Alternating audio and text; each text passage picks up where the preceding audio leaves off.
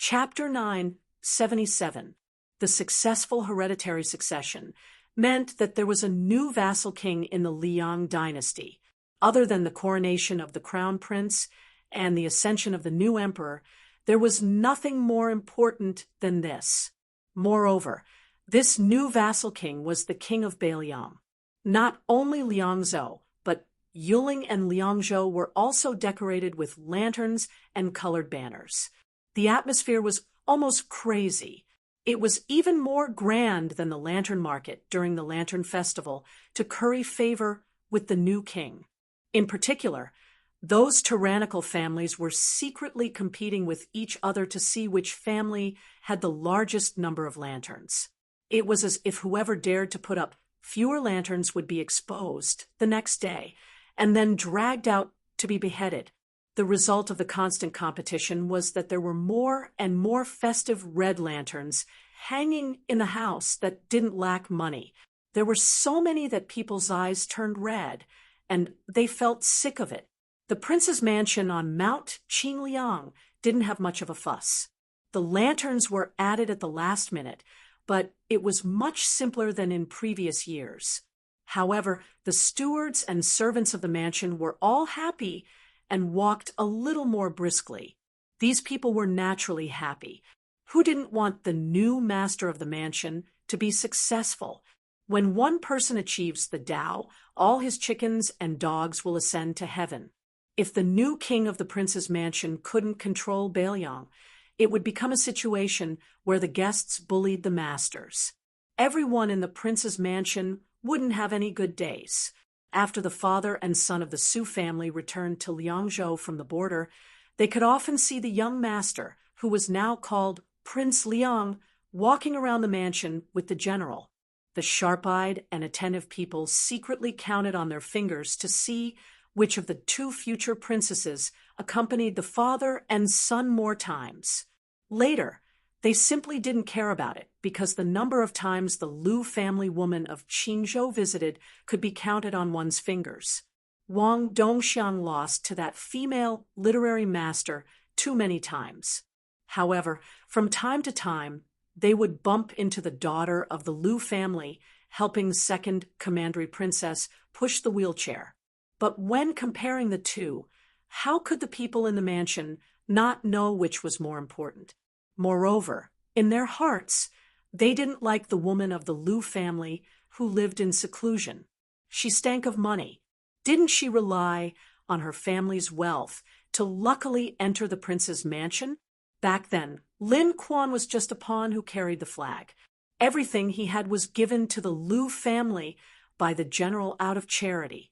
Mount Qingliang had sent clever maidservants to serve the two young women. For a long time, the maidservants who worked in Wang Dongxiang's courtyard looked down on the maidservants in Lu Qingyan's courtyard. The maidservants of the prince's mansion in Lu courtyard had internal strife and began to look askance at the maidservants who were outsiders brought into the mansion by the Lu family.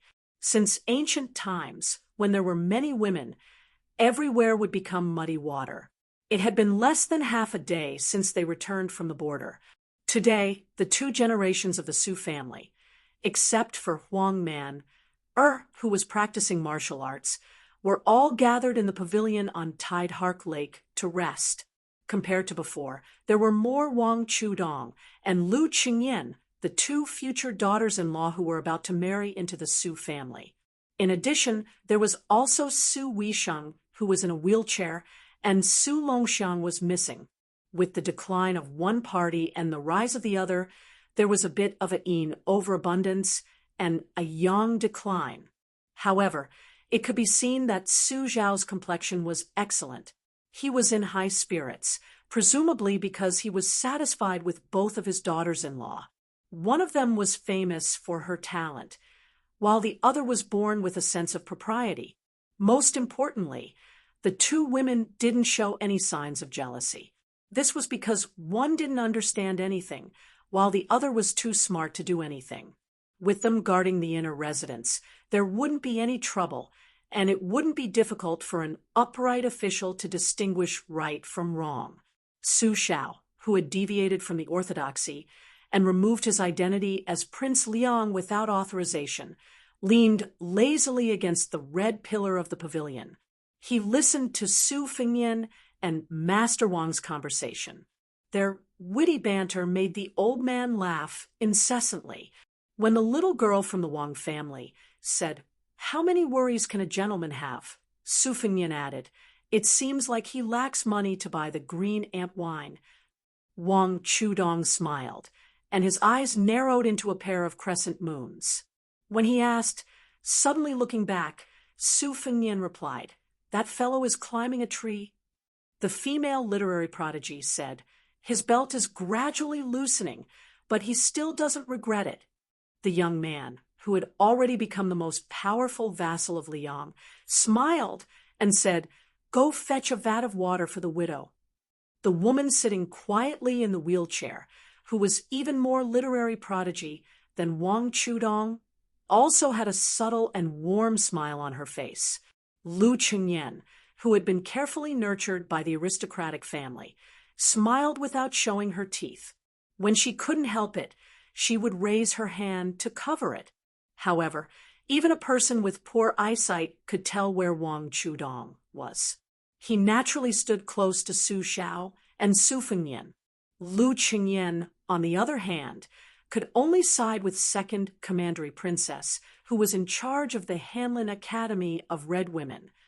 Su Xiao smiled and said, "Nian, send Chengyan out. I'll talk to your sister and Chudong." Su Fengnian nodded and walked out of the pavilion with Lu Chengyan, who stood up.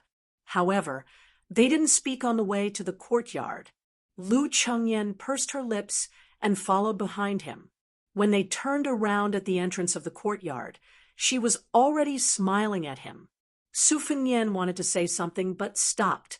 After hesitating for a moment, he chuckled and said, "Remember to go out and relax more.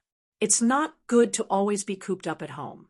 Beiliang's scenery isn't as beautiful as Jiangnan's, but the north also has its own unique scenery. It'll be a pity if you don't ride a horse and see it yourself.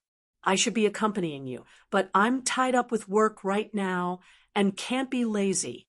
Furthermore, I'll have to go out very soon to clean up the mess caused by the 200,000 refugees. If you're still in the mood, when I come back, I'll take you to Mount Wudong." Lu Chengyan's eyes became charming after her heartfelt joy. She had just blurted out the word "feng" when she quickly swallowed back the word "nian" that was supposed to follow. She said softly, "King of Beiliang, you don't have to be so polite." Su Fengnian made a gesture as if he was going to knock her on the forehead. He said with a helpless expression, "Tell me honestly, who's more polite?" Lu Chengyan curled the corners of her mouth. Su Fengnian smiled and turned around. When he turned around again, he saw her standing at the door with her hands twisted in her sleeves. He waved at her and then left. Su Fengnian didn't see Su Xiao at Tide Listening Lake, so he walked towards the mausoleum of Wang Fei, which had always been cold and cheerless. He walked quietly into the mausoleum that was said to be more solemn than the vassal king's. He reached out his hand and drew across the stone statues with solemn postures. At the end of the mausoleum, there was a hunchbacked old man sitting in front of a tombstone. There were very few ancient trees in the mausoleum. It was rumored in Beiliang that it was because the sword aura of the sword fairy's mother was too strong. Even after she passed away, she still had the vigorous aura of a sword fairy. Therefore, there weren't many ancient trees left in the mausoleum of Wang Fei. When Su Fengnian was young, he heard that after becoming an immortal, he could cast beams to form soldiers and even bring people back to life. During that period of time, he read through almost all the ancient texts of Buddhism and Taoism in the Tide Listening Pavilion. Afterwards, he was scolded badly by his master, Li Yishan, who had never believed in ghosts and gods. It seemed that even if he wanted to be scolded, no one would scold him anymore. In the future, no one would dare to scold him. The king of Beiliang, Su Fengnian. Su Xiao heard the footsteps and said with a smile, "You're here." He didn't say anything else. At this moment, the family of three was here. He was standing, Su Xiao was sitting, and the king of Beiliang was lying down. Su Fengnian didn't show any grief. He only stood silently in front of the tombstone. It was early spring, and the branches of the ancient trees were light yellow and light green. Su Fengnian walked under the tree and reached out to pluck a leaf. He played the ballad of the spring goddess that his mother had taught him when he was young. If he hummed the lyrics, then the general meaning was that a country girl left home and went down the mountain. She met a man she liked, and they grew old together. The hunchbacked old man closed his eyes and listened to the little tune that he couldn't be more familiar with. One of his hands leisurely tapped the beat on his knee. After the little ballad, father and son silently walked out of the mausoleum. Su Xiao suddenly said, "Nian, you can let Huang Manor go home now." Su Fengnian bit his lip. He stopped and quickly followed, nodding his head. In Great Peace City, there was still the lingering charm of the Lantern Festival. The streets were full of people. In the palace, after the head eunuch Han Shengxian suddenly died in the royal palace, Song Tonglu of the Great Martin Temple took over as the head eunuch of the Great Martin Temple. He was so young that it was frightening. In the first year of the auspicious talisman, the Great Martin Temple's Song Tonglu of the Great Martin Temple had all come from him. It was watertight. Originally, he had very good relations with the people of the 12 directorates. After he resigned from the Internal Officials Directorate, he focused on handling the duties of the head eunuch of the Ceremony Directorate. He gradually distanced himself from many of the old eunuchs who had worked their way up to the title of Mink Temple. As a result, Song Tonglu didn't even go to the master who had given him his name. Since he had entered the palace and become a eunuch, he had to respect his master far more than his father. This was an unshakable rule. The reputation that Song Tonglu had worked so hard to build was like water in a copper hourglass. Drip, drip, drip, drip, drip. There would be a day when it would run out. However, Song Tonglu, who seemed extremely intelligent, did not care. Today, he carefully followed the father and son to the tall building. The Imperial Observatory was a place where prophecies would be passed down every few years. These prophecies were all solemnly written on gold talisman paper and placed in an ancient yellow box that had been passed down by the Zhao family for 100 years. In the end, it was given to the emperor after he had bathed and changed his clothes. After he finished reading it, the emperor had to personally burn it to ashes. Chapter 978. After Song Tonglu became the head eunuch, 2 hours ago was the first time in his life that he brought back a clay box from the imperial astronomer. After that, the emperor rushed to the imperial astronomer expressionlessly. However, Song Tonglu, who had been serving the emperor for many years, knew that ever since he saw the emperor, he had never clearly sensed that the emperor was so happy. When they went to the tall building this time, the emperor called for His Highness the Crown Prince. Outside the building, there was a group of people of varying heights, old and young. After the death of the old eunuch, the one who took over the imperial astronomer was not the prestigious Lord Chiehu, but a young child. In the past, the old eunuch had nicknamed him Little Bookshelf. Everyone inside and outside the imperial astronomer had followed suit and called him Little Bookshelf, forgetting the child's original name. Other than the eunuch, who was supposed to be at the age of a private school, and the highly respected Chiehu Song Yujing, there was also a new nobleman in the capital, the Prince of Qingcheng, Wu Lingsu, who wore a purple Taoist robe. Now, this prince with a different surname, other than Su Xiao, was the Taoist leader of the northern Taoist sections. Like Xiao Danping, he was also a Taoist minister. No one dared to laugh at him for being a prince with a different surname, especially when Li Yong carried out a large-scale extermination of Buddhism. the northern Buddhist sects experienced a catastrophe. Wu Lingsu did not disappoint the emperor. He personally went to the two Zen temples and pasted the talisman that sealed off the mountain on the main gate. The survival of the tens of thousands of temples in the north was in Wu Lingsu's hands. Even though the two Taoist masters of Mount Longhu had ascended, Wu Lingsu was still aggressive in dealing with the Guangling Taoist and Buddhist temples that bordered the north and south. Mount Longhu could only retreat step by step. Under the gaze of everyone in the world, the nobleman of the Taoist master residence, who shared the same surname as the emperor, was extremely dejected. However, when he saw the emperor and His Highness the Crown Prince, he still respectfully knelt down.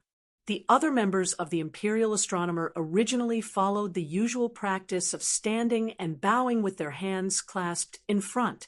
However, when they saw the emperor and His Highness the Crown Prince, they could only kneel down and kowtow to the emperor. Only the little supervisor did not bend his knees. The emperor of the Zhao family was not angry. Instead, he was very happy. Crown Prince Zhao Xuan even quickly walked up and pinched the child's cheeks. The supervisor, who was nicknamed the Little Bookcase, was somewhat annoyed. Seeing this, the emperor laughed heartily. After retracting his smile, he entered the building first. When they arrived at the heaven-connecting platform on the top floor, Crown Prince Zhao Xuan strolled around in front of the bookcase that required a ladder to reach the books above. Wu Lingsu and Song Yujing carefully accompanied him.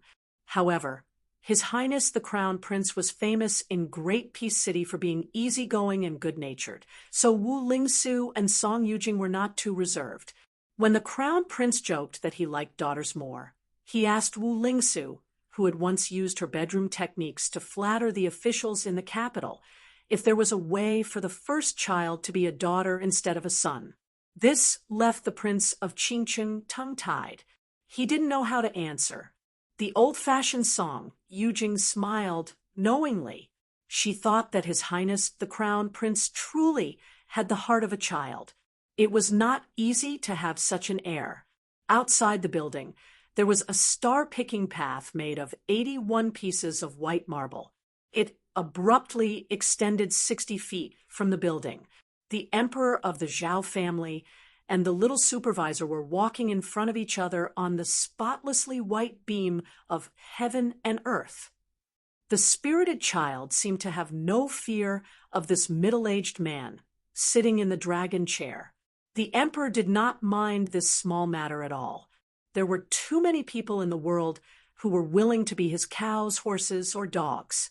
Having one or two people who were not afraid of him and did not pose any threat to him was not a bad thing, but a good thing. There were people in the world who were not afraid of him at all. The nearby ones were the Little Bookcase. As for the distant ones, not to mention the Beimang barbarians, the Liang court, and the common people, they could be counted with one hand. Among the numbers, there was only one person who could make him afraid. And this guy was about to die. How could he not want to laugh? He held his belly and laughed. The emperor of the Zhao family pointed to the northwest of the dynasty, and then withdrew his clenched fist.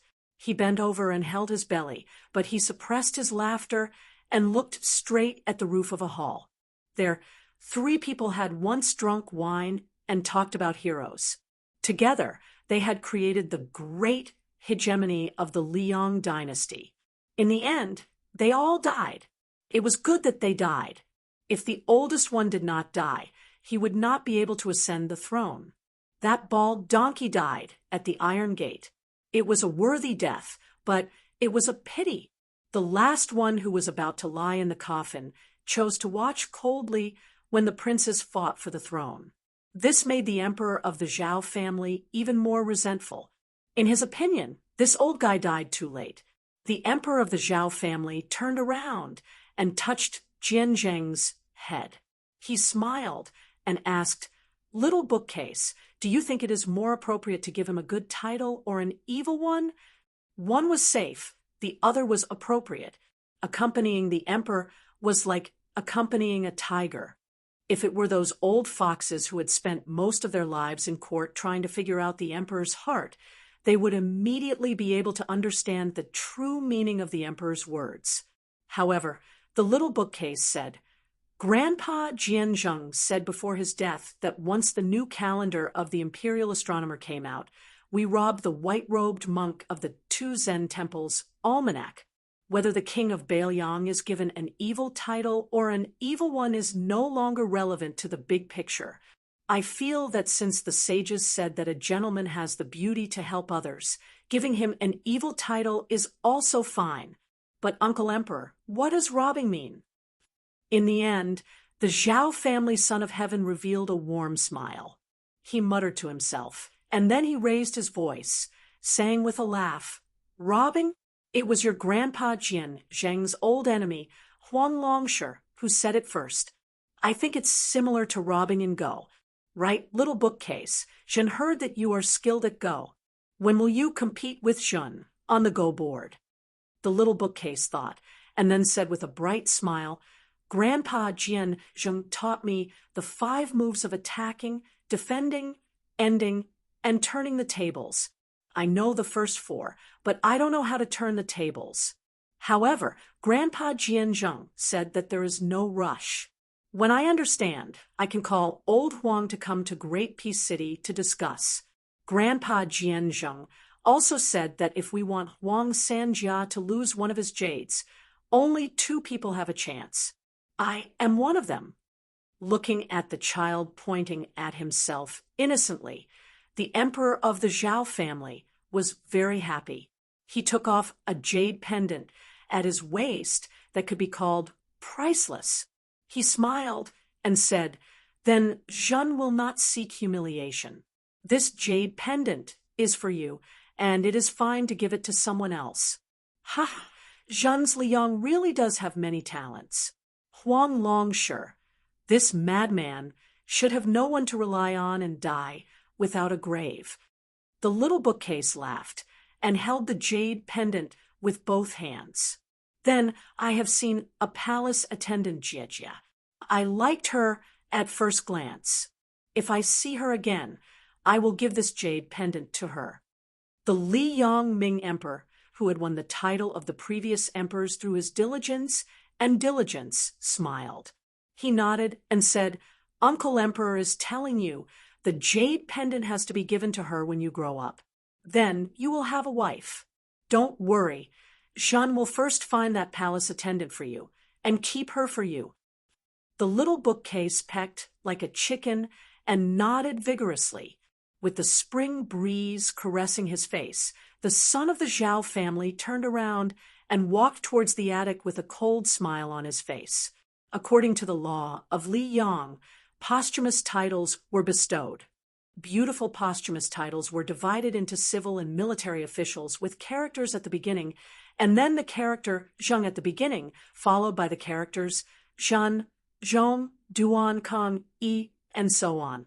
The posthumous titles of military officials were on the lower side. The number of characters was also fewer, but they were still divided into 18 ranks. Therefore, there were 2 sayings. Scholars should be bestowed 24 titles, and men of character should be bestowed 18 titles. In the past few years, most of the court officials who died were civil officials.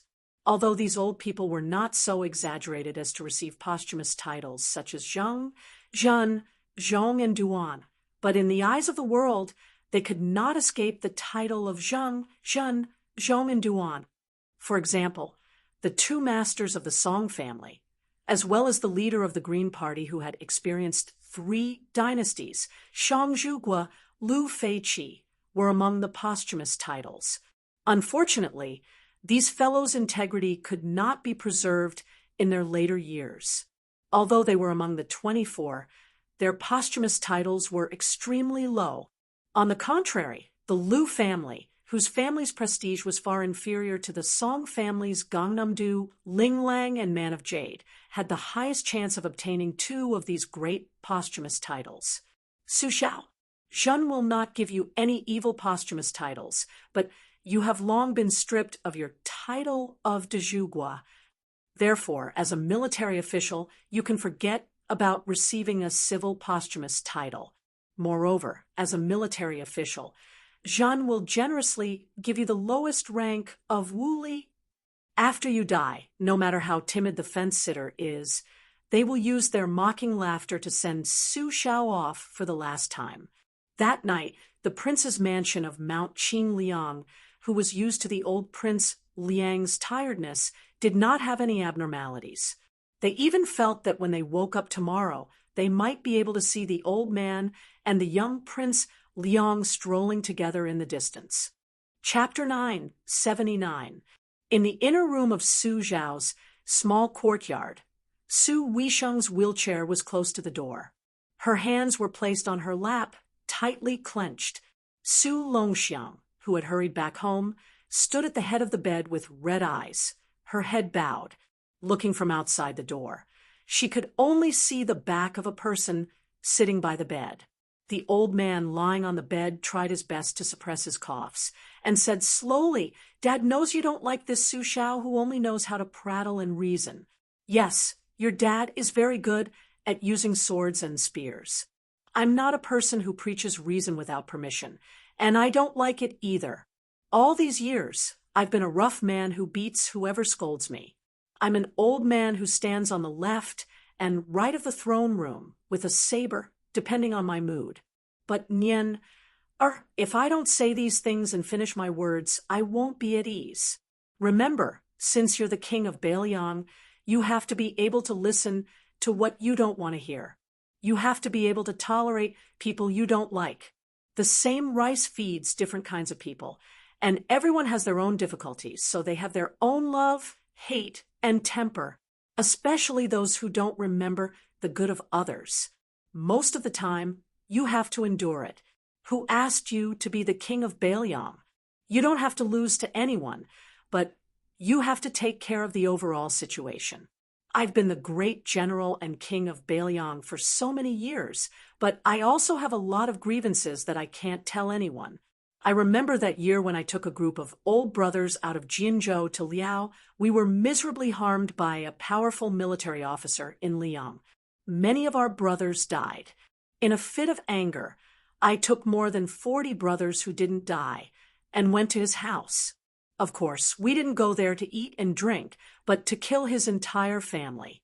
We tied them up and dragged them into the courtyard. Do you know what happened after that?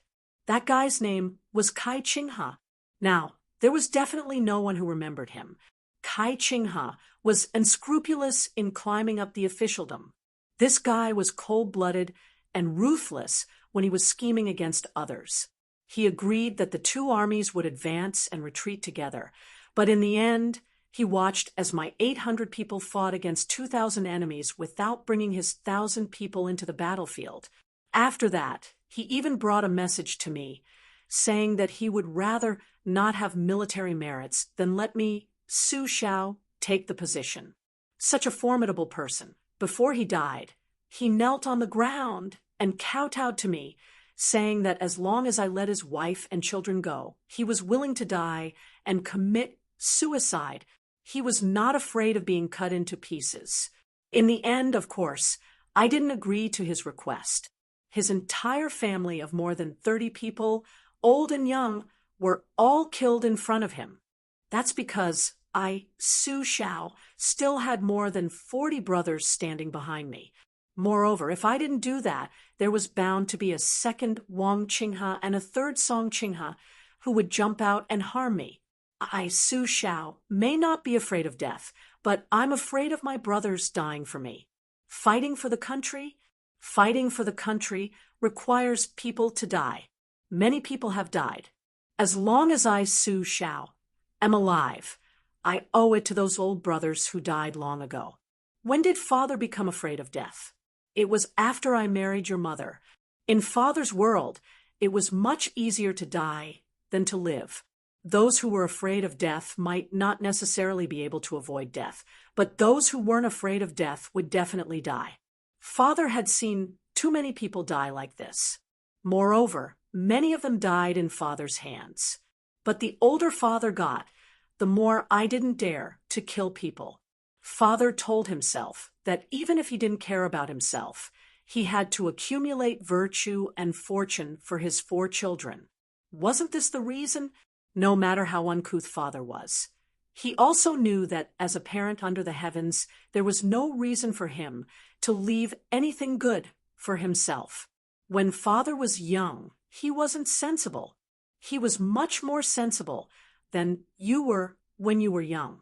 He only knew how to muddle along, thinking about the outside world all day long. He wished he could leave home thousands of miles away. How could he think about any home? After the 2 elders left, he didn't feel that he had a home. When he left Liao, he told himself that even if he were to die, he would die in glory outside. He would rather die than return to that small place. Later, he met your mother. After tricking your mother into the family, he felt that wherever she was, that was where my home was. Later, when you guys were born and she left, he felt that wherever you guys were, that was where my home was. Our family was different from many other families. In our family, it was the other way around.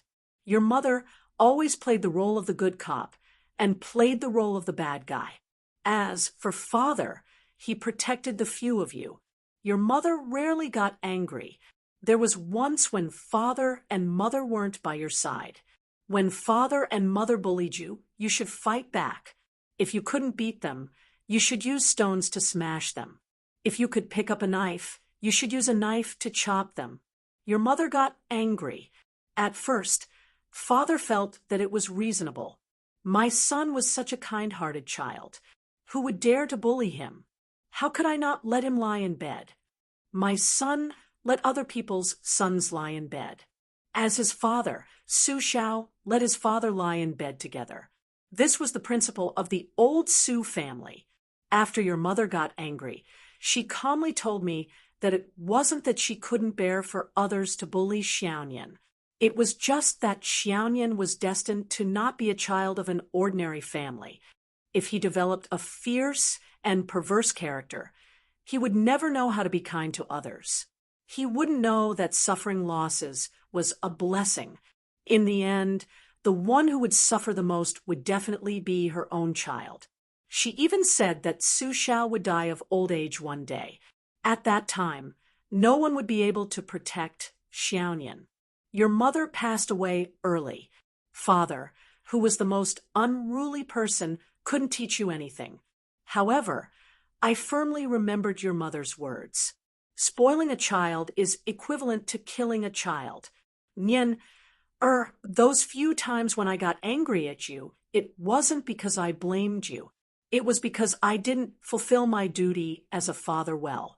In the past, you were always unwilling to call me father. I really wasn't angry. Every time you hit me with a broom, every time you hit me, it hurt more and more. I knew then that Father was old and you had grown up. This was a great thing. The old man's words were intermittent. They were always interrupted by heavy breathing and difficult coughs. That young figure didn't say anything. He only held the hands of the old man on the bed with both hands. This old man who had never shed tears in front of any of his children, this old martial artist who had been cursed by all levels of society as a butcher, finally couldn't stop his tears from flowing today. Even if the old man wanted to wipe them away, his essence, energy, and spirit had long dried up like oil in a lamp. He also didn't have the strength to raise his hand. Meanwhile, that young man whose expression couldn't even be seen by his older sister and younger brother didn't even dare to stretch out a hand to help the old man wipe away his tears. He was scared that once he let go, the old man really would leave. Being called a loner after becoming an emperor is because there is a difference between the monarch and his subjects. Moreover, after being an emperor for so long, you really don't see yourself as a human anymore. You really think you're some bullshit son of heaven. Our Su family relied on our own efforts to become this king of Baelyang. He's not much different from an emperor. Nian, Let's not talk about other things. The feeling of being a loner is not good. Father has tasted it before, so I don't want you to walk down this old path even more. That's why back then, when I let Yin Jieshi's family go and let them go to the capital to become relatives of the imperial family, Father has never regretted it. Su Xiao even dared to curse the old grand secretary until he was half angered to death. So how could he place a pedantic scholar in his eyes? Father just doesn't want you and Yin Qiji brothers to become enemies. Even if you two are destined not to be brothers, it's good enough to let you two have some good memories. Father's happiest moments these past few years, one was returning home from the border, seeing all of you well. The other was occasionally dreaming of your mother. Ever since your mother agreed to marry me, I, Su Xiao, have always owed her. The only thing Father complains about her is that she left early. Between husband and wife, the one who leaves later is the one who suffers the most. This suffering isn't about working hard for the family business. It's all what we men should do. It's just that many times when something good happens, there's no one by my side to say a few words. Either that, I miss her very much, but I can't see her, right? The world is very big. Father has traveled to many places and met many people, but in Father's eyes, there has always been only one woman, your mother. At the door, Su Wisheng covered his mouth with a fist, still sobbing uncontrollably. The loquat tree in the courtyard was personally planted by your mother after she came here. In the future, when there are loquats and you miss father and mother, remember to pluck some and put them on the grave. Nian, Father will leave your second sister and Huang Manor in your care, as well as our Su family. Our Su family's 300,000 armored cavalry. In the future, you'll have to carry them alone. You'll be very tired. Don't blame Father for letting you take on this burden. The young figure nodded. Huang Manor raised his arm to cover his face, sobbing softly. When the old man said the last words of his life, Su Wisheng threw himself out of the wheelchair, wailing loudly. The young figure raised his head. With his back to the siblings, he only opened his mouth wide, crying silently for fear of disturbing the old man, who had his eyes closed. In the end, the old man said, "Father, sleep for a while." Chapter 980. During the rainy season of the first year of Xiangfu, Bailiang Palace removed all of its large red lanterns. The festive red couplets were also replaced with white couplets in the wee hours of the morning. Coincidentally, there was a slanting wind and a drizzle. The trees wanted to be quiet, but the wind and rain did not stop. The children wanted to be nurtured, but the parents were no longer there. The raindrops struck the roof tiles of the tens of thousands of clumped-together tiles. From far to near, gently and heavily, they wrapped around fine streams of water that trickled down the roof troughs and eaves. It was like a wine cup hanging from a wine cup, a dense web of knocking and gliding notes. When the couplets outside Mount Qingliang were changed to couplets that everyone could see, all of Liangzhou was dumbfounded. Word spread from 1 to 10 and from 10 to 100. Many old people gathered their courage and came to the outside of the prince's mansion at the foot of the mountain to personally see the ghastly white couplets. Then, 2 hours later, not a single firecracker or drum could be heard in the city. The main road of Liangzhou led directly to Bailiang Palace. The streets were covered in white mourning. Afterwards, Liangzhou's provincial governor, Hu Kuei, dressed in mourning robes made from the coarsest linen, led all of the Liangzhou government officials to the E-Gate. Hu Kuei did not step onto the steps. Instead, he stood at the bottom of the stone steps and faced the tens of thousands of Liangzhou commoners on the main road. After a moment of silence, he turned around and shouted with all his might, "Bow." The wind and rain were dark. A large swath of people knelt on the streets in a vast expanse of whiteness. 1 bow, 3 kowtows. The sound of the three kowtows was as heavy as spring thunder. Bow again. Bow 3 times. 1 bow, 3 kowtows, 3 bows, 9 kowtows. Great Peace City, Jingzha, the officials of the capital all considered the morning court to be hard work. Many old foxes of the officialdom had long since developed the ability to enter the Forbidden Palace on time. However, 80 to 90% of the officials had gathered early outside the palace gates. A strange, celebratory atmosphere appeared on the Imperial Road. No one went to break that layer of window paper. Although everyone in Great Peace City already knew that the old man from Baelyang was finally dead, countless people were clapping and cheering.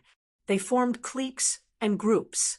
For this reason, they floated white after white and were dead drunk. They had to be carried home. According to the laws of the Liang dynasty, the death of a vassal king must be reported by the crown prince to the imperial court and the court of imperial clan within the capital. Lame Su was a king with a different surname, so the court of imperial clan did not mind. Logically speaking, the crown prince should also rush to inform the crown prince. However, the Ministry of Rights in Great Peace City could not wait. The crown prince was magnanimous enough to not fuss over this matter. He only set up a rule that in this morning's imperial court, the crown prince would first present a memorial to the crown prince of Northern Liang. For this reason, the Ministry of Rights was in chaos. First, the Minister of Rights, Lu Daolin, who was related to Butcher by marriage, said that he was sick and did not care about the affairs of the Ministry of Rights.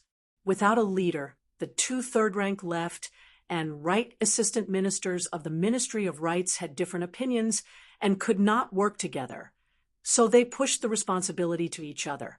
As for Jiang Yongla, who was in charge of the Ministry of Rights, compared to the 2 cunning assistant ministers of the Ministry of Rights, Jiang Yongla was originally 1 rank lower. He was also in charge of the memorial to the Crown Prince of Rights. Actually, in the past, when he bestowed posthumous titles, there were traces that could be followed. The Crown Prince's thoughts were not too deep. The Song family's young teachers, Wen Huai, and Lu Feiqi's Wen Gong, were both written by him.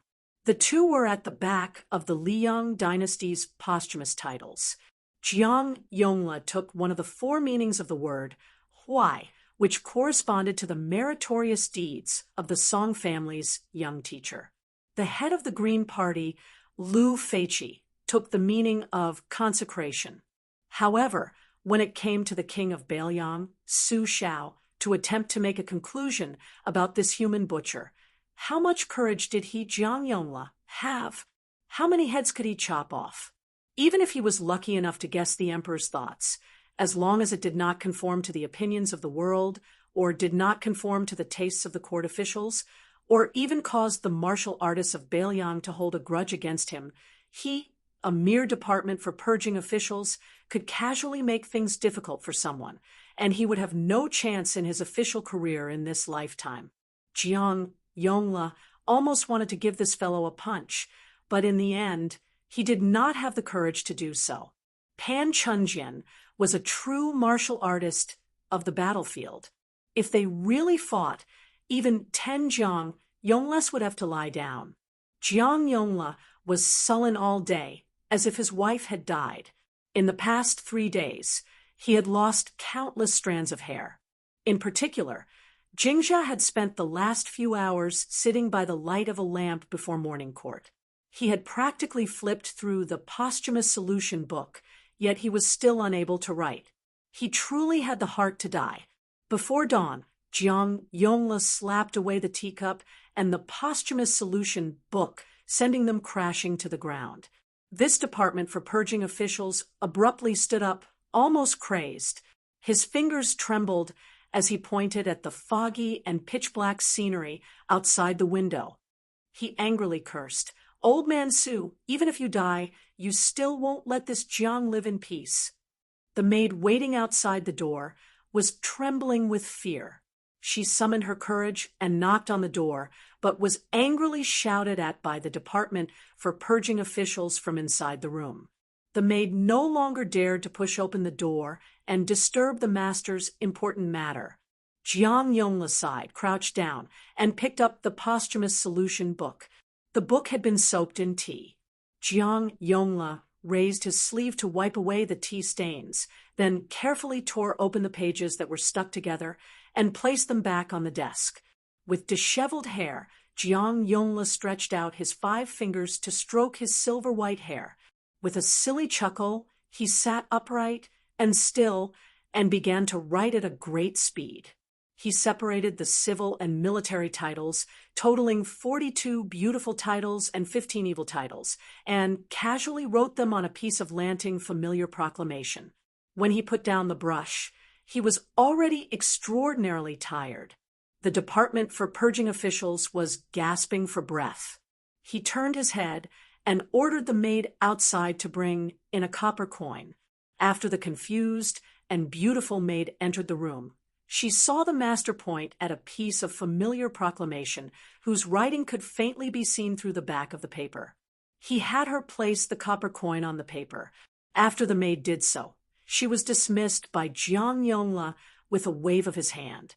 Jiang Yongla pressed down on the copper coin with one hand and flipped over the familiar proclamation with the other. As a result, the Department for Purging officials, who intended to resign himself to fate, saw the words that the copper coin was leaning against. Li, posthumous solution, meritorious service to the country, slaughtering the innocent. Jiang Yongla hesitated for a moment, then muttered to himself, "This is the will of heaven." The eastern sky started to turn white.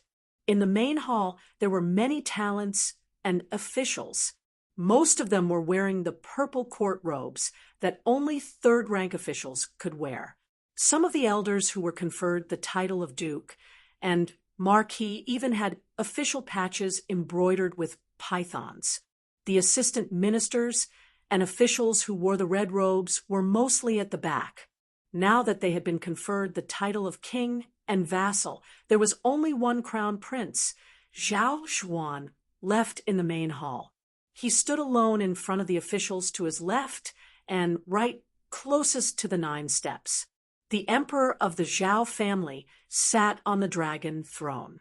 2 giant incense burners were surrounded by immortal qi. He sat in the north and looked towards the south. When the weather was good, he could even see the imperial road far away. The emperor looked away. Almost no one in the main hall dared to raise their heads. Only Grand Secretary Zhang Julu, 2 or 3 officials of the 6 departments, and a few generals dared to look at him. Only Tantanan Huanwen raised his head and stared. The emperor didn't know what the old man was looking at. He looked around. The Minister of Rights, Lu Daolin, didn't come to court. The new Minister of War, Chen Zhibao, had his eyes closed. Gu Jiantang guarded the border all year round, and all the military officials in the main hall looked up to him. It was said that Chen Zhibao had received old Minister Gu's instructions. At the beginning, he was well-behaved, and many of the military affairs were handled according to the new Minister of War's wishes. Actually, Chen Zhibao didn't get involved and was rather lazy. He spent his days in the Gu hut reading. Later, Gu Lu probably felt that this little person was at his wit's end and started to provoke him. In the end, the treasurer of the Ministry of War, Huang Yi, was stripped of his official robes and thrown out of the Gu hut. The assistant ministers in the Gu hut, Shuang Lu, Lu Baijia, and Lu Xingxiang didn't do anything and didn't even lift their eyelids. Huang Yi, who had a wide network of connections, went everywhere to persuade them. After this, the censorate started to impeach Minister Chen. In the end, the emperor casually revoked manager Huang Yi's official 4th-rank title. Under the emperor's feet, Huang Yi didn't dare to be angry or say anything. He ran to the border to relax. However, the pillar of country, Gu Jiantang, didn't even want to see him. Huang He was still a bachelor and became a joke in the capital. Chapter 9, 81. If the group of old fellows from the censorate didn't bark at the morning court in Liang, it wouldn't have led to chaos among the various factions. The various ministries had always been concise and to the point when announcing matters in court. Because the emperor was extremely diligent and often worked through the night to approve matters, as officials, they had to be more understanding. All kinds of matters would receive the emperor's nod or rejection in the central government of the dynasty. The policies passed would then be disseminated to the world and benefit the north and south. Today's morning court was unusually smooth. The Minister of Revenue, Wang Xiongui, reported to the emperor about last year's land measurement and tax collection in Jiangnan and Guangling, as well as the audit of the various storehouses and granaries.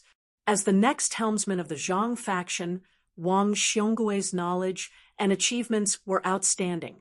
When he reported, his voice was mellow. Not to mention that the content was a good thing. Just Wang Xionggui's calm demeanor was enough to subdue the younger generation in the hall. The Minister of Appointments, Zhao Yuling, also gave an old-fashioned and suspicious report of victory.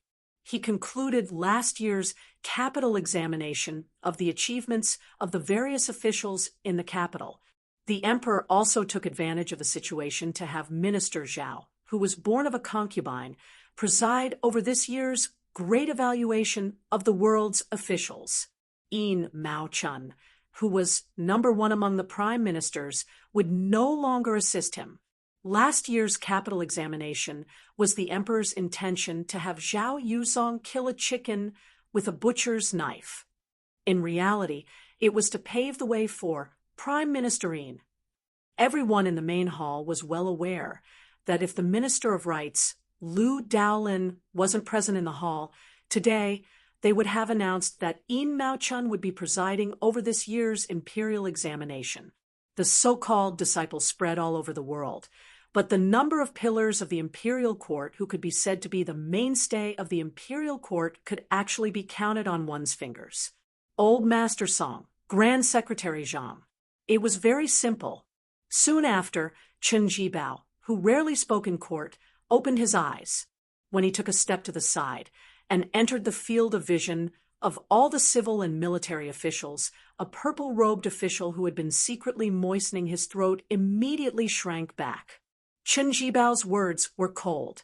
He spoke about the 2 Liao guard stations and the disbanding of the military towns in Ji province. He also spoke about the rebellion of the 16 clans in Nanzhao and Huai province over the imperial wood. This immediately cooled the festive atmosphere in the palace. However, the important officials in the front row quickly glanced at the emperor's face and still maintained their smiles. They were not in a hurry to speak.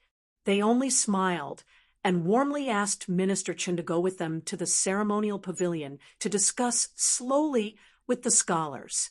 Naturally, there would be a few clerks recording and archiving things on the side. Afterwards, the Assistant Minister of the Ministry of Justice, Han Lin, who had a conflict with Minister Wang of the Ministry of Revenue last year, reported on the matter. There were also 2 grand secretaries of the Ministry of Justice who filled in the gaps and said some irrelevant things.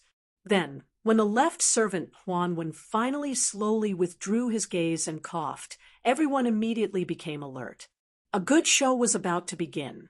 The blue-eyed, purple-bearded Zhang Julu was standing right next to Tantanon, but he turned a deaf ear to this.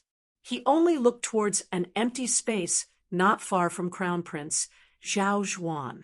2 years ago, there was still a chair set up for West Chu's Grand Preceptor, Sun Shiji. Only, ever since the old man entered the Ministry of Justice and resigned from his position as the left servant, he was demoted to a mere second-rank Guangling Dao scripture envoy. Now, there was no one left. Grand Secretary Zhang then turned around to look behind him. His student Wang Xiongui and many other ministers were all looking towards Jiang Yongla. Meanwhile, The Ministry of Personnel Zhao Yuling, who was standing next to him, just happened to be looking behind Grand Secretary Zhang. Caught red-handed, Zhao Yuling, who emerged from Eternal Hui's spring, immediately turned his head from Eternal Hui first year to Eternal Hui fourth year. It was precisely the beginning of the current emperor's ascension to the throne. Zhang Julu also became the current Grand Secretary at that time, continuously ruling the imperial examinations for 4 years. He, Zhao Yuling, his fellow countryman Yuan Gua, as well as Yin Maochun, Wang Xiongui, and Han Lin, these three were all carps that jumped over the Dragon's Gate, could be considered fellow disciples of the same master, all of them Grand Secretary Zhang's disciples.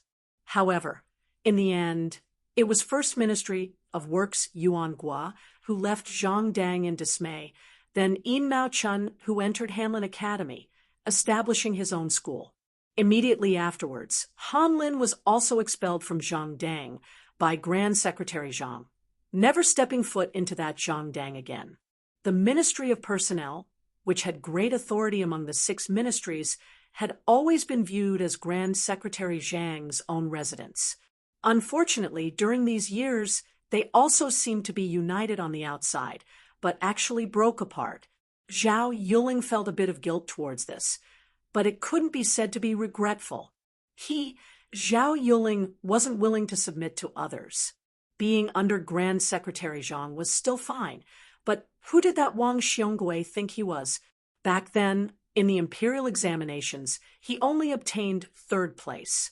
Why was it that Wang Xiongui was the one who was able to enter the eyes of Grand Secretary Zhang, and the Imperial Academy's left chancellor, Huan, and not him, Zhao Yuling?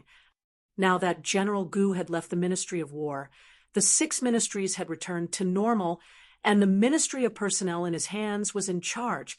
Zhao Yuling really wanted to know if the Grand Secretary regretted choosing Wang Xiongui as the future leader of the Zhang faction.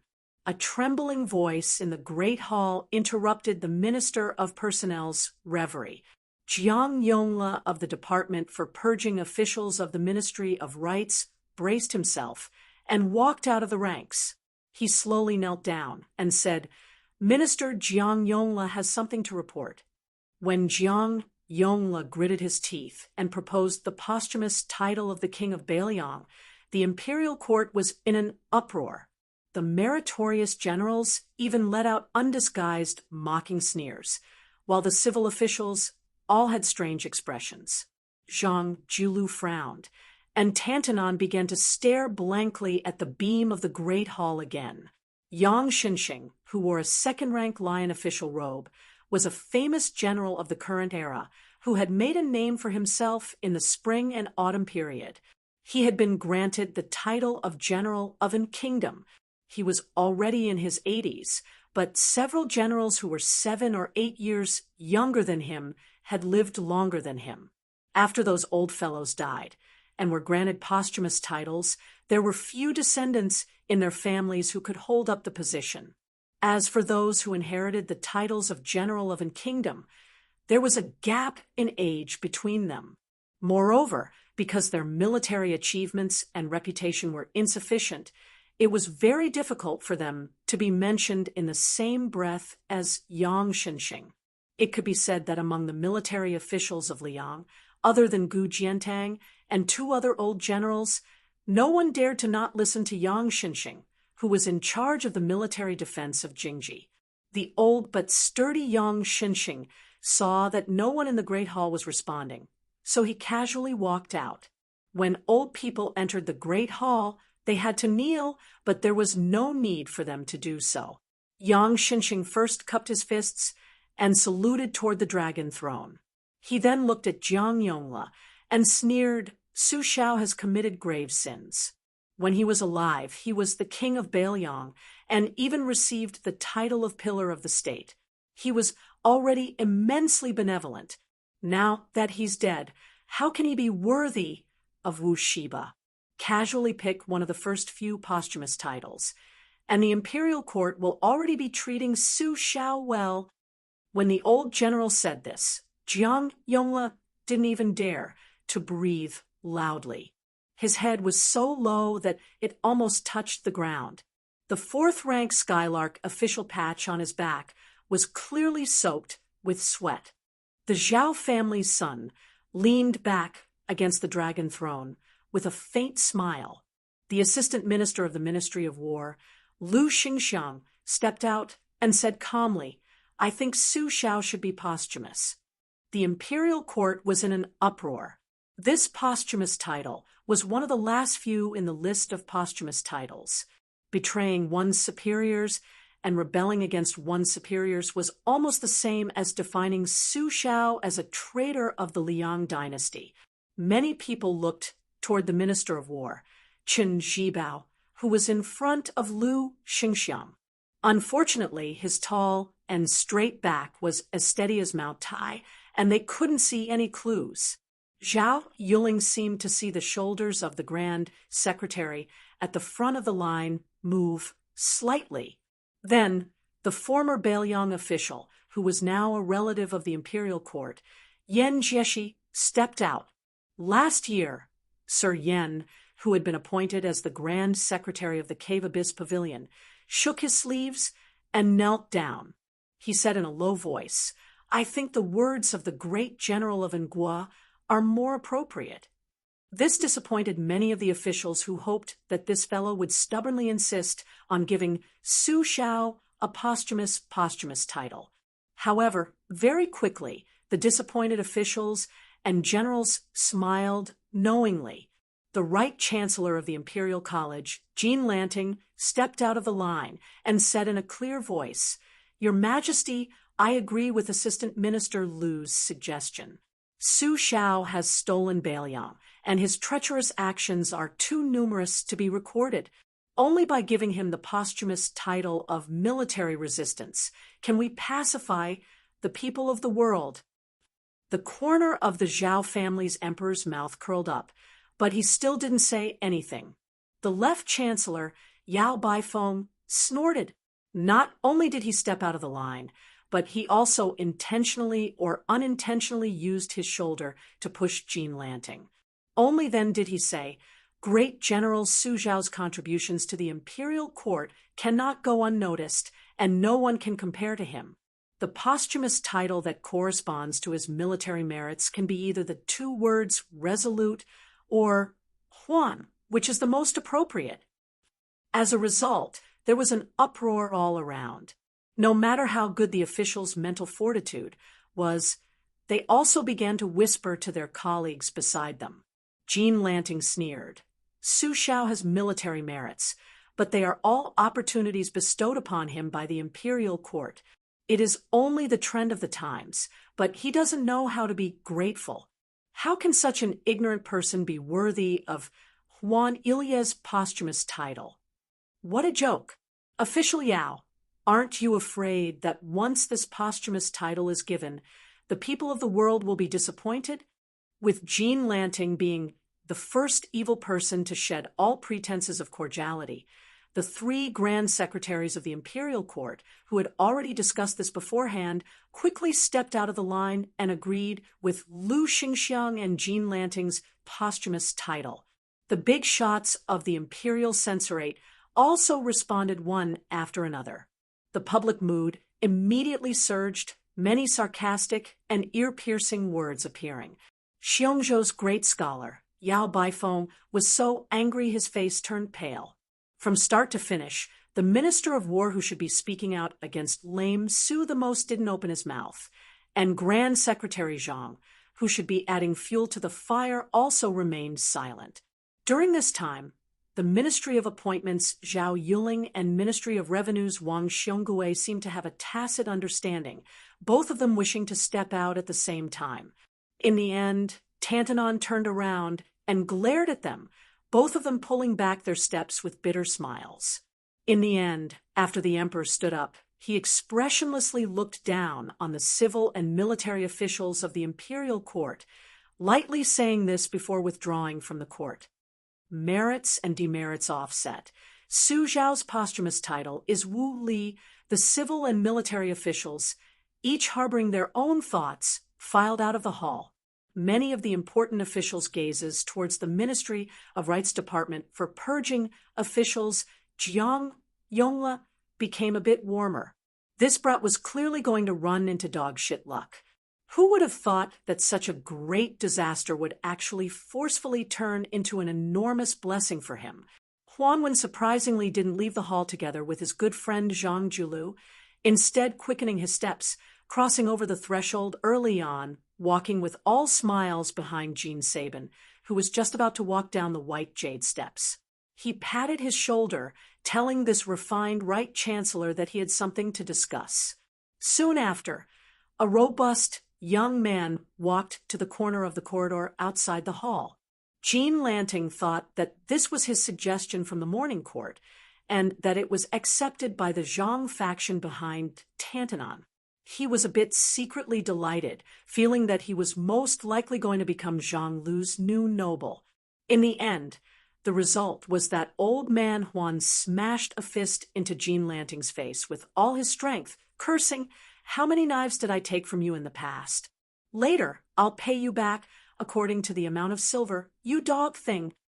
The Right Chancellor covered his face, staring blankly at the old man's departing figure, as if the sky had collapsed. On the steps, the left Chancellor Yao Baifeng and Zhang Julu, who had rarely interacted with each other, were unexpectedly standing side by side today. Huanwen walked over, and the three elders looked at the imperial road outside the palace gate together. Among the majestic figures of the officials, Chen Jibao was the most eye-catching. The civil and military officials of the pillars of the dynasty were all discussing spiritedly. Without exception, they were all waiting to see the new king of Bailiang make a fool of himself. When they thought of the comical scene of the young man receiving the imperial edict, they couldn't stop laughing. Before Chen Jibao walked out of the palace gate, he turned his head to look at the roof of the main hall. On this side of the steps, Huanwen was still angry, saying, "What a wonderful season of hibernation." Zhang Julu sneered softly. "All living things are shaken when they come out, and hibernating insects are startled away." Chapter 982. In Liang's officialdom, there were three similarities. That was the Minister of Appointments, Zhao Yuling, and the Assistant Minister of Works, Yuan Gua, coincidentally had the same teacher as Zhang Julu. They were both children of humble concubines from the old Northern Han's Jinmen commandery. During the reign of Yonghui, they both participated in the imperial examinations. One was the Zhuangyuan. The other was the second, causing Jinmen commandery, which had very few grand scholars, to become famous overnight. The two manors were only 200 to 300 paces apart. They frequently visited each other, and the neighbors were already used to it. Today, not only had Yuan Guo come to the Zhao manor, but Minister Zhao's in-law, Yin Maochun, also came. The two important officials of the court had brought their children. The juniors were all about the same age, and the children of the three surnames were also good friends. At that time, Wang Yuanran, the youngest son of the Minister of Revenue, Wang Xiongui, had drunk and molested Zhao Yiling's second daughter. Of course, he had stirred up a hornet's nest. Moreover, he had beaten up the only son of the Assistant Minister of Justice, Han Xingyan, who had come out to mediate the fight. Unfortunately, he had provoked 4 families at once. However, it was a blessing in disguise. As a result, Wang Yuanran's title as the number 1 young master in the capital was confirmed. Although he had been dragged to the Zhao manor by his father, the Minister of Revenue, to kneel for an hour in front of the Zhao manor, this did not prevent young Master Wang from being in the limelight in great and city. Yuan Gua had no wife or children, but he had the best relationship with children among the younger generation. While Zhao Yiling and Yin Maochun, these two in-laws, were using the winter snow in the cellar to make tea, Yuan Guo was still drinking with a large group of young men and women. He personally heated up the wine and handed it over, not feeling that it was beneath him. The dozen or so juniors were used to it and actually felt that it was right and proper. For example, Maochuan's eldest son, Changing, when he was young, he would sit on Uncle Yuan's neck every day and pee. The uncle and nephew even jokingly agreed that in the future, Changing would take care of Assistant Minister Yuan in his old age and send him off when he died. Just like when Han Xingyan went to drink with prostitutes for the first time when he was young, he was tricked by the old Yuan Gua. This made the old scholar Han Lin furious, so angry that he ran to the Yuan mansion's tightly shut main door, without wearing shoes and cursing for a long time. As for Yuan Gua, he didn't feel the slightest bit guilty. When he opened the door, he would pick his earwax with one hand and hold the wine pot he had casually stolen from the brothel with the other. With a mischievous smile, he asked Assistant Minister Han if he wanted to drink, angering Han Lin to the point that he broke off all relations with Yuan Gua. However, after this, Han Xingyan would often sneakily ask Yuan Gua for wine. Han Lin couldn't control him even if he wanted to, so he might as well not be troubled by it. Changing and Han Xingyan, as proper officials of the capital, had both participated in that morning court session. However, their ranks weren't high enough to enter the hall, so they naturally couldn't hear the storm raging in the hall clearly. At this time, Yuan Guo was sitting on the couch, holding Maochuan's eldest grandson in his arms. He dipped his chopsticks in wine for the child to open his mouth and taste, while vividly describing the 8 immortals crossing the sea in the imperial court. After Assistant Minister Yuan's embellishment, everyone who heard it was shocked. Just then, Grand Secretary Zhang's unbetrothed daughter and Prime Minister Yin's youngest daughter also entered the room. Yuan Gua, like an old urchin, shamelessly asked the 2 girls to be his uncle and massage his shoulders. Zhang Gaoxia, who was notorious among the children of great and city yamen, glared at him. She, who was wearing a sword, pulled it out 2 inches and then fiercely returned it to its scabbard. Assistant Minister Yuan, who was familiar with this heroine's temperament, could only smile awkwardly. Fortunately, Heyun was much more obedient. She sat diagonally by the couch and massaged this uncle's shoulders. Changing shot a glance at the tall Zhang Gaoxia and then quickly retracted his gaze. He chatted idly with his wife, who had returned to her maternal home today, about trivial household chores. Han Xingyan's expression didn't change. He only sighed inwardly. How could he not know Brother Yin's feelings for Zhang Gaoxia? Before he became the groom, all of his friends of the same age were congratulating Brother Yin on becoming Minister Zhao's son-in-law. They all said that the Yin and Zhao families were well matched in terms of social status, and that they were a perfect match. But that night, Changing had only dragged him and Han Xingyan to a small restaurant to drink to drown their sorrows. Han Xingyan exhaled. Why else would it be said that threads of love were easy to tie and hard to untie? Speaking of which, it was strange. In terms of beauty, Zhang Gaoxia wasn't even as good as his sister-in-law. She had the same pair of blue eyes as her father, the Grand Secretary. Also, if a woman's lack of talent was a virtue, then Zhang Gaoxia really deserved to be unable to get married. She could compete with the crown prince consort, who was nicknamed Female Scholar, and no man could beat her. Her swordsmanship was also extraordinary. She had studied under the Dongyue sword pool great Grandmaster Song Nianqing and the #1 swordsman of the capital, Qi Jiajia. Naturally, she was nothing but an embroidered pillow. Even the Tangxi sword immortal, Lu Baijia, praised her talent in the way of the sword. The first prince, Zhao Wu, had suffered at Zhang Gaoxia's hands. This woman was truly a heroine who could do as she pleased in Great Peace City. In any case, if she was alone, no one could beat her. Competing in family background, her biological father was Zhang Julu, and her adoptive father was Huan Wen.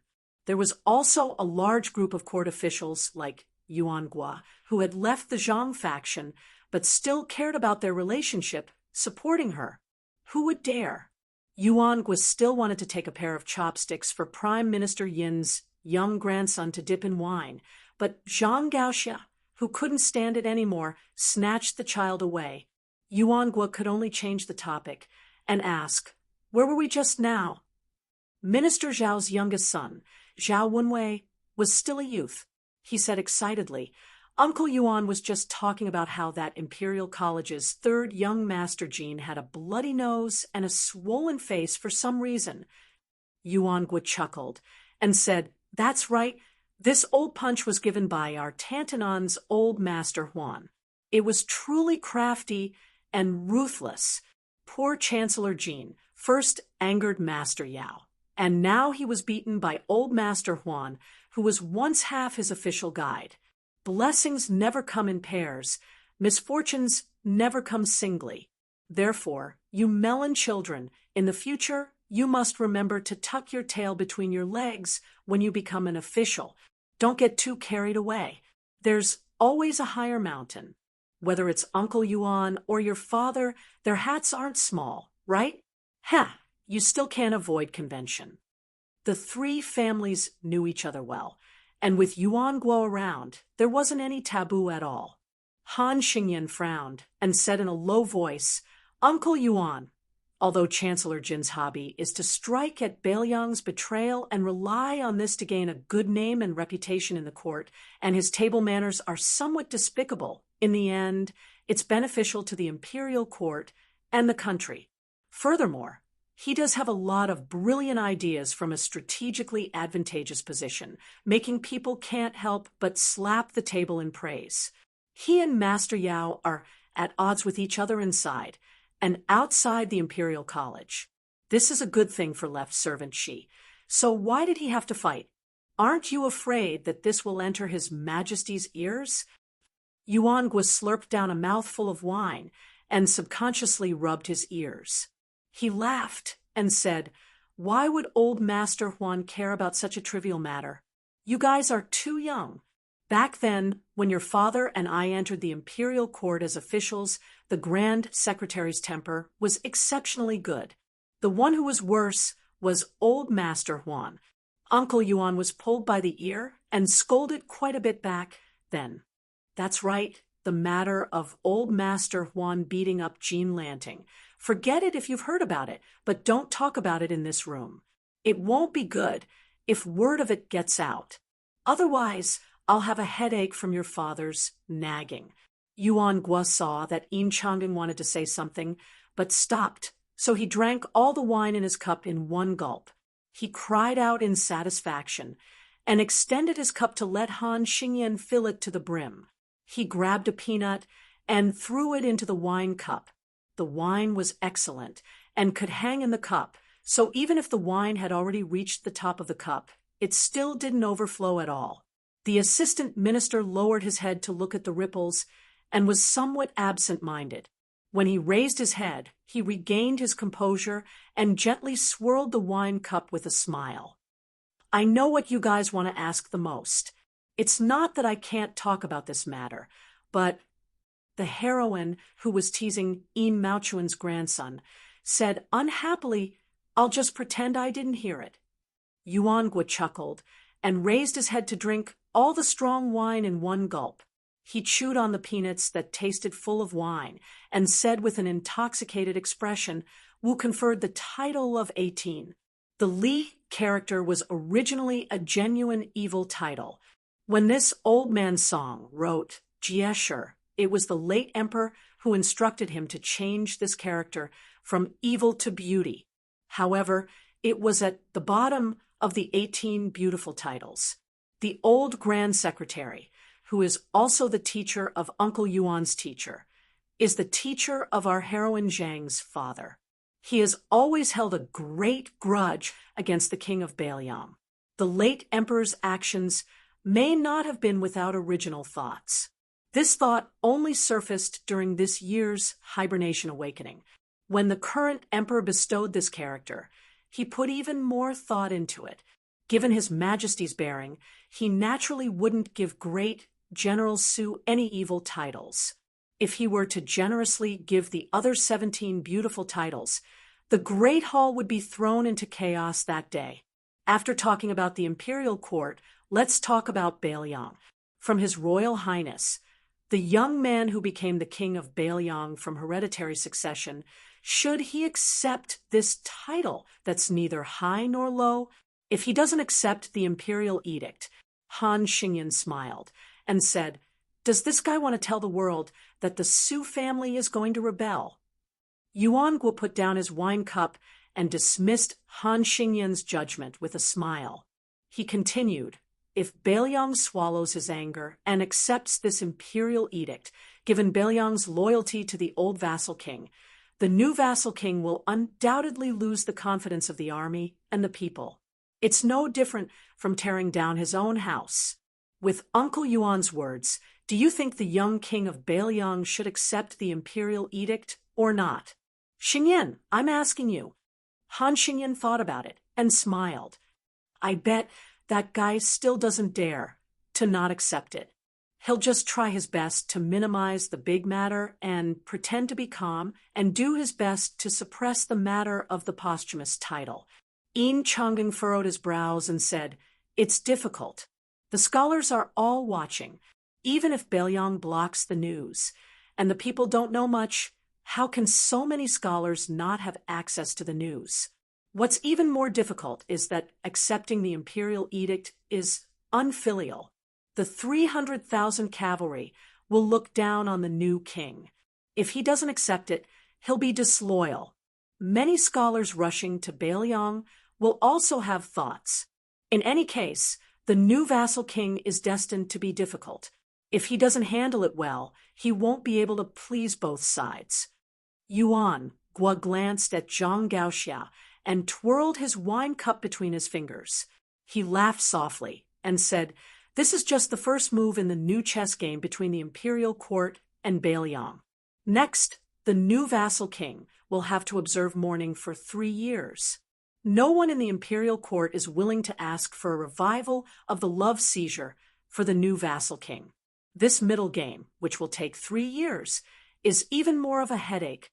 Even if he survives the middle game and resolves the hard-pressed internal problems, I'm afraid he'll have to face a hasty conclusion. If Beimeng insists on fighting Baelyang first." Guo didn't say anything else. Chapter 9, 83. Han Xingyan said quietly, "It sounds like this new Prince Liang's future days are going to be quite miserable." Changing laughed coldly and said, "It is indeed extremely miserable." Guo left the small couch, his body swaying as he said, I'm drunk. Go find your father to drink some hangover tea." Guo's hands rubbed his earlobes out of habit, swaying as he walked out of the room. Right now, the spring breeze still carried cold air. When the wind blew, he shivered. He turned around and saw Zhang Gaoxia following behind him. He slowed down his steps, saying in self-mockery, "I, Guo, am the most useless of the eternal Hui Spring. During those years, Elder Huan scolded me the most and fiercely, and I have also disappointed Grand Secretary Great Sir." Zhang Gaoxia said this coldly, and then turned around to head towards Enchanting and Han Xingyan. "You are indeed the most disappointed." It was as if Guo didn't hear anything, continuing to walk forward, his steps unsteady. This muddle-headed Prime Minister Second in the Ministry of Works walked up to a giant spring god lake boulder that was 2 people tall, stopping in front of it, laughing to his heart's content. Speaking of which, in such a large family, Grand Secretary Zhang Julu wasn't some strict father, nor was he some kind of loving father. He never interfered with family matters, and when he treated his children, he always carried a cold attitude of letting them live or die on their own. The eldest son didn't seem to have inherited the Grand Secretary father's knowledge and talent, mediocre and unaccomplished. He served as a county magistrate in a lower county with less than 3,000 families on the outskirts of the capital. After 6 whole years, he still couldn't take a single step forward. In reality, even now, that county's officials still didn't know that this person was the Grand Secretary Great Sir's son. The second son was only a bookworm, unable to rely on the family's good fortune to enter Hanlon Academy and become a Yellow Door scholar, remaining a nobody. The younger son could only be considered idle and idle, not even having half the guts to do evil. As time passed, even though he was Grand Secretary Zhang's young master, Wang Yuanran, and the other capital's hedonistic young masters whose family backgrounds were clearly much lower than his didn't like to bring him out to play anymore. Feeling like this fellow was too useless, bringing him out was just too shameful. Grand Secretary Zhang's daughters also married into mediocre families. Every time they returned to their mother's home, they wouldn't even be able to see their father's face. Even if Zhang Julu had nothing to do at home, he would still remain in his study, never showing his face. His daughters only dared to bring their husbands who couldn't even stand steadily in front of their Grand Secretary father-in-law to the study entrance, timidly greeting him with a few words through the door. Grand Secretary Zhang would at most respond with a neither light nor heavy in sound, many times completely ignoring them. Only when Grand Secretary Zhang occasionally saw his grandson, who had just learned how to walk, would he reveal a faint smile. That was why, in this manner, the only one who could exchange a few words with this father, whose power could overturn all levels of society, was the only one left, the still unmarried Zhang Gaoxia. The purple-bearded, blue-eyed Grand Secretary sat alone in the dimly lit study. This study was precisely Zhang Manor's thunderpool. Not even his daughter Zhang Gaoxia could enter. After all these years, the number of people who could sit here could naturally be counted on one's fingers. Huan Wen was one of them, because there was only one chair in this room. Whoever sat down, it meant that the Grand Secretary had to stand. Zhang Julu never had any interest in fine wine or fine food, nor did he take any concubines. His wife was the daughter of his respected teacher, the old Grand Secretary. When that old woman married Zhang Julu, there was already a saying in the capital that the daughter of the Grand Secretary was the wife of the #1 scholar. When her husband also became the Grand Secretary, her appearance became even more revered, even the current Empress Zhao, she having to treat her with respect. Only, the two's feelings were as indifferent as water, not exchanging many words throughout the year, treating each other with respect, like a guest, even more so like ice. Zhang Julu also didn't have any interest in the 19 Paths, but he was rather obsessed with the Chinese chess that Huang Longshi pioneered. Only, apart from Huan Wen, this old friend, he rarely fought with others on the chessboard. Most of the time, he just played with himself. Even after playing for more than 20 years, he still didn't get tired of it. Right now, Zhang Julu was moving the red and black chess pieces separately on the chessboard.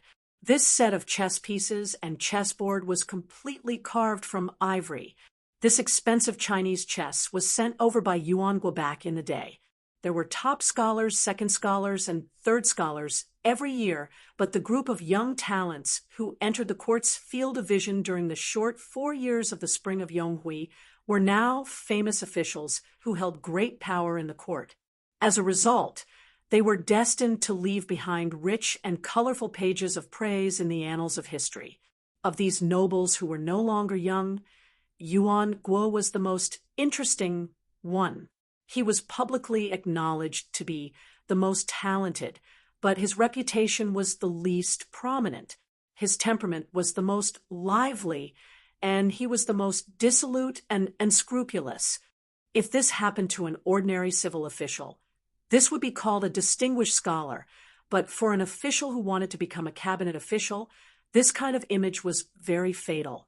Thus, at the time, no one would have thought of Assistant Minister Yuan, who was hanging around in the Ministry of Works, not to mention Zhao Yuling, Wang Xiongui, and Yin Mao Chun. Even the Ministry of Justice's Han Lin, who had a similar rank, was more outstanding than Yuan Guo. It was hard to imagine that Yuangua was the first of these 5 people to cross the threshold of the 4th level. Unfortunately, just having a good first move was not beneficial to the overall situation. The officialdom was a place that emphasized gradual progress, and later strength became more and more important. Otherwise, there would only be a miserable end of a strong start, but a weak finish. Zhang Jiulu held a chess piece between 2 fingers and gently tapped the pile of dead chess pieces stacked up on the side of the chessboard.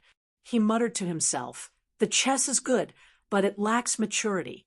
It can't be called a wonderful chess piece that can be used freely. At this time, it is too close together. Next, I can only either not use it or use it too much. But this is also human nature. After losing for so many years, if I don't make a comeback, I won't even have a chance to win against him in the future." This grand secretary glanced at the disorderly chessboard and lost interest. He stood up and walked to the window. The green willows in the courtyard were only half yellow and half unevenly distributed. It was indeed spring. Zhang Jiulu sank into deep thought. He turned around and picked up a red chess piece from the chessboard, engraved with the character Xiang. Zhang Jiulu smiled. Take advantage of the fact that Yuan Bunchi's scheme has not succeeded. 1 item for 1 item. It's time to hand it over to you. Just as the imperial edict was about to reach the border of Bailiang, a rider quietly left the city early in the morning. This white-clothed man, carrying a flagon of plum wine, followed the imperial road and left the capital directly. That day, in the morning court session, amidst the muffled sound of spring thunder outside the hall, the head eunuch of the ceremony directorate, Song Tonglu, read out 3 imperial edicts. The Minister of Rights, Lu Daolin, resigned from his official position and retired to his hometown. He will be replaced by Assistant Minister Yuan Guo of the Ministry of Works. Chun Jibao will resign from his official position and will be enfeoffed as the vassal state of Shishu. The Minister of War will be Assistant Minister Lu Baijia. The capital was shaken. Rumor had it that numerous old officials stumbled out of the ranks and knelt on the ground, sobbing. They directly admonished the Son of Heaven in court. They did not care about being reserved in their words and directly said that Chenjibao should not be allowed to return the tiger to the mountain. They also said that Bailiang was an example of that. It was fine to let a tiger live once, but how could they allow Chenjibao to gain power again?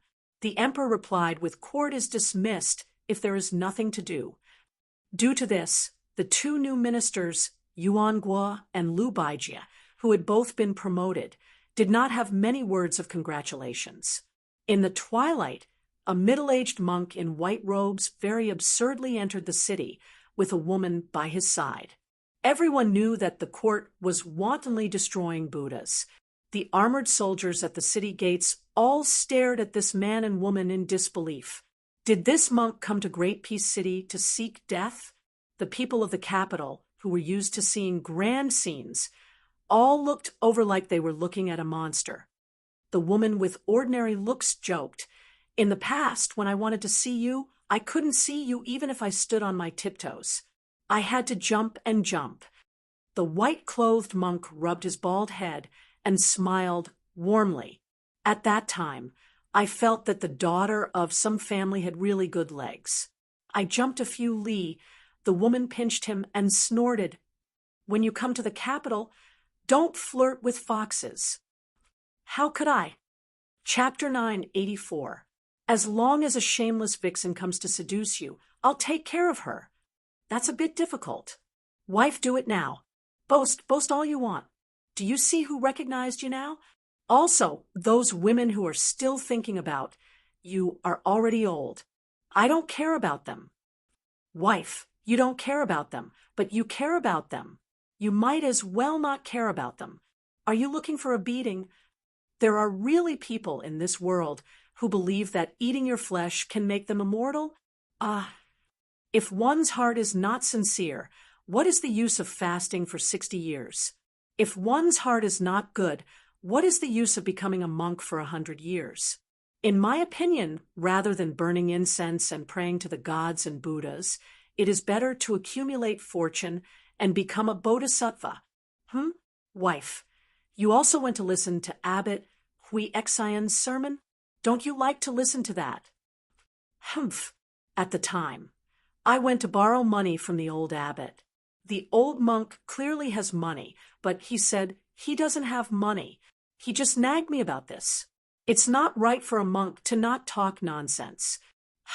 Wife, Abbot Hui Xian was not lying when he said he doesn't have money. Those silvers in his eyes are the bricks of the temple, the pages of the Buddhist scriptures. Oh, didn't you have that stupid Nanbei secretly hide those silvers with the old abbot?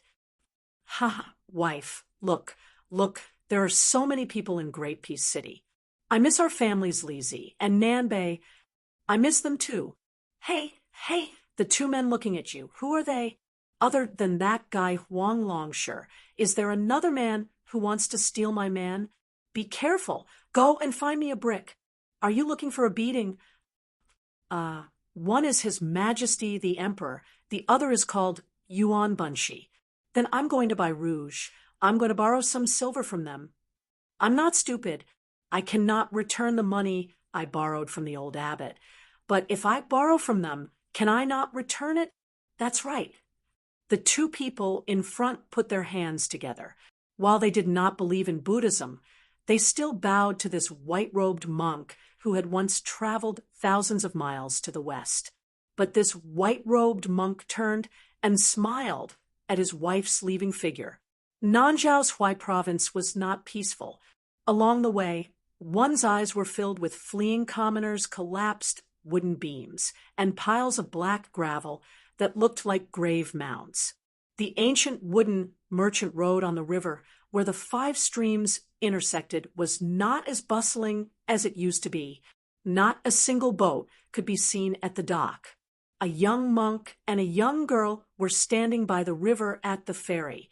The young girl was lying on her stomach on the ground. She stuck her head out of the water and used the clear water as a mirror. She was carefully smoothing out the messy black hair on her forehead and temples. The exhausted girl sat up and patted the dust in front of her. She said helplessly, "Stupid Nanbei, those refugees don't even have enough to eat. What's the use of preaching to them? You won't be able to fill your stomach." Master said that the will arose from fate. Stop. Listening to you preach makes me hungry. If you keep nagging, I'll really starve to death. Oh, I'll go find food for you. Strange words suddenly came from behind the young monk and the girl. The girl turned her head and frowned. It was a group of sloppy local ruffians. There were as many as 30 of them. Their bodies were strong, and most of them wore animal skins on their shoulders. They were clearly much more courageous and powerful than ordinary wanderers. They were probably the so-called barbarians of Wuxi in Jianghu.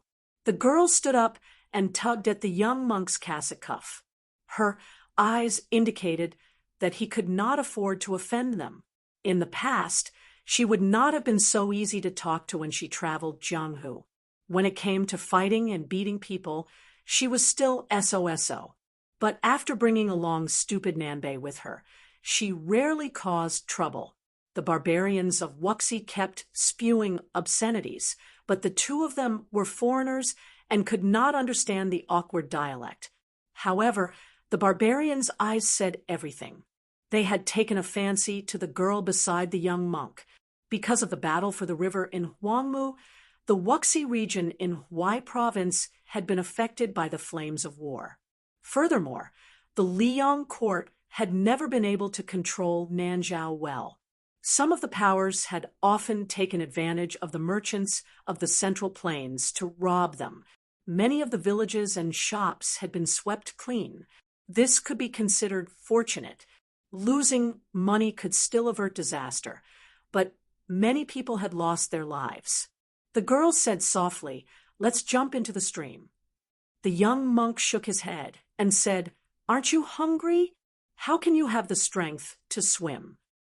The girl was so angry that she wanted to knock this idiot's head, but the young monk had already walked forward alone. He put his palms together and blocked the way. A barbarian from the Five Streams tribe strode forward and gave this little bald donkey, who was courting death, a punch on the head.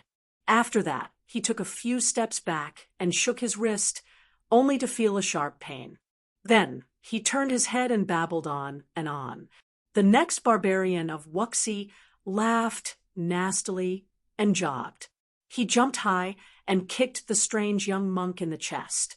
The young monk's body swayed slightly, but his expression was still calm. The barbarians of Wuxi were clearly shocked. A few of them began to draw their sharp and shiny scimitars. The girl was about to pull the young monk into the stream when the young monk turned his head and grinned. He shook his bald head, his eyes firm. The young monk turned around again. He chanted silently and stretched his palms apart by a foot. Then he suddenly put his palms together. The barbarians of Wuxi were stunned. They mistakenly thought that they had hit an iron plate.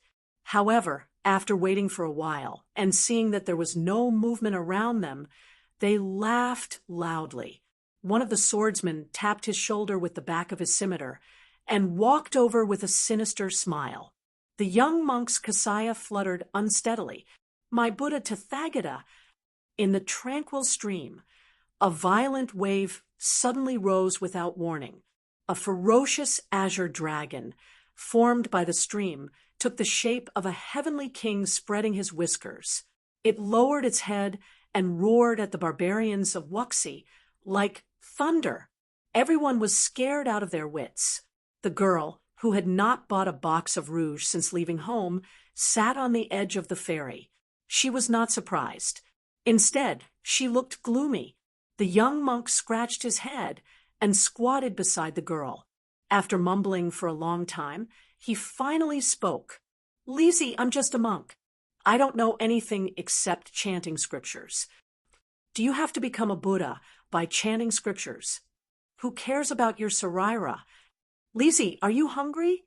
Do you want me to go beg alms for you? Lizzie? Lizzie?" The young monk sighed and looked into the distance with his hands on his cheeks.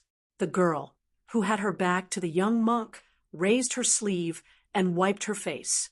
A team of 100 elite light cavalry escorted by a carriage had already seen the boundary marker of Yuzhou. They were just a few steps away from Bailiang Road. A senior eunuch of the Directorate of Credentials was sitting in the carriage with a bright yellow curtain. He was holding a golden lacquer box that he did not dare to leave his hand when he slept. Inside the box was the imperial edict granted by the Liang imperial court to Bailiang. The closer the old eunuch got to Bailiang, the more his eyelids twitched. He kept telling himself that he would be satisfied as long as he set foot in Bailiang's territory. Even if he died on the way, he would at least be able to bring the imperial edict to Bailiang. But in the end, he still felt lucky. After thinking about it, he still didn't think that the young king would dare to send assassins or refuse the imperial edict. Then the carriage suddenly stopped. The old eunuch of the Directorate of Credentials felt something unusual. He lifted the curtain, and his heart sank. Near the boundary marker of Yuzhou, there were countless cavalries that stretched to the end of the post-house road. After the spring equinox, in the first year of Xiangfu, the carriage escorting the imperial edict was driven 300 miles away by 2,000 Bailiang cavalries before they could enter Bailiang. At the same time, there were 8,000 cavalries in Julu military town in Riverside Prefecture and 6,000 cavalries in Ironfrost City in Riverside Prefecture. The imperial edict was not allowed to enter Bailiang. Chapter 9, 85. An unremarkable outsider had come to the Yao Manor. The Yao Manor, a family of 5 heroes, had an endless stream of visitors every day, so no one paid much attention to this. However, even though the Yao family was a newly established noble family in Great Peace City, there were very few true important court officials among the visiting nobles. Forget about Grand Secretary Zhang. There wasn't even a single chief official of the 6 ministries. Today, there was finally an old man who broke the rules, carrying a pot of Southern Spring braised wine to find someone to drink with, giving the Yao Manor's gatekeeper a fright. Heavens, it was actually the left servant of the ministry, Huan Wen. Grandfather Huan had honored the Yao Manor with his presence. He didn't have time to report to the family head, hurriedly taking the initiative to open the e-gate to welcome him. Unexpectedly, the old man had already slipped into the manor from the side. The current court's great scholar of Confucianism, Yao Baifeng, hurriedly brought people to search for that Tiannan. Unexpectedly, he finally found the old man in a pavilion. Inside the pavilion, there was a young scholar from the capital who was currently discussing heroes on the chessboard with Yao Baifeng's eldest grandson. Bystanders of similar age, who had come to the manor not to freeload food or drink, but to rub off on their reputation, formed a circle very particular about the rules of watching chess without speaking. There was only one old man who couldn't squeeze into the crowd, so he simply stood on a chair in the pavilion, looking down at the stalemate of the chess game from above. He always liked to give out blind pointers. If it was priceless advice, then it would be tolerated, but each time he gave out a move, his level of terrible chess skills could be seen at a glance. It was very annoying. As a result, every time he spoke carelessly, countless people would roll their eyes. Yao Baifeng didn't know whether to laugh or cry. He silently leaned against a pillar, not going to disturb Tantanan's leisure and elegance. Beside Grandmaster Yao was a young face that was also very unfamiliar to the Yao Manor. This young man also stood on a chair in the corridor, watching the chess game. Grandfather Huan only shot him a glance before continuing to give pointers, teaching Yao Dengfeng where to place his pieces. The Yao family's eldest grandson, who had been nagged for half a game, smiled helplessly. He naturally wouldn't follow the drunk old man's words. After he placed a piece on the chessboard, he heard the old man coldly snort and say the words "stupid move."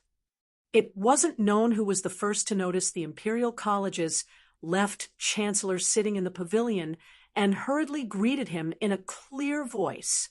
As a result, no one paid attention to the outcome of the chess game. One by one, they hurriedly bowed, respectfully. Most of the scholars in the pavilion came from small families.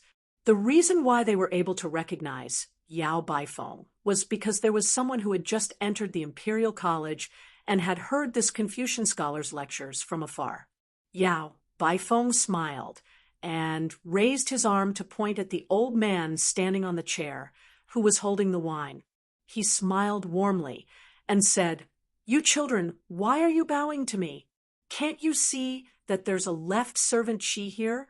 His official hat is much higher than mine. Tantanan, don't you think so?" Huan Wen said angrily, "We're only halfway through the game. Continue, continue. The two of you shouldn't be eunuchs who don't know how to play." The scholars in the pavilion were all quite shocked and were dumbstruck for a moment. They saw the young man standing beside Tantanan jump down from the chair and pass through the gap in the human wall. He walked towards the chessboard and bent down to pick up a white chess piece. He gently knocked it on a spot and smiled. "The game is over." He then straightened his body and turned his head to everyone with a smile. "Come, don't just stand there. Let's all pay our respects to left servant Shi. Let's not miss such a great opportunity." Huan Wen walked down from the long bench and waved his hand. "Forget it, forget it. This old man is only a guest today. I don't dare to bear the infamy of a guest bullying the host.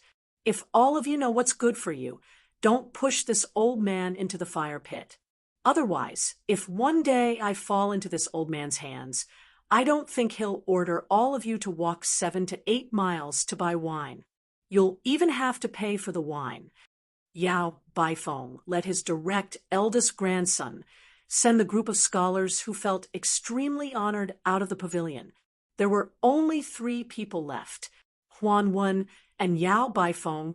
These 2 old fellows of the imperial college's left chancellor were sitting opposite each other in the chessboard. The young man who ended the game stood behind Yao Baifeng. Huan Wen stared at the chessboard and laughed. It really ended the game for you. That group of children just now didn't have such chess skills. Yao Baifeng nodded his head and said, Sir Huan, this is the Sun Yin that I mentioned to you before. This year's literary champion of the imperial examinations will definitely be him. Huan Wen smiled calmly and said, Oh, Left Chancellor, you've been thinking about it for so long, and you've really gotten what you wanted. You're always dozing off, and Beiliang's side handed you a pillow. Do you have any secret? Tell me about it. How could Yao Baifeng not hear the murderous intent in Tannenon's words? It was obvious that he didn't trust Sun Yin, who was born in Beiliang. He frowned. Sun Yin smiled calmly and said, A long journey tests a horse's strength, and a long time reveals a person's heart. Huan Wen raised his head and asked calmly, Oh, what do you mean? Sun Yin answered, I haven't made a name for myself for 3 years. After I amaze the world with a single brilliant feat, I hope that the province under Old Master Huan will take me in. Huan Wen continued to talk to himself. Not taking part in the imperial examinations for 3 years is nothing for an ordinary person. After all, even if you take the examinations, you won't be able to make a name for yourself. I heard that you're proficient in the art of making and that you're aiming for the 3 consecutive titles. This is somewhat rare. Not going to the Imperial College, which is close to the Water Pavilion, not going to the blue-eyed 6 ministries to fish for oil and water, not going to the Noble Hanlon Academy to earn reputation, but coming to the low-ranking yamen to sit on the cold bench? A bit interesting. Taking advantage of the fact that there were no outsiders in the pavilion, this old man took advantage of the fact that he was drunk to make things clear. Beiliang had Yen Jieshi and the white-eyed wolf Enchanting. As the old saying goes, one shouldn't do things more than 3 times. This old man always felt that this old man should be an ambitious and ruthless person. Therefore, no matter what you said, he still didn't believe you. As for that old man, Yao Baifeng, Huan Wen was very familiar with him. This old man had only interacted with sages in old books all his life. He didn't understand the sinister nature of people's hearts and couldn't recognize a few human skin ghosts. This old man was different. He spent most of his life rolling around in Taishang Laojuan's alchemy furnace. You little brat, this old man doesn't like you very much. Therefore, as long as this old man is alive, he won't allow you to take the imperial examinations. You can only come to the province under his tutelage and start as a small official. How about it? Sun Yin calmly said, No harm done. Yao Baifeng was extremely angry. He no longer called Tantanon or left servant Shi Darren and directly called him by his name. Huan Wen, don't go too far.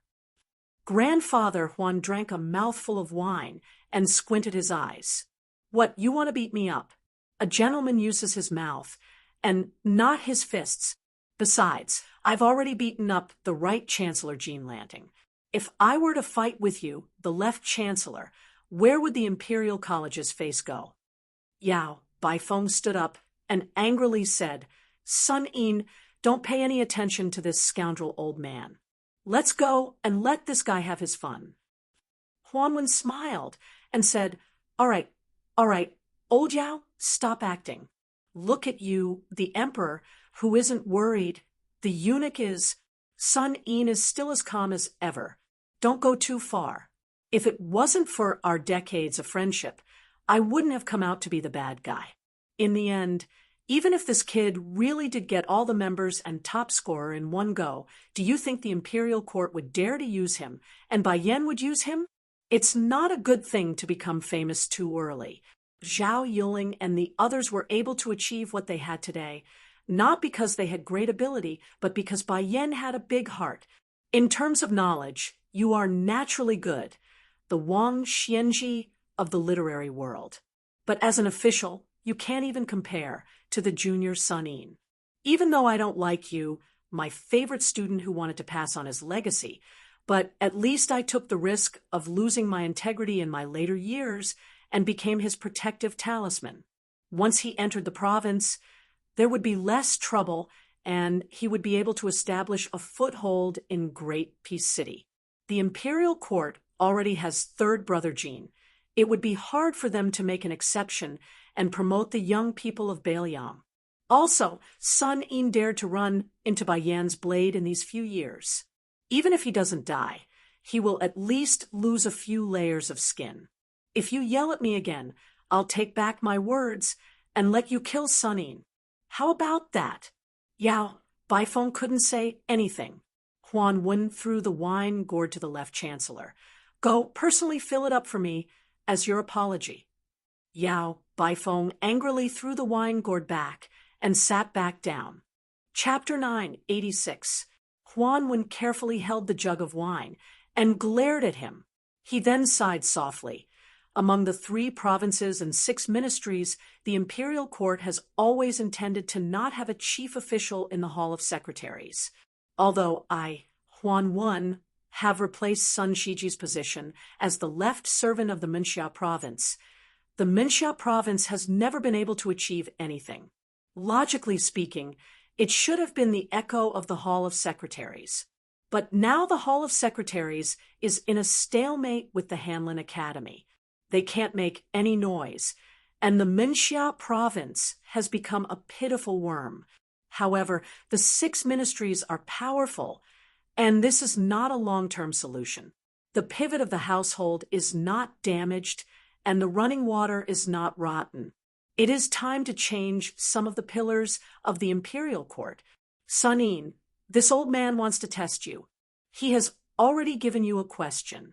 You will answer it. Tell me roughly about the direction of the imperial court and why it is like this. Sun Yin smiled. Then let's start with 2 of the 3 imperial edicts. Lu Baijie has been promoted to Minister of War, and Yuan Gua has been promoted to Minister of Rights.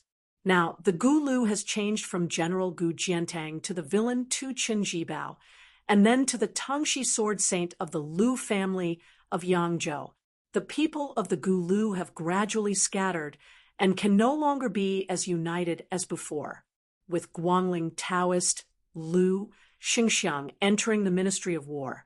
The Ministry of War is truly the Emperor's Ministry of War. The Gu Lu has only the form but not the spirit. Before the second Master Chen, Jibao left his post, he suppressed the Treasurer Huang.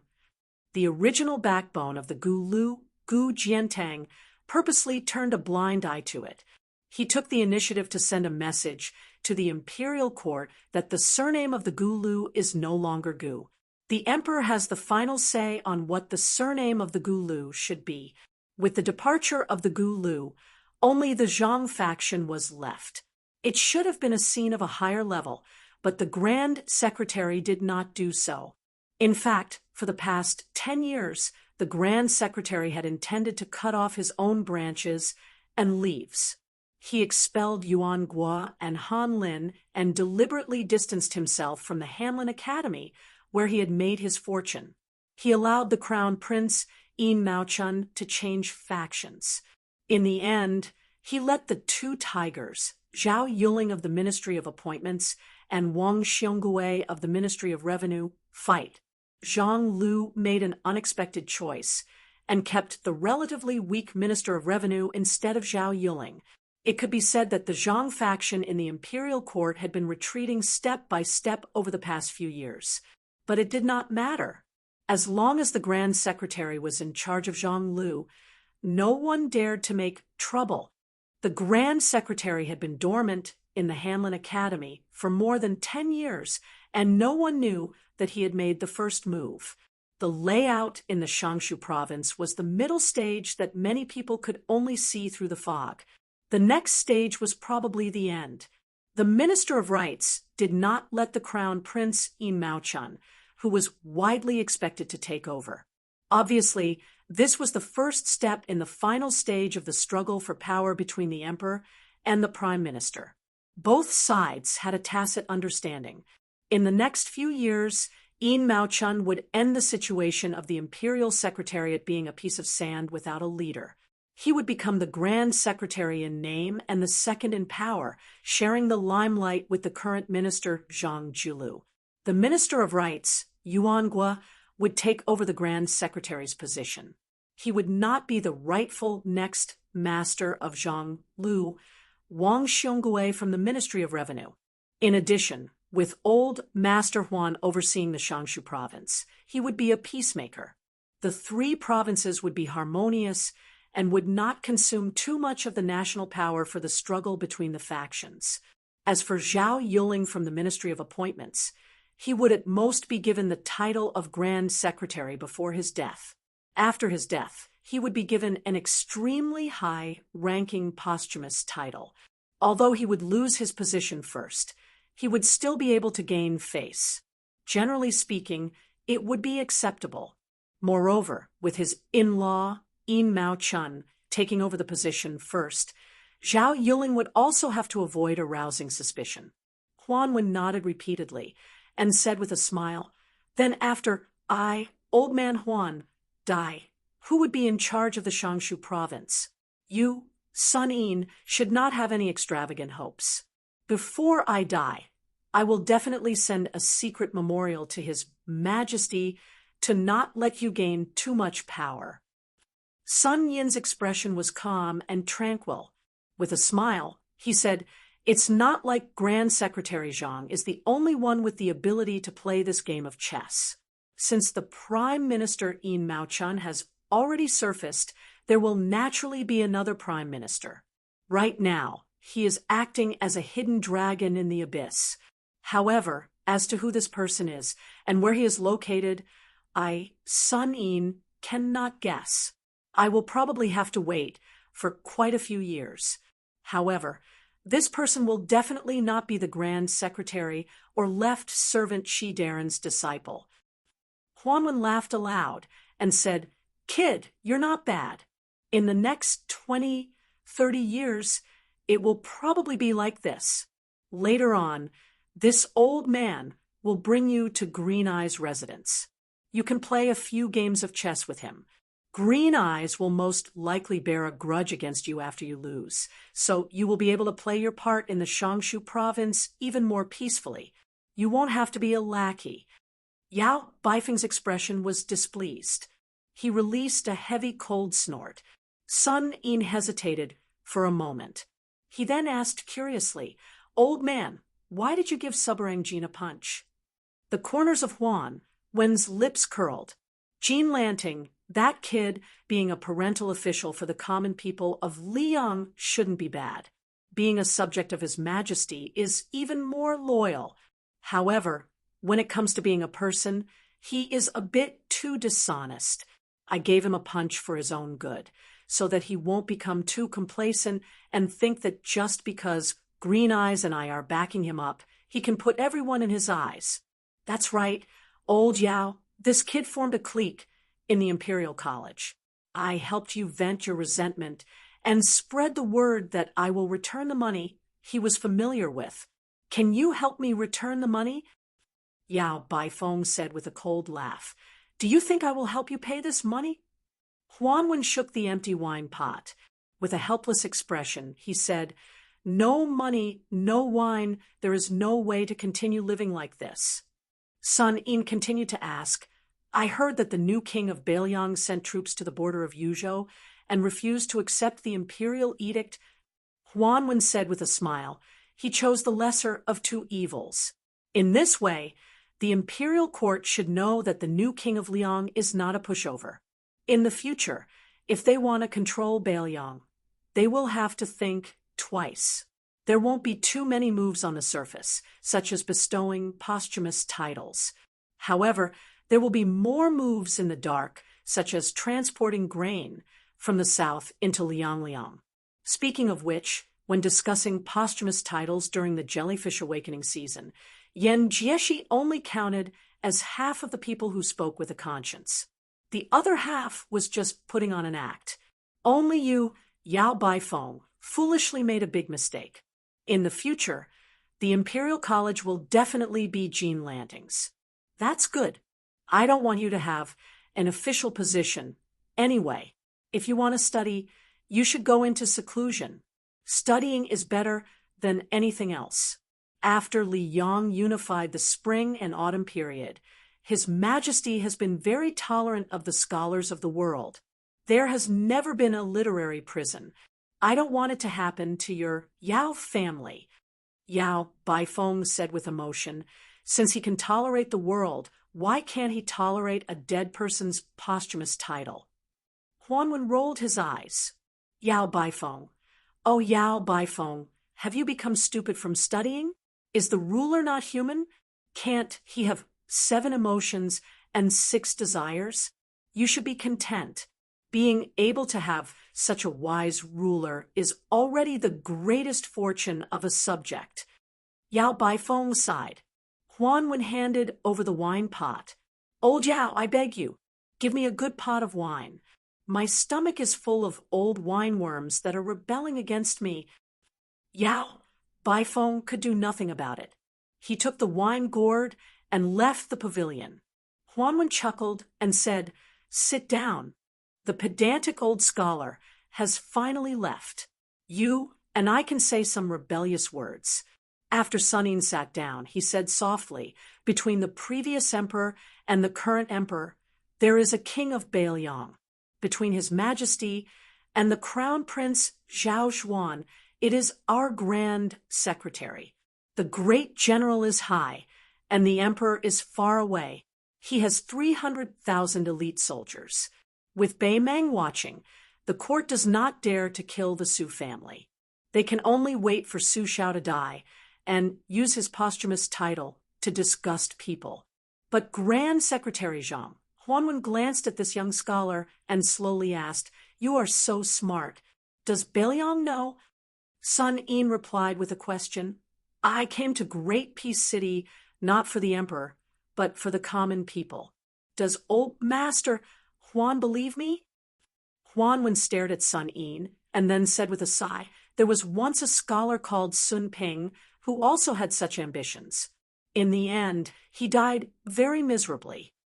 In the courtyard outside the pavilion, a group of spring orioles chirped, fighting over the warm branches of the trees under the warm sunlight. Huanwen suddenly said, Bei Meng marched south. The king of Bailiang defended the northwest gate for the central plains. The court did not help. Su Fengyan died in battle at the border. If this is really the case, Huanwen hopes that he was already dead at that time and could not see this scene. Sun Ying said calmly, If there really is a day when the court celebrates, when I go to the grave to toast, I will definitely tell old master. Huanwen laughed and scolded, You bastard! Sun Ying scolded back expressionlessly, Old bastard! Chapter 987. In the desert beyond the Great Wall, there was a rider riding west. He had a pair of sabers at his waist. The man wore coarse hemp clothes. Further west of Liangzhou, there were 3 military towns in ancient times, Fengxiang, Linyao, and Qingtsang. They controlled the upper reaches of the Central Plains. At the same time, they formed a triangle with the Iron Gate Pass. Together, they controlled the vast western regions. However, the 3 towns had long been abandoned. They had become the perfect shelter for hundreds of thousands of refugees. These criminals were particularly brave and good at fighting. Not to mention young men, even women and children of 7 or 8 years old would fight to the death against Bailiang soldiers as long as they were given a wooden spear. The border army of Liangzhou had always had the habit of using refugees to practice martial arts. Most of the sinners' bravery was forced out by the Bailiang cavalry. They had no choice but to do something desperate. The first thing the Bailiang crossbowmen did was to throw them here. They were only given a horse, a crossbow, and a cold saber. Then, they had to pray for their own good. If they could survive for a month, they would have crossed the first threshold. If they died, even collecting their corpses would be an extravagant hope. They would have long been whipped to pieces by the sinners who hated Bailiang to the bone. The people of Lingzhou, which was far from the border, all said that the children who grew up there loved to kick and play with the skulls of the dead Bailiang soldiers. Therefore, the people there were neither human nor ghost. They were extremely terrifying. When the rider traveled 200 li to the west, he encountered a group of future crossbowmen who had just entered the area. The two sides were on the verge of fighting. There was no need for words. The coarse hemp man casually blocked the barrage of short crossbows and 2 waves of charges without injuring anyone. The elite soldiers returned without accomplishing anything, so they gave up on trying to chew this tough bone. Although the number of heads they beheaded after returning to Liangzhou was related to the amount of money they would be rewarded, their original intention was still to survive. Since it was clear that they could not chop off this fellow's head, they quietly took a detour after picking up the crossbow bolts, one by one. This place where the refugees gathered was full of hidden dragons and crouching tigers. There was no lack of Jianghu people who fled beyond the Great Wall after committing crimes in Liang. Those who were able to gain a foothold here were either in a high state of martial arts or were proficient in unorthodox ways. Therefore, the group of armored soldiers did not find it strange that they encountered this knight in white hemp garments with a saber. What they found strange was that this young fellow had blocked all of their attacks without even drawing his saber, which made them fearful. The hundreds of thousands of refugees, a mixture of good and bad people, did not disperse. They were mainly concentrated in the 3 abandoned cities from the east to the west, Qingtsang, Linyao, and Fengxiang, which had been removed from the map of Liang. This was because if they were to disperse, they would definitely become ghosts under the sabers of Bailiang's armored soldiers. The refugees rarely carried weapons with them. If these stragglers ran into groups of armored soldiers who had the potential to become Bailiang's elite scouts, even if they were not afraid of death, they would still die. As for why Bailiang did not take down the 3 cities in one go, the refugees were already extremely lucky to be alive. They were too lazy to care about this. They wanted nothing more than for the old king of Bailiang to treat them like a fart and let them go. However, when they heard that this butcher was already dead, they were skeptical. At first, they were more or less relieved. Then, there was a rumor that a new king had ascended to the throne in the 3 cities and was going to use them as an example to establish his might. Soon, a large army would be coming to the border. This immediately put them on edge. These refugees actually hated the poison warrior Li Yishan the most. When the Su family took over Bailiang, those local wealthy families who showed even the slightest hint of disloyalty were all killed off. Not a single one was left alive. The children who were not taller than a horse's back were driven here. After that, the armored soldiers of Bailiang came here to hunt for military exploits and did not allow even a caddy of salt or a piece of iron from Liangzhou to enter this place. It was all under the instructions of Li Yishan. In the early years, there were some who were greedy for glory and wealth and hoped to use the secret military intelligence of the 3 cities as proof of their allegiance to Bailiang in exchange for a stable life. In the end, Li Yishan ordered all of them to be killed and their corpses thrown out of Qingtsang city. Only then did all of the refugees completely give up. This Bailiang person was determined to make them a lonely soul for the rest of their lives. As for the old king of Bailiang, Su Xiao, in the past, the refugees did not hate him very much, but they feared him even more. Now that Ren Tu was dead, their hatred turned to hatred. This was because someone said that before Ren Tu died, Ren Tu's last words were that he wanted the new king to bury 200,000 refugees with him. Only if the new king of Bailiang managed to gather 1 million soldiers in the netherworld would they be able to wrestle with the king of hell? At first glance, this kind of ridiculous nonsense was actually believed by everyone in this precarious land of refugees. In the twilight, they could faintly see smoke curling up from the kitchen chimneys of several villages. In this area, there were very few Baelyang riders who dared to wander around unscrupulously. The last time they did so, it was the son of the administrator and a man with heavy pupils who came to take a stroll around the city. The man with the saber led his horse forward and asked for a ladle of water from a family living in a mud hut at the entrance of the village. The family of 4 consisted of a dark-skinned, robust couple and a pair of barefoot children. Their eyes were abnormally cold. Probably because they were intimidated by the 2 sabers at the visitor's waist, they suppressed their impulse to kill him and steal his horse. The man in charge of the family endured the heartache and scooped up a ladle of muddy water from the bottom of the water tank with difficulty and handed it over. The man was not drinking the water to quench his thirst, but was recklessly using it to clean the horse's nose. The 2 children of the family looked at the man and the horse from afar with blazing eyes. In this place, it was easier to survive with an iron saber. As for having a good horse to ride, it was purely a luxury. It was better to have a backer. Otherwise, it was tantamount to having the words kneeling and begging for death written on your face. When the young knight with gray hair handed over the ladle, he glanced at the 2 children from the corner of his eyes. They were both looking at the saber. There was a young child at the tumbling horse pass who was looking for a clean Jianghu dream in his heart. The children here were thinking about how to kill if they were killed. The 2 were worlds apart, but there was no right or wrong. Before leaving with the horse, he took out a large piece of silver from his bulging money bag and threw it over. The man caught the silver and took a big bite out of it. He grinned at him, but there was no gratitude in his eyes.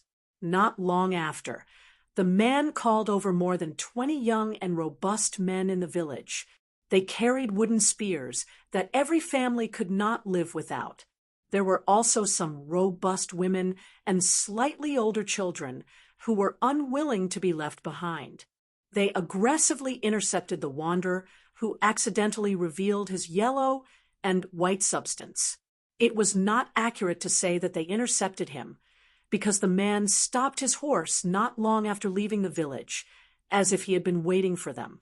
The man with the saber gently threw the money bag in the open space in front of him and said in an authentic Baelyang accent, "If you are not afraid of death, take it if you have the ability." Chapter 988. As a result, no one dared to act rashly. Of course, the bag of silver was tempting, but this young ranger with a sword and a horse didn't look like someone who would be easily killed. Seeing that they weren't moving, the ranger squeezed his horse's belly, and the horse's hooves gently stepped on the ground, heading towards the bag of silver. At that moment, a wooden spear flew out at high speed, and the sharpened spear was aimed at the ranger's chest. The person who threw the spear was a tall and sturdy young man. The young man's spearmanship was trained by killing countless cunning gerbils. Naturally, he stabbed wherever he pointed, and his accuracy was impeccable. Unfortunately, the ranger didn't know how to move the wooden spear. He turned the tip of the spear around and grasped it lightly. Other than the vicious young man who didn't know what to do, the rest of the men and women retreated with their spears, drawing a clear line between them and the young man. The ranger with a sword pierced the money bag with the tip of his spear and urged his horse slowly towards the young man. The money bag was tightly knitted, and it slid to the middle of the wooden spear before stopping. The horse's hooves weren't heavy, but they hit the hearts of the refugees. The young man who was tempted by the money didn't wait for death. Instead of retreating, he charged forward, facing the man and the horse. He didn't run in a straight line, but like a snake slithering in the sand, the agile young man swept past the horse's head, and with a twist of his toes, he fiercely slammed into the side of the horse's belly. The ranger casually reached out, grabbed the young man's head, and threw it up high, the tip of his spear aimed at the young man's belly. At that moment, a wail came from behind the men and women, and a skinny little girl staggered out of the human wall. The ranger frowned, and the spear drew half an arc in the air. The young man fell heavily to the ground, escaping the fate of being pierced by his own spear. He shook his head, and after trying his best to stand up, he shielded the skinny little girl behind him and stared at the ranger with a wooden spear on the horse's back. The ranger threw the wooden spear, and it was nailed into the yellow sand a few steps in front of the young man and the little girl. His gaze leaped over the young man's head, and he glanced at the group of refugees. Only then did he pull on the reins and turn around to leave. The little girl, who was so skinny that she couldn't even get frostbite, sobbed as she hugged the young man who was dependent on her for survival. The young man who survived the disaster pulled out the spear with trembling hands and pulled the heavy money bag onto his hand. He untied the knot and poured out a small piece of broken silver. Then he handed the money bag to the elders in the village to divide the spoils. It was not that the young man was poor and generous. It was just that even if he took a little more than that, he would be beaten up badly.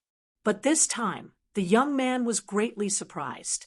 None of the 30 or so men and women in the village came forward to take the money bag. The young man wasn't stupid. He remembered the glance the ranger gave him before he left. It was obvious that the Jianghu expert had made these people not dare to touch the silver. The young man didn't have any elders in his family. Even if he hadn't studied for a day or learned a word, he had still been taught the ways of the world.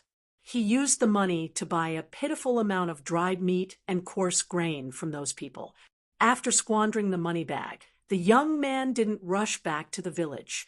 Instead, he gave the small piece of broken silver to his little sister, squatted down, and let her ride on his neck. He slowly stood up, holding the wooden spear that had almost taken his life. The young man was somewhat annoyed that the money bag had also been taken by someone else. He looked in the direction of Chingsong City, but he couldn't see the ranger anymore. The young man smiled brightly and said, "Little grassroot, it's silver." The little girl, who was holding the broken silver tightly, rested her chin on her older brother's head and made a sound of agreement. The rider rushed into the dilapidated Chingsong City before the gates were closed.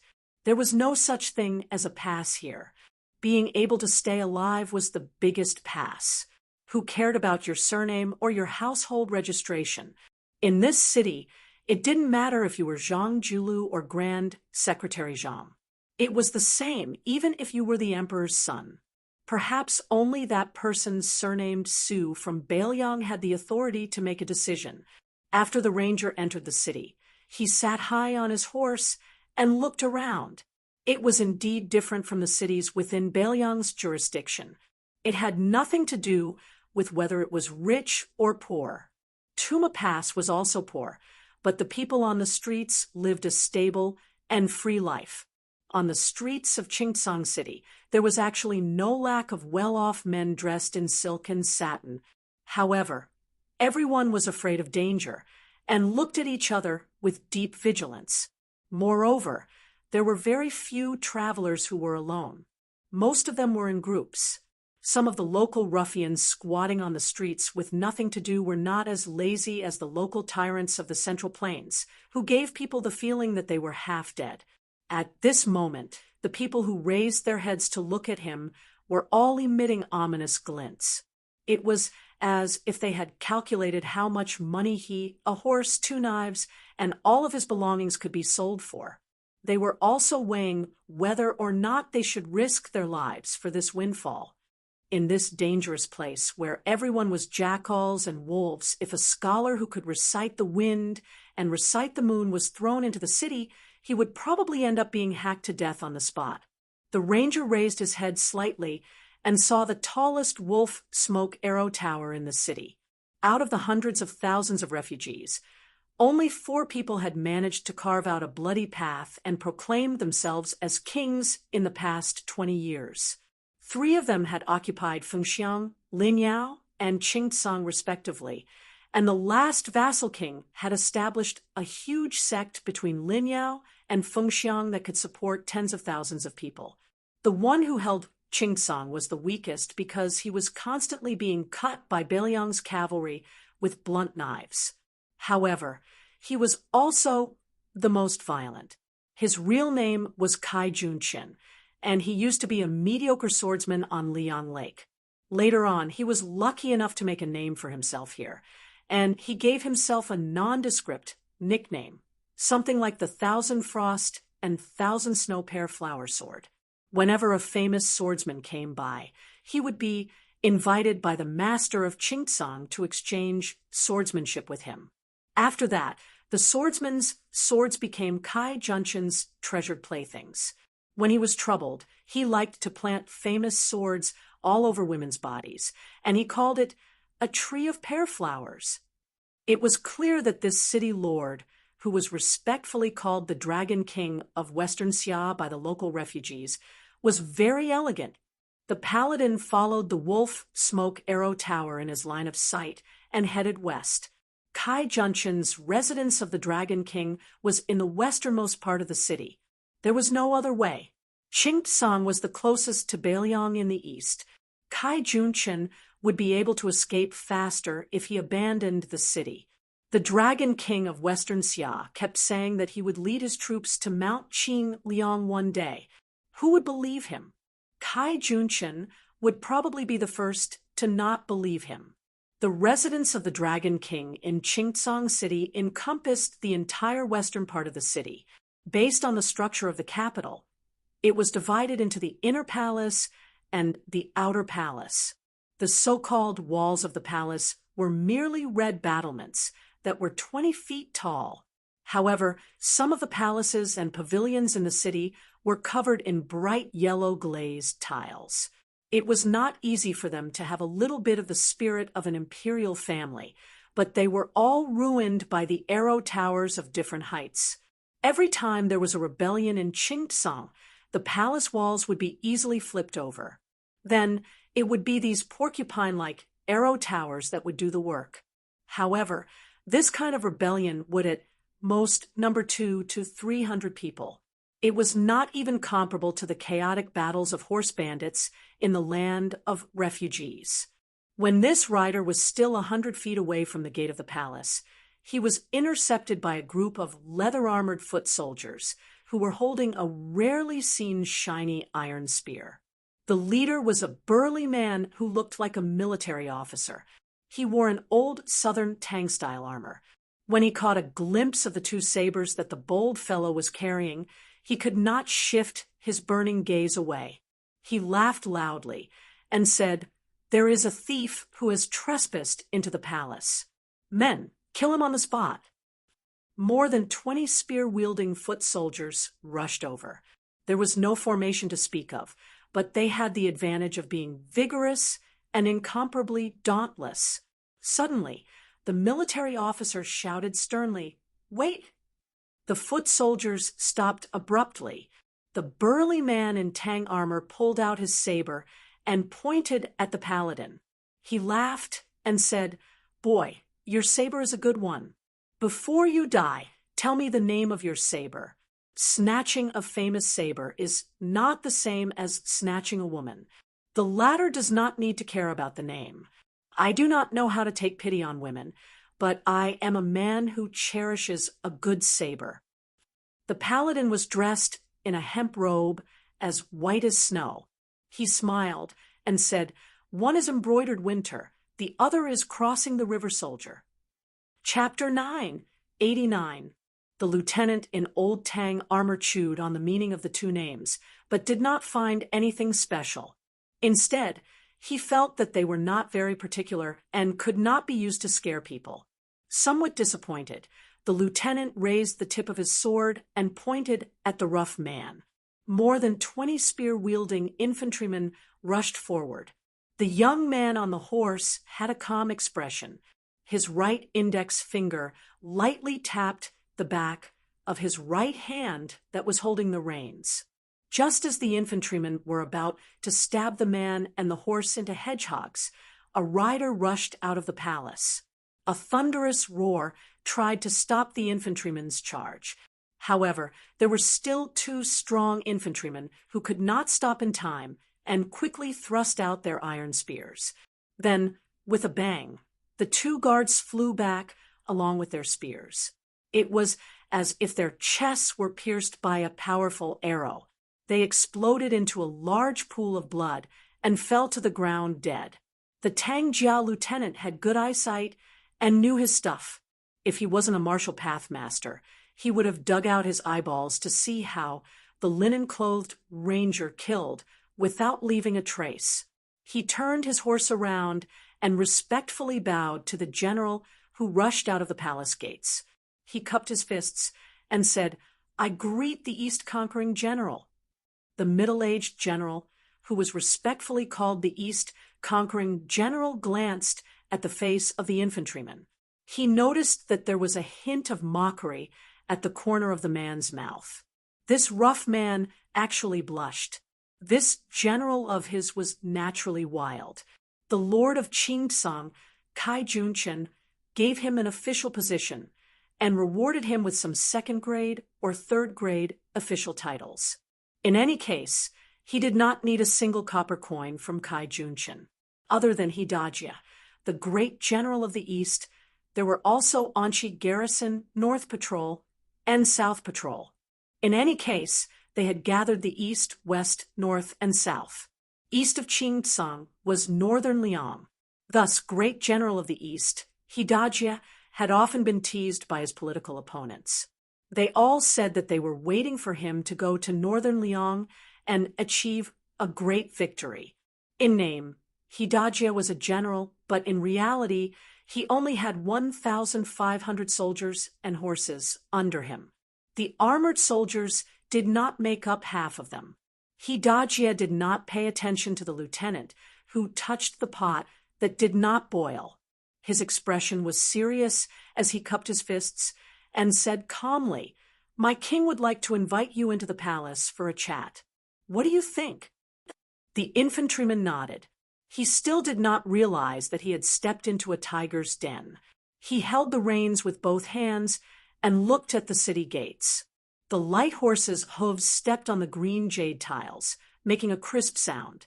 Hidajia followed behind the infantryman with a complicated expression. His heart was in turmoil. When the infantryman approached the city, a secret letter was sent to the residence of the Dragon King. The Qingtsang king, who did not attend court every night, was frightened. He hurriedly kicked away a few naked bodies beside him and rolled off the bed. He put on a poorly made dragon robe and was about to convene a court meeting. In addition to Hidajia, there was also Jiang Heng, the South Patrol general. Together with the queen and a few civil and military officials, they were arguing over a portrait. Jiang Heng insisted on killing His Royal Highness of Beiliang before discussing anything else. This was a once-in-a-lifetime opportunity. Anyway, the new king of Beiliang had the intention to bury hundreds of thousands of refugees with the old king. Either way, he would die. Even if he killed the man in the portrait, even if he angered the Beiliang cavalry, he could just take the head and thousands of elites and escape to Beimeng. Kai Junchen specially asked the confidant of the Qingtsang king, who was in charge of spies, whether Beiliang had deployed a large number of troops to the border. The answer he received was no. The man in the portrait had left Liangzhou alone and entered Qingtsang city alone. This made the timid and cautious Kai Junchen even more uncertain. Was this guy tired of living? Did he really think that he could win people over with virtue in the refugee land just because he was the king of Beiliang? Did he want Kai Junchen to take off the dragon robe that he had only worn for a few years and kowtow to him? Was he willing to be a lackey for a hothead who did not have hair on his mouth? Kai Junchen could not stand the instigation and clamor of most of the civil and military officials. He gritted his teeth. He had originally made up his mind to send out all the masters in the residence of Dragon King and 2,000 cavalrymen to kill that guy at the gate of the imperial city today. However, the queen and Hidajia did not agree. They said that the guy surnamed Su gave up his position as the king of Bailiang and came to Qingtsong City to seek his own death.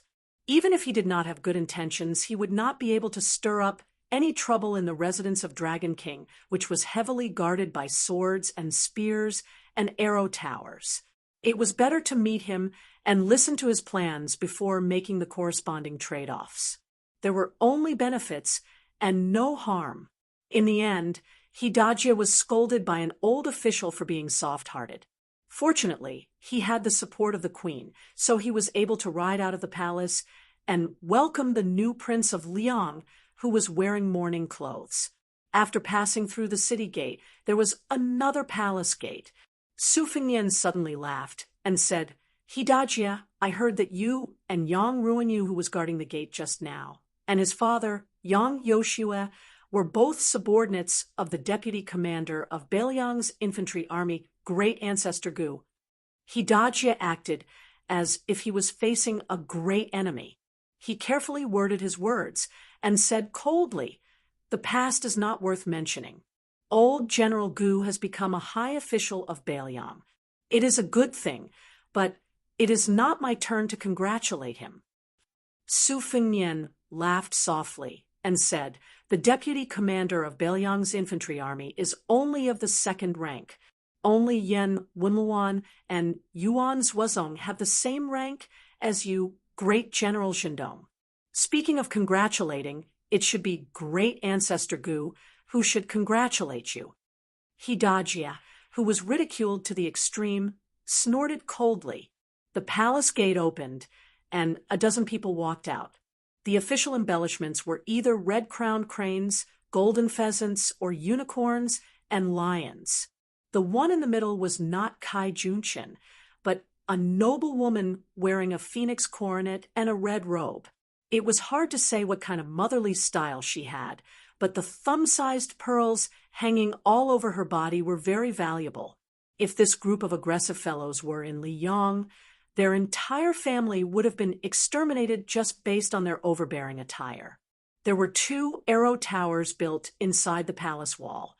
Soon, someone drew their bow and shot an arrow, giving Su Fengnian a show of strength. It was the long-lost Shishu chain arrow, the mother and son-linked heart arrow. The 2 arrows were of different lengths and were shot at Su Fengnian's face. The mother and son-linked heart arrow was only an entry-level archery skill in the Shishu chain arrow. Su Fengnian flicked his sleeve and caught the 2 arrows. He held them horizontally in front of his chest and broke them inch by inch and threw them on the ground. He saw the Southern Patrol General Zhang Heng, who was known as the #1 master of Qingtsong, pull out his saber, walk down the stairs, and swagger towards him. Su Fengnian turned to Hidajia and laughed. "Is this how you treat your guests in Qingtsong?" Hidajia said with a straight face, "Whether it is a toast or a punishment depends on your ability." Chapter 990. Su Fengnian smiled and dismounted from his horse. Jiang Heng was like a wild horse that had escaped from its reins. He charged straight at Su Fengnian with his saber. His momentum was overwhelming. However, when he was 10 feet away from the young lord of northern Liang, everyone saw an incredible scene. General Zhang's saber art was like a rainbow. It was beautiful and murderous. It was obvious that he had gained the upper hand by showing his strength. However, before he could even touch the rough guest's body with his saber, streams of scarlet blood began to emerge from his body like fountains. This was the miserable scene of a warhorse crashing into the MO saber formation. The bystanders felt baffled, but the Southern Patrolling Grand General himself felt as if he had fallen into the clouds and mist, complaining incessantly. He hastily stopped the saber momentum that was tantamount to suicide and was about to decisively retreat to evade the edge of the saber. His body was pierced with 6 holes by the invisible sharp weapons. He did not know who to complain to. Could it be that the young man in front of him, who had both hands in his sleeves and was clearly 2 feet away from the twin sabers at his waist, was a master of secret weapons who was proficient in the sleeve universe? Jiang Heng originally wanted to gain some face for the Dragon King residence so that the Azure Kingdom could bargain with the Bailiang. Now, he gave up on this thought and thought that stopping the bleeding was the most important thing. However, everything in front of him turned black, and the South patrolling general had no more words to say. Su Fengnian held Jiang Heng's head that was dripping blood on the ground with one hand and the headless body with the other. He threw it up and smashed it onto the watchtower where the archer was at. Instantly, the fence shattered. The East-conquering general, Hidajia behind Su Fengnian, swallowed his saliva. He couldn't help but feel sad for Jiang Heng. He had never gotten along with Jiang Heng, but Jiang Heng died in just one exchange. Who knew if the next one would be Hidajia, who he hadn't even reached Master Realm yet? Su Fengnian threw the head, and it rolled all the way to the bottom of the stairs. He smiled and said, "You don't want to do it the easy way, but you want to do it the hard way." Hidajia's face was really ugly, and he got off the horse silently. Su Fengnian raised his voice and slowly walked forward. "Tell Kai Junqian to get his ass out here. This king has already given the Qing Tsang Empire enough face by entering the city. If you don't accept the face I've given you, you'll end up like Jiang Heng." The fox-like woman, who was dressed as the empress of a country, raised her arm. Behind her, no less than 200 armored guards rushed out and stood in formation at the bottom of the stairs. Almost at the same time, numerous archers appeared on the palace walls. There were also more than 10 old men who looked like they were guarding beside the woman. The elites of the residence of Dragon King had all come out. Su Fengnian looked around. The gate of the royal palace had been closed. Outside the gate, hundreds of soldiers with spears swarmed into the city. It seemed that they had made up their minds to close the gate and beat the dog. The woman pushed away a squire who was carefully guarding in front of her and glanced at the head at the bottom of the stairs. She raised her head and smiled coquettishly. "King of Bailiang, Qing Tsang's hospitality is not small, is it? If you can still take it, I respect heroes the most. What's wrong with helping you bathe and change your clothes?" Su Fengnian gestured with his finger, indicating for the residents of Dragon King to make their move. The first batch of 30 armored soldiers surrounded and attacked.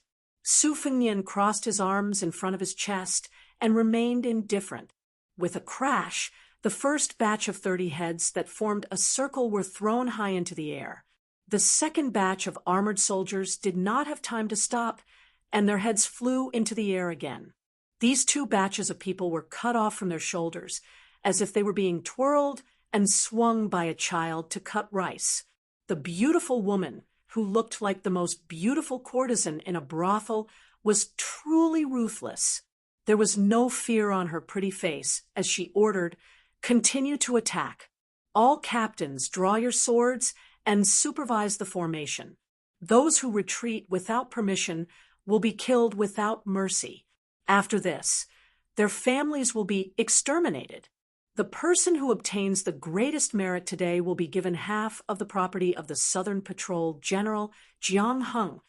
Su Fengnian closed his eyes and concentrated. After the 3 batches of armored soldiers were all decapitated, they learned to be smarter. The encirclement became thinner and thinner, but they still could not escape the fate of losing their heads. Fortunately, the number of casualties was quickly replenished by the armored soldiers within the palace. The square between the palace and the imperial city was still increasing in number. An old swordsman with a goatee approached the woman and reported softly, "Queen, it should be an extremely rare flying sword technique.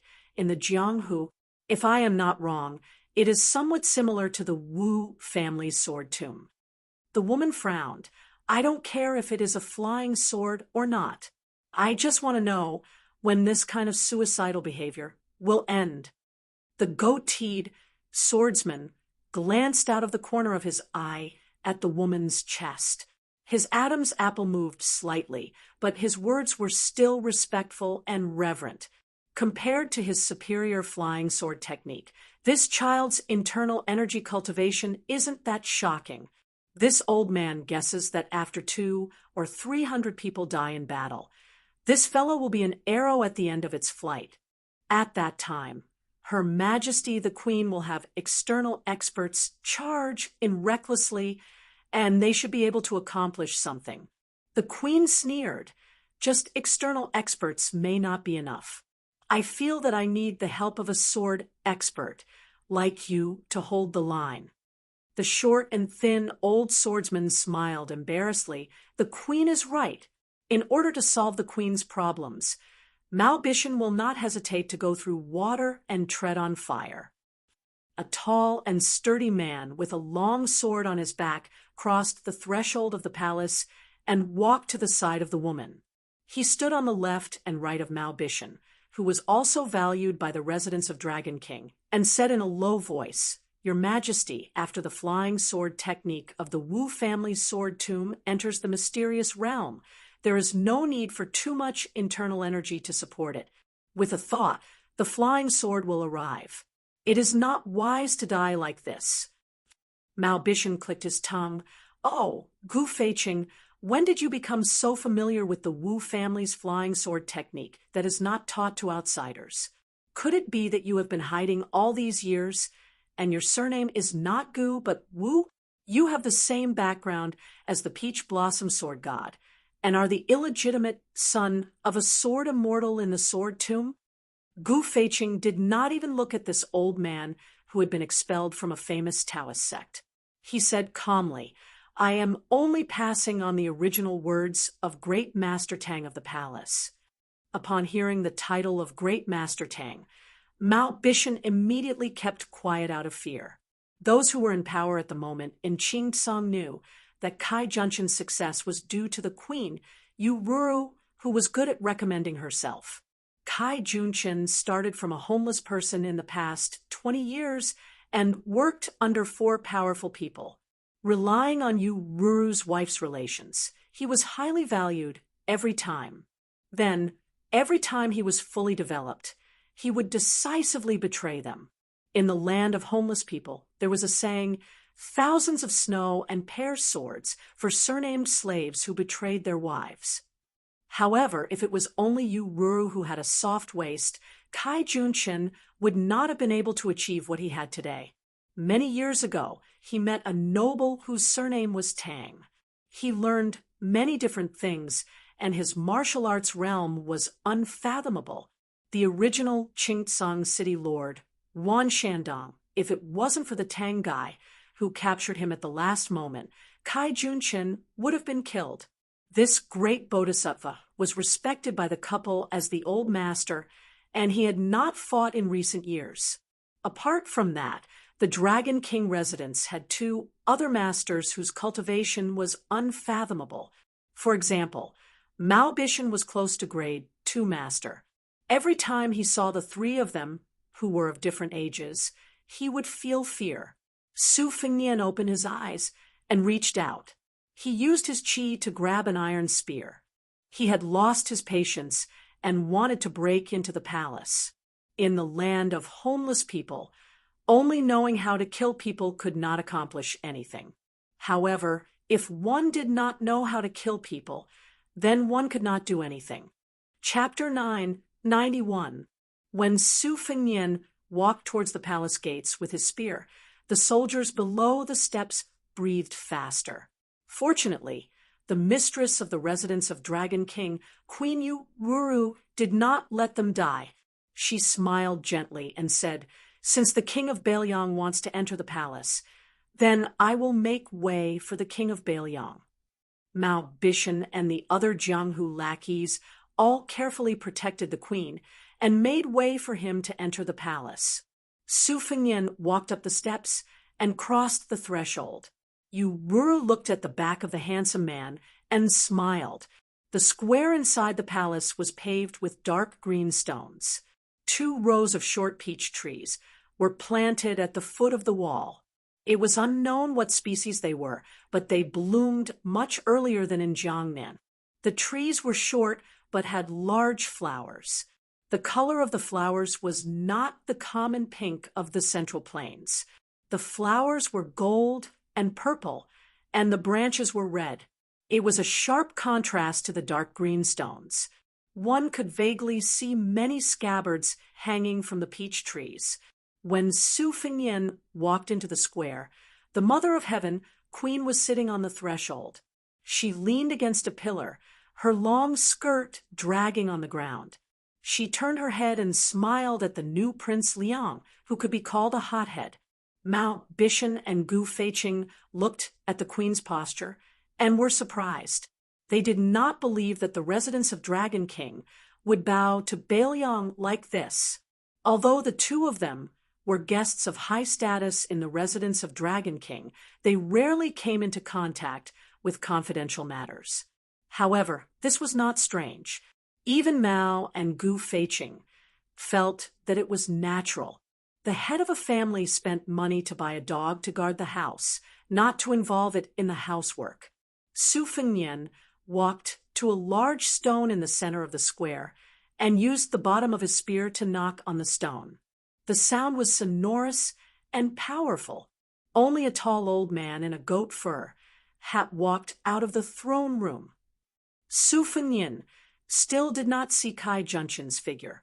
He looked up at the empty-handed old man and said, "Tang, Hua Embassy, Liang Zhaogo, a top spy, proficient in qi training and sword formation. I heard that Wan Shandong died at your hands." The exposed old man looked at Su Fengnian and said in a loud and clear voice, "Wan Shandong was only a spy placed in Qingcang by Bailiang's aide, Li Yishan. He deserved to die." A cluster of gorgeous peach blossoms shook violently, and a person fell heavily from the tree. This slovenly, burly man sat on the ground. He accidentally pulled a scabbard and scratched his head with the scabbard. He used the scabbard and scratched his head, and then cursed in a half-baked refugee dialect. "Tanghua Embassy." What are you making like old people? I hate you like old. If you want to fight, hurry up." Su Fengnian glanced at the middle-aged man and frowned. It was not difficult for the man to recognize him. However, the spies from Bailiang had not obtained any accurate information about this man. Su Fengnian still guessed his identity. This made Su Fengnian feel that it was a bit troublesome. During the trip to Beimang, Tuoba Chunsun made Su Fengnian suffer a lot. However, the person who left the deepest impression on him was not the youngest son of Tuoba Bodhisattva, but the son of an aristocratic family called Zhong Tan. At that time, there was a woman from the princess tomb who pretended to be his personal maid. Su Fengnian had experienced her bold steel writing skills. Zhong Tan's father was Zhong Shentong, one of the 12 great generals of Beimang. His uncle was Zhong Liang, one of the 10 great devils of Beimang, whose true strength was second only to Luo Yang. Zhong Shentong would not give up his position as a great general and come to Qingcang City to make a small fuss.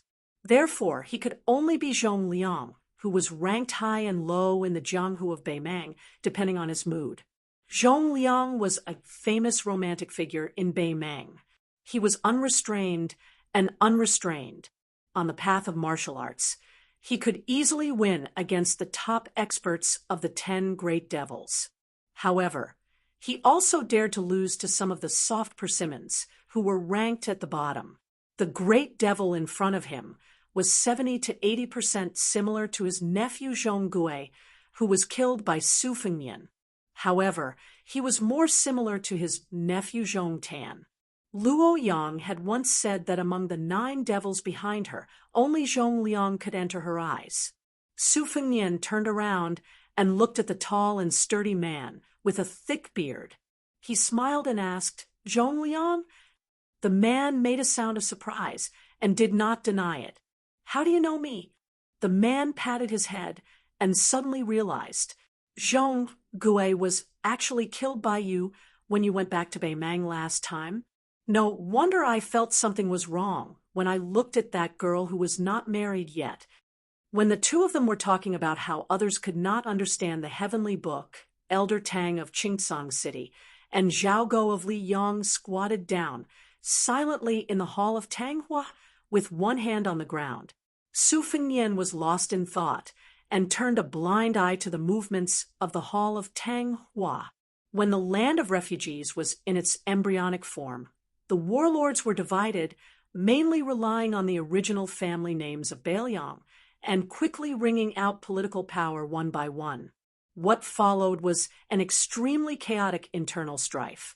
Thus, a large number of tyrannical martial artists with powerful skills like Wan Shandong, the former lord of Qingtsang City, stepped onto the stage. The big fish ate the small fish, and the small fish ate the shrimps. The idle forces were purged and annexed, and from the turmoil to the stability, they encountered an invisible bottleneck and could no longer expand their territory. In the eyes of many people, Wan Shandong's martial arts cultivation was not bad, but they lost because of their lack of strategy. As a result, people who were good at dealing with political affairs were born, and Kai Junqian was one of them. In terms of martial arts, Mao Bishan and Gu Feiqing could easily kill dozens of Kai Junqian in one breath, but in the end, the one who relied on others' charity was still Mao Gu. However, it did not mean that there were no refugee leaders with both martial arts cultivation and shrewdness. In fact, Wan Shandong was not as lacking in strategy as the outside world said.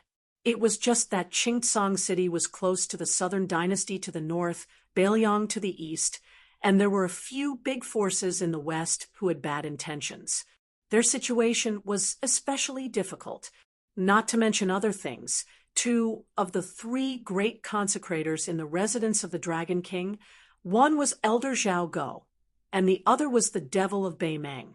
Su Fengnian knew very well that after his master, Li Yishan, had single-handedly created the situation of hundreds of thousands of refugees, using the shell as a training ground, he had been watching the situation in these years. This strategist saw him as a small world in the great wide world, coldly watching the ants fight for the ant nest. The world was full of strange things. Li Yishan could see everything from the top floor of the tide-listening pavilion. Regarding the movements of the refugees, Li Yishan had once written a book, Records of Knowing Autumn. It described in detail the rise and fall of people, gains and losses, so that Su Fengnian, a scholar, could know autumn with a single leaf. Among the strategists of the spring and autumn period, Li Yishan had always been seen as inferior to Nalin Yusi, Zhao Chongling, and the others because of his sinister methods. He received the nickname of Poison Scholar. Many Beiliang old generals even blamed the fact that the general was not willing to establish himself as the emperor and rule on Li Yishan's short-sightedness after Zhao Chongling's death. As to the truth, probably only people like Huang Longshi, Yuan Bunshi, and Nalin Yusi could see through it and have the qualifications to make a conclusion about Li Yishan. Su Fengnian felt slightly emotional. After the spring and autumn period, the elusive Huang Longshan set his eyes on West Chu.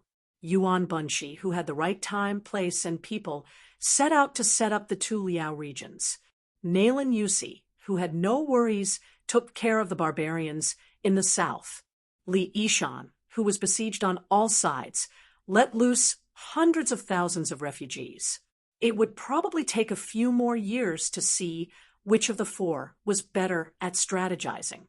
This was a true fight between immortals.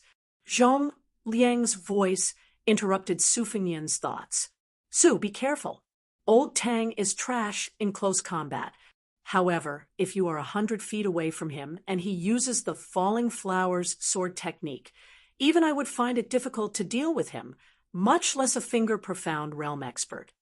Zhong Liang quickly smiled and said, The reason I am telling you is because I am afraid you will accidentally die early. I do not have the face to take your head back and ask for a reward from Her Majesty the Empress.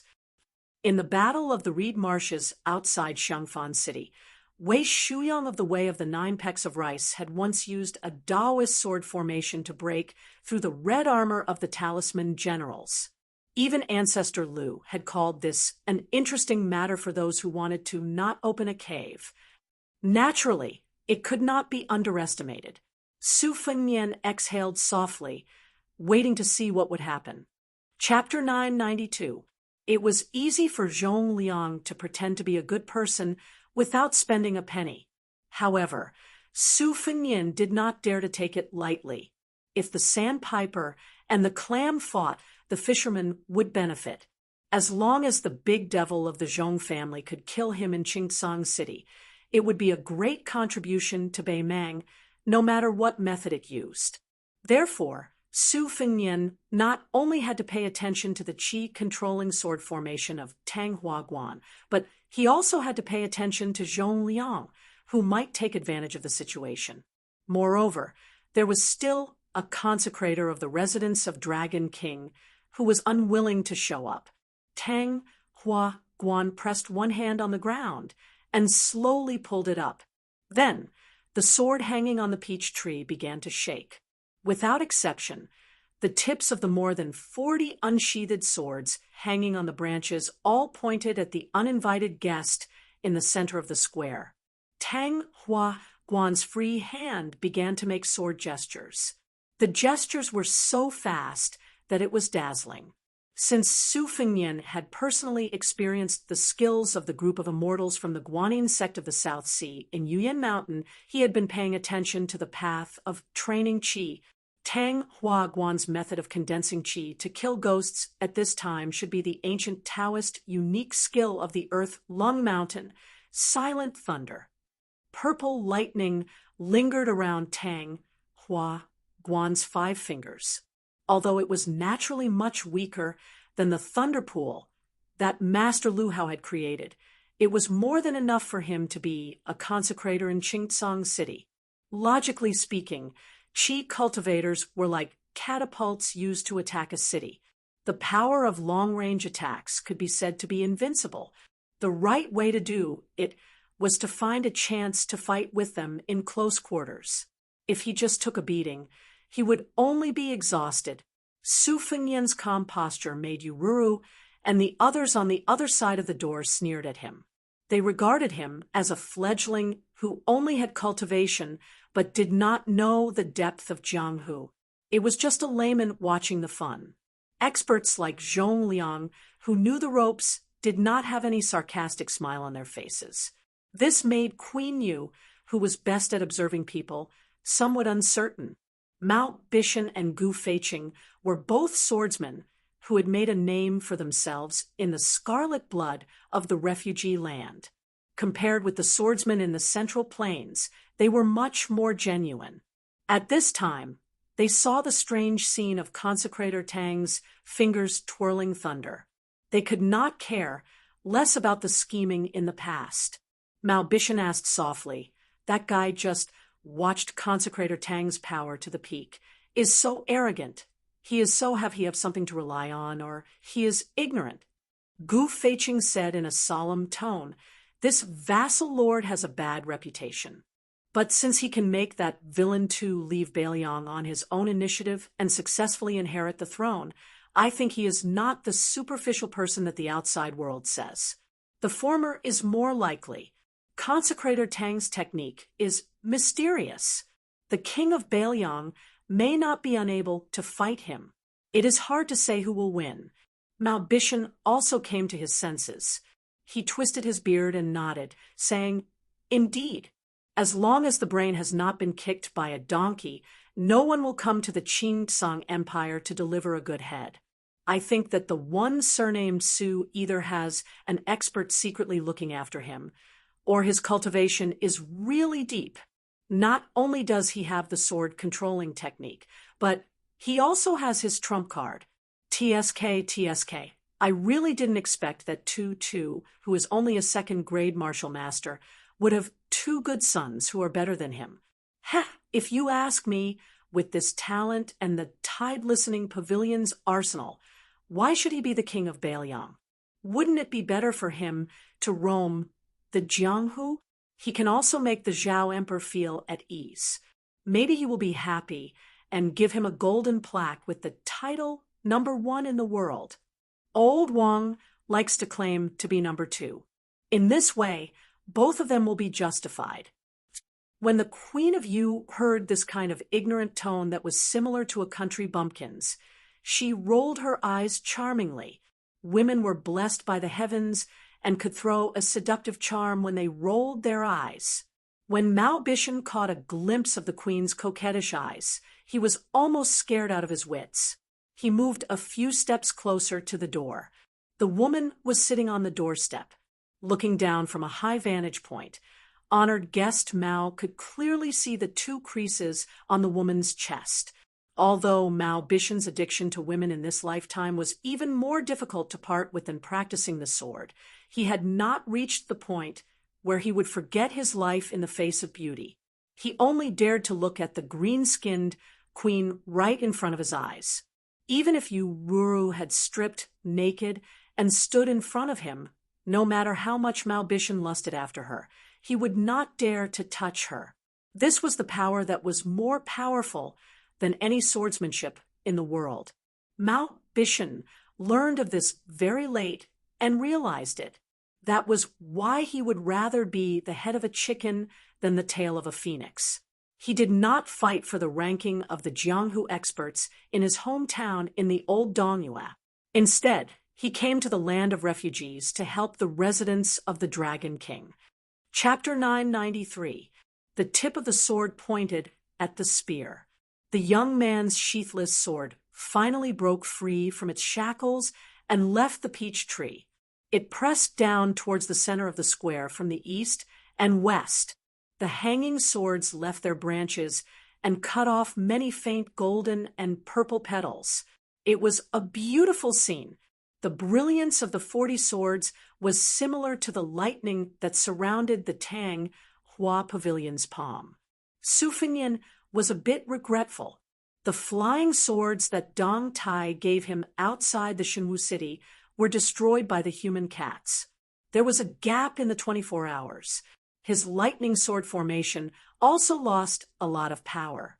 Otherwise, don't look at how aggressive the Tang Hua Pavilion's lightning sword formation was.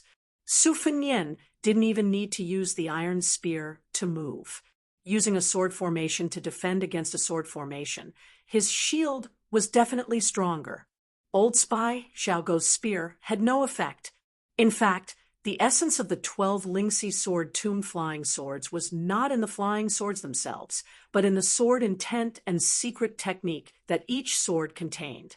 This was an epiphany he had gained when he observed the alternation between day and night on the top of the Dunhuang city tower.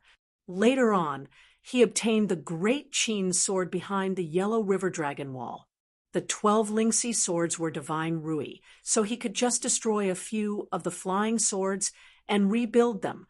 Although he had an agreement with the Guanyin sect's Qi refining grandmaster, Dripping Water, and the charcoal girl that sold charcoal, he needed to use the ancient sword that was made of the same material as the wooden horse to forge the 81 talisman swords in Yuyan Villa. Logically speaking, even if he did not use the ancient sword buried in the mausoleum, he could still cut off some of the talisman generals in red armor from the Reed Marsh and Iron Gate Pass, and use them to forge the 12. However, Su Fengnian had other plans. In Liangzhou, he had entered the extremely hidden Baelyang machine, making bureau several times. Using his identity as His Royal Highness and the new king of Baelyang, he ordered the machine-making bureau to put down all the work at hand and start a huge project under the leadership of the Master of Moism. However, Second Sister and Chu Lushan had no right to ask about this secret. After Su Weisheng, who had some master-disciple relationship with the Master of Moism, entered Wutong'an, He completely left the machine-making bureau and handed it over to Su Fengnian, who liked to play at the machine-making bureau since childhood. Naturally, no one knew about the young king's plan. Even though Su Fengnian had only been practicing his saber, cultivating his will, and secretly practicing his swordsmanship for the past few years, other than the daughter of the spear immortal Wang Xiu, the instant spear, Su Yambing, and Han Lao's Han, the two spear experts who could be ranked in the top 3 in the world, he had been influenced by them. Even with an iron spear in his hand, he was still able to make a whistling sound like the wind with the momentum of a thunderbolt. Every time the spear struck out, he would directly smash a sharp sword that was close to him. More than 40 thunder sword talisman. Swords were as weak as paper under the strike of the iron spear. Not only was Tang Huaguan's expression solemn, but the two guests, Queen Yu Ruru and Mao Gu, also had their eyes opened. Zhong Liang was still calm and composed. The peach blossoms around him were torn apart by the sword aura and danced all over the sky. He casually picked up a few petals in front of him and threw them into his mouth to chew. Then, the great demon saw a sword being pierced towards his head by the iron spear. The Beimang expert, whose mouth was full of peach blossoms, sneered vaguely and allowed the flying sword, which was tainted with the aura of the talisman, to stab straight towards his head. He did not expect that when the tip of the sword was about to touch Zhong Liang's glabella, not only did Zhong Liang not move at all, but there was also not even the slightest flow of qi. The flying sword actually spun around cheerfully like a swallow returning to its nest. It kept circling around Zhong Liang's shoulders until the spiritual qi on the sword dissipated and it fell to the ground. On this point, not to mention Yu Ruru, Mao Bishan, and Gu Feiqing, the two sword experts, even the qi cultivator Tang Huaguan could not understand the mystery. Only Su Fengnian knew. There was once a rumor in the Jianghu that there was a dragon girl in the South Sea whose swordsmanship was godly. The wind was strong and the waves were fast, and her sword could travel 10,000 miles. The barefoot young woman, nicknamed the Charcoal Girl, had once shown such a skill that was similar to Zhong Liang's in Yuyan Mountain Villa. At that time, even Su Fengnian's flying sword, which had a complete sword embryo, was unusually docile and almost changed sides. It was all thanks to the Charcoal Girl's sword embryo, which was a once-in-a-century sword embryo. She was born to make famous swords feel close to her, as if they were meeting an old friend. Su Fengnian's original intention was to test the situation slightly and roughly confirm the strength of the demon. He did not expect Zhong Liang to be so honest and openly reveal his sword embryo talent. Tang Huaguan's lips moved slightly as he silently chanted a spell. He pressed down with both hands, and the second wave of flying swords flew out from the depths of the residence of Dragon King. There were only 50 or so swords. However, Su Fengnian really had the capital to underestimate the scale of this sword formation. He once had a magnificent feat of borrowing swords from Yuyan Mountain Villa and used thousands of snowflakes as swords. Tang Huaguan's sword formation was originally based on talismans and spells. In the eyes of today's famous swordsmen, this was naturally an insignificant skill.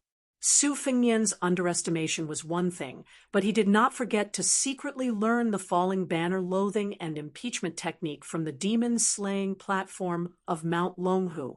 However, at that time, the great immortal Qi Xianzhu had used the sky thunder as a banner to suppress several sky demons in Mount Zhulu. Tang Huaguan's loathing and impeachment technique was just a copy. It was probably not even 1,000th of the majesty of the demon-slaying platform on the Lotus platform. When Zhong Liang saw Su Fengnian's curved spear technique, he was surprised. Back then, one of the 4 grandmasters, Wang Xiu, went deep into Beimang's hinterland as if there was no one there. Countless heroes of Beimang died under Wang Xiu's 4 words formula. The 2 words formula of bang tuo and drag were already a complete mess. The third word formula of curved spear technique was even more frightening. Zhong Liang had wandered the Jianghu for many years, and his martial arts were especially diverse. He was also a rare martial arts genius and was the only person in Beimang whose aptitude was better than his own. Unfortunately, Zhong Liang was born unrestrained and did not have a fixed nature. He rarely took a fancy to things that people valued. Not only did he have no love for power, he also followed his interest in martial arts. This was why he could not be ranked among the top 10 masters in the world. Zhong Liang rubbed his eyelids with both hands and said with a smile, "It really is Wang Xiu's curved word formula. Good boy, you can learn whatever you want. You have my style." Zhong Liang stared at it for a while, and then turned his head to the queen on the other side of the door and made a gesture to ask for an iron spear. 3 arcs formed a force, 3 forces formed a small circle, 3 small circles formed a large circle, growing and multiplying endlessly. Back then, Wang Xiu had used the curved word formula to fight with one of the 4 grandmasters, the talisman General Jiaoren, for 3 days and 3 nights. It was said that Wang Xiu's last arc encompassed a radius of 3 miles, killing all the birds and leaving not even a blade of grass alive. When the curved spear technique does not arc, I will die. For the first time, Zhong Liang, who had been hiding his identity in the land of refugees, felt an itch to fight. Su Fengnian's curved spear technique contained the collapsing thunder technique and the dragging spear technique. The horizontal and vertical sword formations of the Tang Hua Pavilion could not withstand it. Su Fengnian's curved spear technique had already covered the entire square. Yu Ruru and the others could only see the peach blossoms spinning rapidly along with the dense gang qi. Su Fengnian twisted the spear around his body and used the Beimang demon Lord Duanbo, Er's famous lightning spear technique. Internally, he used the qi-controlling technique of the Wu family sword tomb, and externally, he used Wang Xiu's collapsing word formula to throw the spear at the great consecrator of the residence of the Dragon King. After throwing the spear, Su Fengnian narrowed his eyes and felt a little incredulous. This old consecrator's desperate actions were too hasty. Other people would be desperate to escape. But this old spy Zhao Go actually held his sword without any regard for his life and allowed the spear to pierce through his abdomen. Like an arrow at the end of its flight, he leapt up and stabbed at Su Fengnian. Su Fengnian leaned to the side to avoid the sword. He gently stretched out an arm that was faintly wrapped in red silk and pressed down on Tang Hua Pavilion's head, forcing him to kneel in front of him. Before dying, Tang Hua Pavilion, who was bleeding from his 7 orifices, moved his lips with difficulty. There was no hatred in his eyes. Instead, there was a sense of relief. The old man silently uttered his last words. 2 words. Childish. Go. Chapter 994. Su Fengnian was confused. Most of the command of the mad dog, Zhao Go, who had been used by Li Yang to eliminate dissidents, was originally in the hands of a relative of Empress Zhao Ji. Could it be that the old spy from the Tanghua embassy had received Zhao Ji's secret order? But how could Zhao Ji be a woman with a bodhisattva's heart? The friendship between the Su and Zhao families was actually divided into 2 parts. One was between Su Shao and the previous emperor, and the other was between Su Fengnian's mother and Zhao Ji. However, both of these had disappeared outside of the Zhouzhou embassy the last time Su Fengnian entered the capital. Furthermore, between the land of refugees and the Zhao family of Li Yang was the majestic Beiliang. How could it be Zhao Ji's turn to give orders? Su Fengnian was suddenly shocked. He even dared to refuse the emperor's imperial edict. Although he didn't care about Zhao Ji's scheming, perhaps he had miscalculated one thing. This made Su Fengnian feel a trace of unease. However, at this time, he couldn't change his plan at the last minute. At most, he would use the stupidest method. Counter soldiers with arms, water, with an earth weir. Let's see who is the mantis and who is the oriole at the end. At the door, Gu Feiqing threw an iron spear to Zhongliang, who was inside the door. The breeding demon waited for a moment before skillfully brandishing the spear. The body of the spear trembled in a subtle arc that was pleasing to the eye. With the spear in his hand, Zhongliang's aura suddenly changed. He was no longer the carefree wild crane that did not care about anything. He dragged the spear and walked forward. Zhongliang's footsteps were irregular, sometimes fast and sometimes slow. It seemed like he was following his heart. In a few blinks of an eye, he had arrived in front of Su Fengnian without saying a word. Holding the end of the iron spear in his hand, he swung it in a straight arc, smashing the whip towards Su Fengnian's forehead. Su Fengnian was not stupid enough to use both hands to block the attack.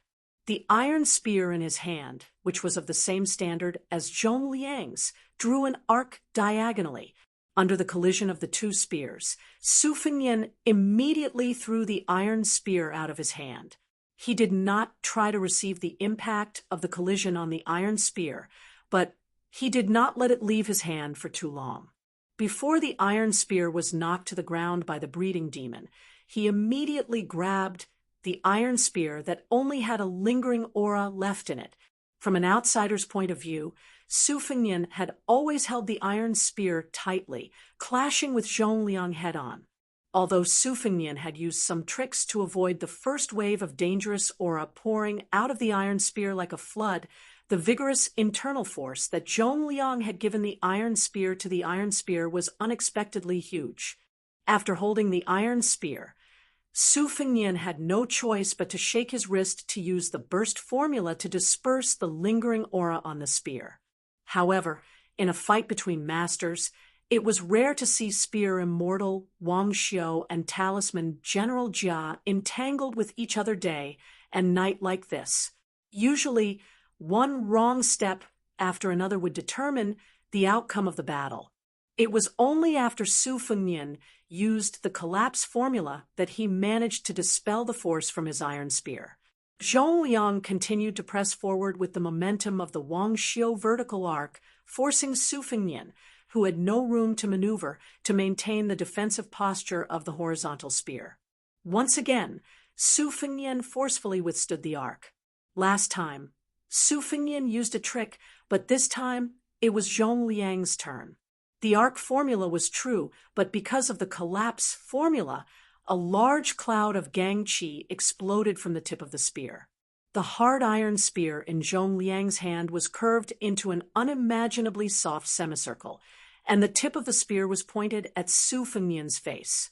The distance between them was 1 foot, and the gang qi was 1 foot long. Su Fengnian could either take the full force of the iron spear arc word formula, or take the risk and try to break the gang qi of the collapse word formula with the flying sword in his sleeve. Su Fengnian chose the former without hesitation. Showing off his sword-controlling technique to a sword embryo was tantamount to playing with fire.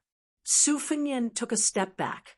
As his body slid backwards, he bent his knees slightly to disperse the majestic qi of Zhongliang's collapse word formula. Zhongliang held the iron spear in his hand. He was not in a hurry to beat up Su Fengnian, who had fallen into the water. He only followed like a shadow and kept the tip of the spear a foot away from Su Fengnian's eyes. He did not even immediately use the collapse word formula, which had an immediate effect. His gang qi was about to appear. This great devil, who was ranked second in Beimang, was recklessly mocking Su Fengnian. The reason why Zhongliang was able to come up with a spear immortal secret technique that was on par with Su Fengnian's was because of his innate talent. More importantly, he had a high-profile battle in Beimang 2 years ago. His opponent was Deng Mao, who had become one of the top 10 fighters in the world. Zhongliang's deep understanding of spear techniques was on par with Su Fengnian's. However, on the surface, Su Fengnian only had level 2 internal force, which was a huge gap compared to Zhong Liang's. Zhong Liang was not one of those otherworldly experts who only knew how to fight behind closed doors. As a result, Su Fengnian's defeat was a matter of course. In terms of innate talent, Su Fengnian was not as good as the old man wearing the sheepskin fur coat, who thought he was number one in the world from the moment he held a sword. He was not as good as Xianyuan Jingcheng, who only knew how to read and became a Confucian sage. He was not as good as the woman who inexplicably cultivated the sword, controlling jade mystic while practicing calligraphy. He was not as good as the coal girl who was born with the sword immortal embryo. There were many more. Su Fengnian would lose to Zhong Liang and these Jianghu playboys. But when it came to risking one's life, Su Fengnian might not be better than them, but he was at least not inferior. When Su Fengnian retreated from the 2 peach trees and was about to lean against the palace wall, he stopped retreating. He drew a small arc with his spear, as if he was risking his life to kill Zhong Liang in an arc. Zhong Liang was very calm and did not withdraw his spear. He took the opportunity to slowly push the tip of the spear forward half a foot. It was actually Su Fengnian's desperation to trade his life for Zhong Liang's. It was as if this time he was aggressive and did not intend to win a complete victory, so he deliberately hid his strength. He was gambling on whether Su Fengnian dared to trade his life for his life. Su Fengnian did not hesitate. His arc spear continued to move forward, but at the same time, his left hand grasped the embroidered winter saber on his left waist. This saber was given to him by White Foxface. It could be regarded as Su Fengnian's most intimate lover. It accompanied him on 2 trips to Liyang and Beimang. When Su Fengnian, who was on the path of cultivating his mind, held the embroidered winter saber, it was a completely different scene. It was as if the unarmed second minister of offerings of the residence of Dragon King had become a demon with a spear. Chapter 995. Zhong Liang's eyes grew colder, and the flow of qi in his body grew faster and faster. Thousands of thoughts appeared in his mind. At the critical moment of exchanging his life, this boy still did not want to escape by using unorthodox methods. Instead, he was afraid that the curved spear would cut through his waist and kill him. Would he only be at ease if he added another blow before he died? Did this boy really not think of the king of Beiliang as some kind of vassal king? Did he really have the determination to die together? Zhong Liang's gaze instantly turned hot, and he was no longer careless. The gang qi at the tip of the spear was like a burning charcoal that had been thrown out of a furnace. At the same time that Su Fengnian's iron spear swept past Zhong Liang, the demonic breeding head's spear tip, along with the gang qi, smashed into the space between Su Fengnian's eyebrows. In a flash, even Zhong Liang, who was unparalleled in martial arts, was sent flying 30 feet away. However, he still could not escape unscathed, and a wound deep enough to see bone appeared on his shoulder. Zhong Liang looked at the young man who had crashed into the palace wall. His end was even more miserable than his. He had already thrown away his iron spear, but his saber had also returned to its scabbard. There was a scarlet spot between his eyebrows, and the space between his eyes was a mess of flesh and blood. However, there were red threads like slender red snakes crawling from his sleeves to his arms, then up from his neck, and up from his temples to his eyebrows. It was a terrifying sight. Zhong Liang was clearly somewhat annoyed. He muttered, "His saber technique is a bit like Gu Jiantang's half-baked thunder of mind. Could this dragon attachment technique be a human cat's xian? Zhong Liang sighed and looked with pity at the new King Liang, who had surprised him. "If I had known, I would have put in more effort. Perhaps you could have done better. Unfortunately, there's nothing for me to do now." The ruler of Qingtsang, Zhou Junqin, was holed up in the throne room. One hand was propped up against a gold-painted pillar, and the other hand was gripping the dragon jade pendant at his waist. His expression was nervous. He knew that he was only a puppet. The three masters all seemed to grant Qing Song's requests on the surface, but no one really took him seriously. Zhou Junchen stared at the back of an old man, with his hands tucked in his sleeves. The old man was the third master of the house. He was from Nanjiang and was proficient in poisons and witchcraft.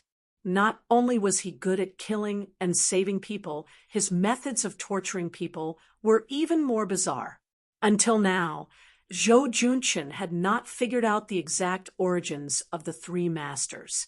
Qing Song spies had always existed in name only. It was not that Zhou Junchen did not want to do his best in this area, but that he did not have the power to do so.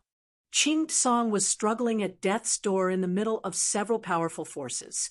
Zhou Junchen had already racked his brains to buy hundreds of sets of armor and military equipment.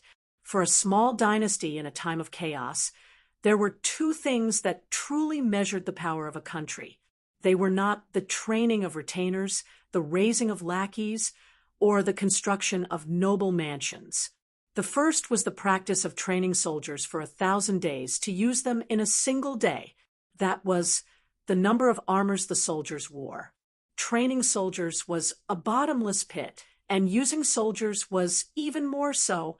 It was fine if they won a battle, but if they lost, they would lose everything. It was very easy to drag down a government that was independent but had an unstable foundation. The second was the collection of military secrets. This was a gold-swallowing pitio that consumed a lot of money. Many of the words in the secret letters were exchanged with blood and human lives. Previously, the head of the spies in the residence of Dragon King swore that the young vassal king invaded the territory alone, and that Bailiang did not have any large-scale military movements. Zhou Junchen's original intention was to sound out the young vassal king before sitting down to enjoy wine and beauties and have a good talk with him. If the young vassal king of the Liang dynasty was sincere, Zhou Junchen did not mind being a provincial governor under Bailiang or even a general with real power. If he was not sincere, it would not be too late to shed all pretense of cordiality and kill him. Unfortunately, first, the old man from the Tang Hua Club insisted on using the talisman matrix that was the most expensive item in the residence of Dragon King. Then, the third minister of offerings and Jiang Heng, the general of the cavalry troop, agreed. The second minister of offerings, Liang Zhong, who claimed to be a remnant of the spring and autumn period but spoke with a Beimeng accent, chose to stand by and do nothing. This completely ruined Zhou Junchen's wishful thinking. He could only hope that the Su Fengyan outside the palace was dead. It would be best if the Bailiang was in turmoil and collapse. Otherwise, he could only flee to the more barren and desolate western region with a group of bodyguards. Zhou Junchen sighed and turned back to look at the golden dragon throne. He then turned his head and stood on tiptoe to look at the scenery outside the hall. He was lost in thought. Then, Zhou Junchen felt his scalp tingle. He turned around with difficulty and saw 3 men and a woman he had never seen before. 2 of them were adult men and a pair of young boy and girl. The young boy was a little fat and was rolling around on the spacious dragon throne. He seemed to be enjoying the feeling of rolling on the dragon throne. The young girl was not a beauty either. Her appearance was average. Fortunately, a fair complexion covered all her ugliness. If she was placed in the crowd of beauties and palace maids in the residence of Dragon King, Zhou Junchen, who was not happy without meat, would not even look at her. The young girl was squatting beside the dragon throne. She opened her mouth and took a big bite, as if to verify whether the dragon throne was made of gold.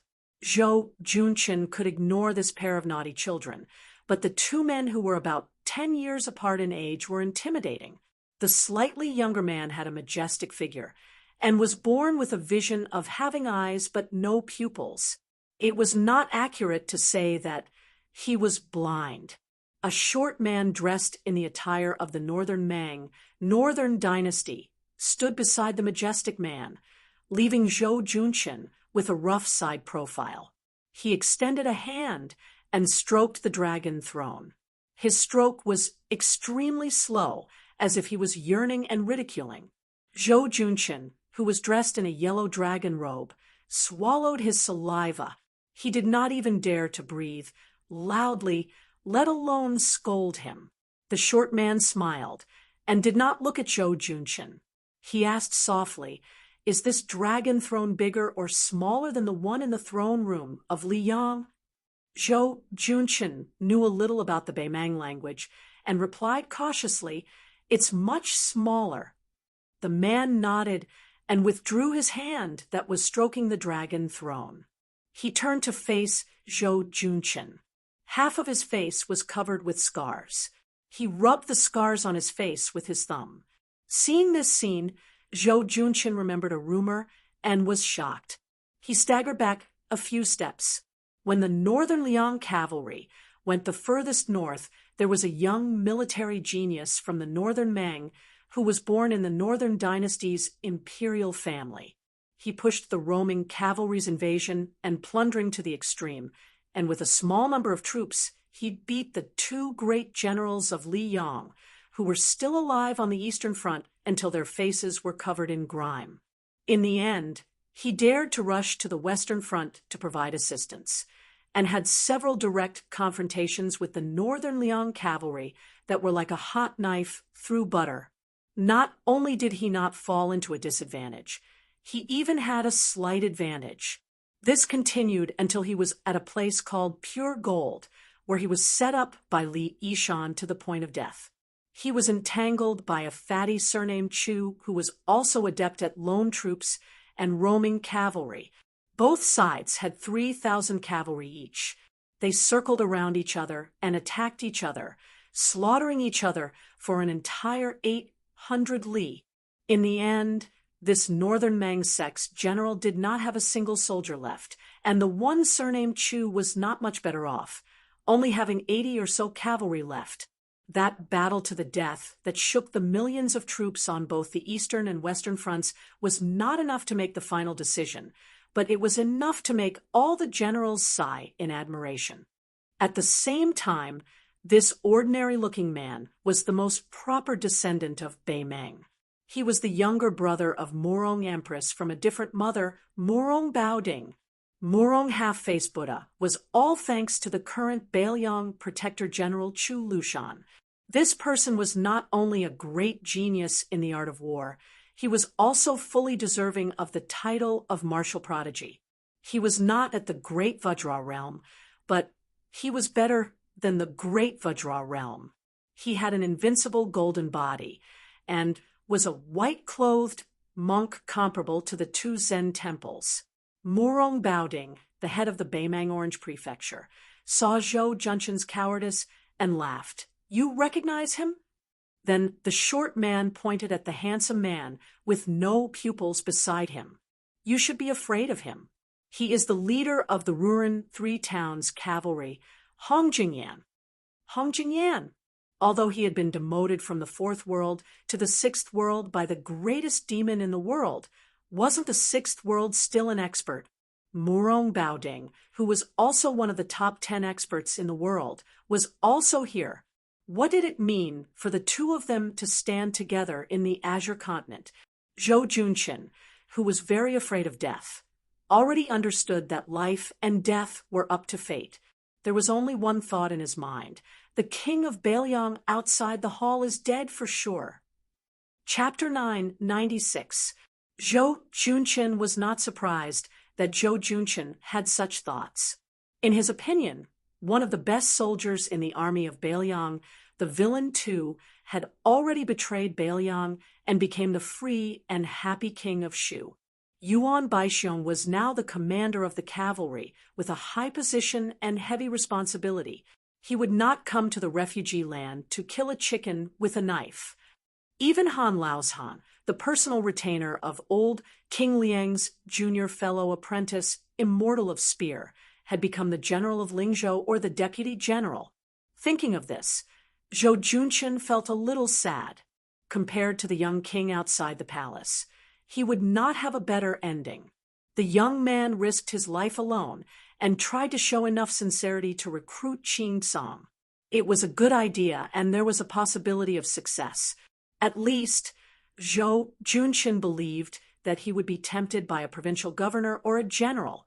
However, Zhou Junqian reckoned that there must have been a fatal flaw in one of the espionage segments, and the Northern Mang knew about the heavenly secret. Otherwise, the short journey from Liangzhou to the Qing Song would not have required the joint efforts of the Zhu province and the Ruan to mobilize so many people. The key point was that they had timed their movements so accurately. Thinking of this, Zhou Junqian found some joy in his misery. He thought to himself, our Qing Song's espionage is like a piece of tofu. Your rich northern Liang doesn't seem to be any better. At the thought of being in the same boat as the king of Bailiang, Zhou Junqian's gloomy mood brightened a little.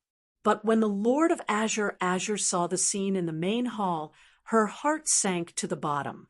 After the dragon chair was bitten by the girl like a hungry dog, she lost interest and stood beside Beimang Baoding, holding a delicately woven silk food bag and stuffing pieces of pastries that she bought from Beimang's Nanchao market into her mouth.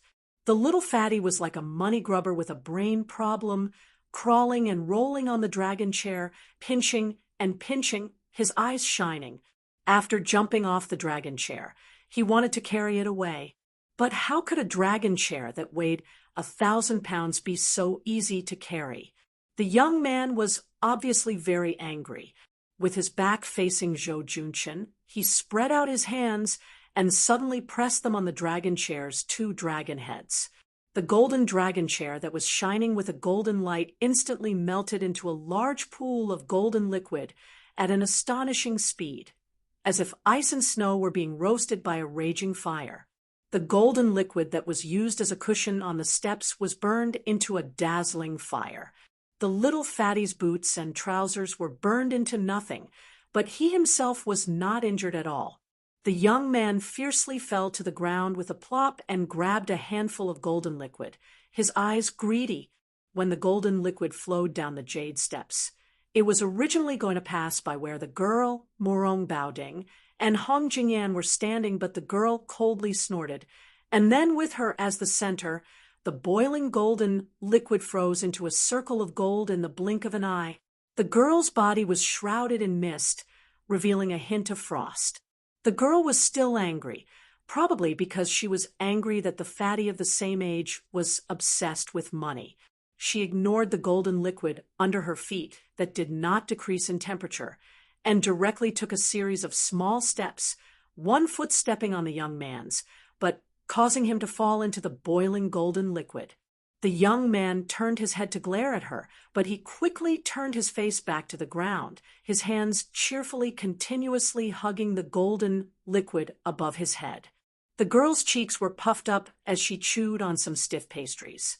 She stepped on the fat boy's fat and ugly buttocks one by one, splashing a large amount of golden liquid. The golden liquid condensed into golden ice cubes of different sizes in midair, falling into the golden liquid and melting again. Seeing this, Zhou Junqian's face turned pale as if he had seen a ghost in broad daylight. Where did Beimang find such a pair of water and fire freaks? Murong half-faced Buddha and Hong Jingyan were enough to turn Qing Song's city upside down. With the addition of this pair of demons of unknown origin, not to mention the small Qing Song city, they could even kill their way in and out of the heavily guarded prince's mansion in Mount Qingliang several times. Morong Baoding walked down the steps and came to Zhou Junqian's side. He laughed softly and said, "If Bailiang knew that their new master had died in your house after only a few days of succession, what would you do?" Zhou Junqian's mind turned quickly. He carefully responded with his awkward and unpleasant northern Beimang dialect. "Is there a place that will take me in?" The governor of Beimang, who was half a head shorter than Zhou Junqin, smiled and slowly said, Beimang is far from being as rich as Liang's central plains, but there are still many fertile grasslands. Compared to the land of refugees, it is still more suitable for living. This King's Orange province is one of the few rich places in Beimang. What's so difficult about taking in a few Zhou Junqin? However, if you, Zhou Junqin, want to go to Beimang and continue living the life of a local tyrant, it won't be easy. The key is that under the leadership of the residents of the Dragon King, there will be tens of thousands of refugees in Qingcang who will migrate to Beimang. This king has come to the south, this time to kill the king of Beiliang. However, if you, Zhou Junqin, can make a contribution to this king can also go with you to the empress to ask for a reward. It might even be possible to get a purple gold fish pouch. I'm sure you know that there are less than 60 purple gold fish pouches in the entire Beimang. Even Hong Jingyan, who holds the Ruren army of 3 towns, only received one recently. Zhou Junqin looked troubled. The difficult part of governing a land of refugees was that the refugees here never believed in propriety, justice, integrity, or shame. They especially didn't know how to write the word loyalty. Here, brothers turning against each other was common. Even father and son turning against each other and killing each other wasn't rare. In order to control the refugees, one could only use force to subdue them. There was no such thing as using virtue to subdue them. Whoever had more soldiers and horses and brighter armor would be able to defecate and piss on the heads of others. Zhou Junqin's jurisdiction was centered around the ancient military town of Qingcang, which had a population of 20,000. The influence of the residents of the Dragon King, the Zhou family, would begin to decline sharply once they left the city. If news of the residents of the Dragon King being destroyed were to spread, as long as the refugees outside the city knew that it wasn't an imminent disaster, they would just pick their noses and continue with what they were doing. They couldn't be bothered to care about whether the residents of the Dragon King was surnamed Zhou or something else. In addition to the less than 2,000 dragon-scale army under Zhou Junqin's command, he didn't have the confidence to bring more people to Beimang, even if it was the 4,000 or 5,000 bodyguards under the command of his trusted generals. For the refugees, life in this world was like this. No matter how hard it was, it couldn't get any harder. They were used to being frogs at the bottom of a well in the land of refugees. They didn't even want to wander elsewhere. Therefore, the spread of Buddhism in the land of refugees was far deeper and more extensive than that of Confucianism and Taoism. Since they couldn't pin their hopes on riches and honor in this life, they might as well endure more hardships and endure all the hardships in their next life in hopes of being reincarnated into a good family in their next life.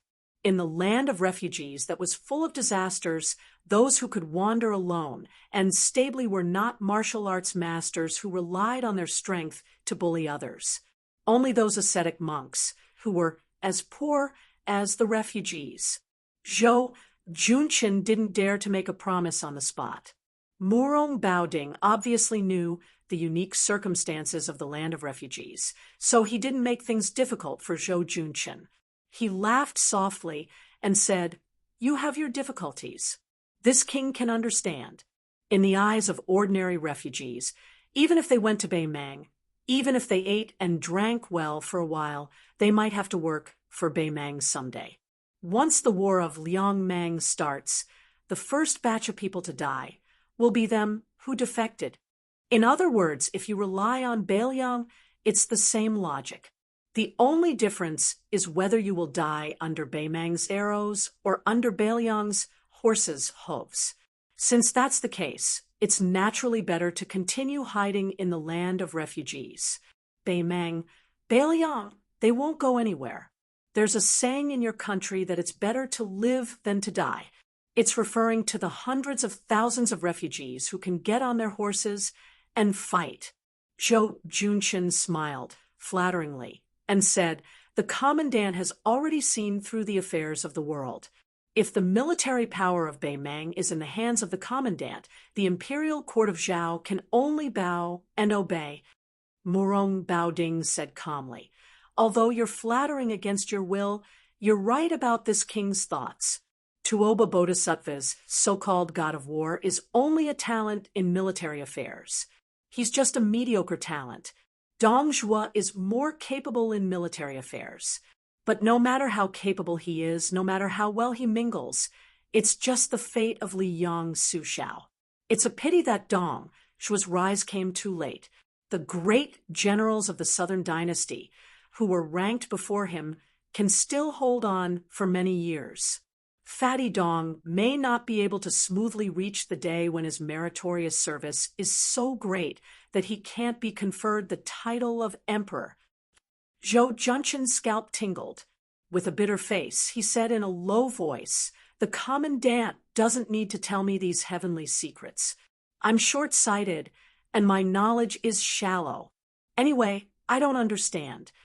Murong Baoding, whose half-face was ferocious and terrifying, twitched the corner of his mouth.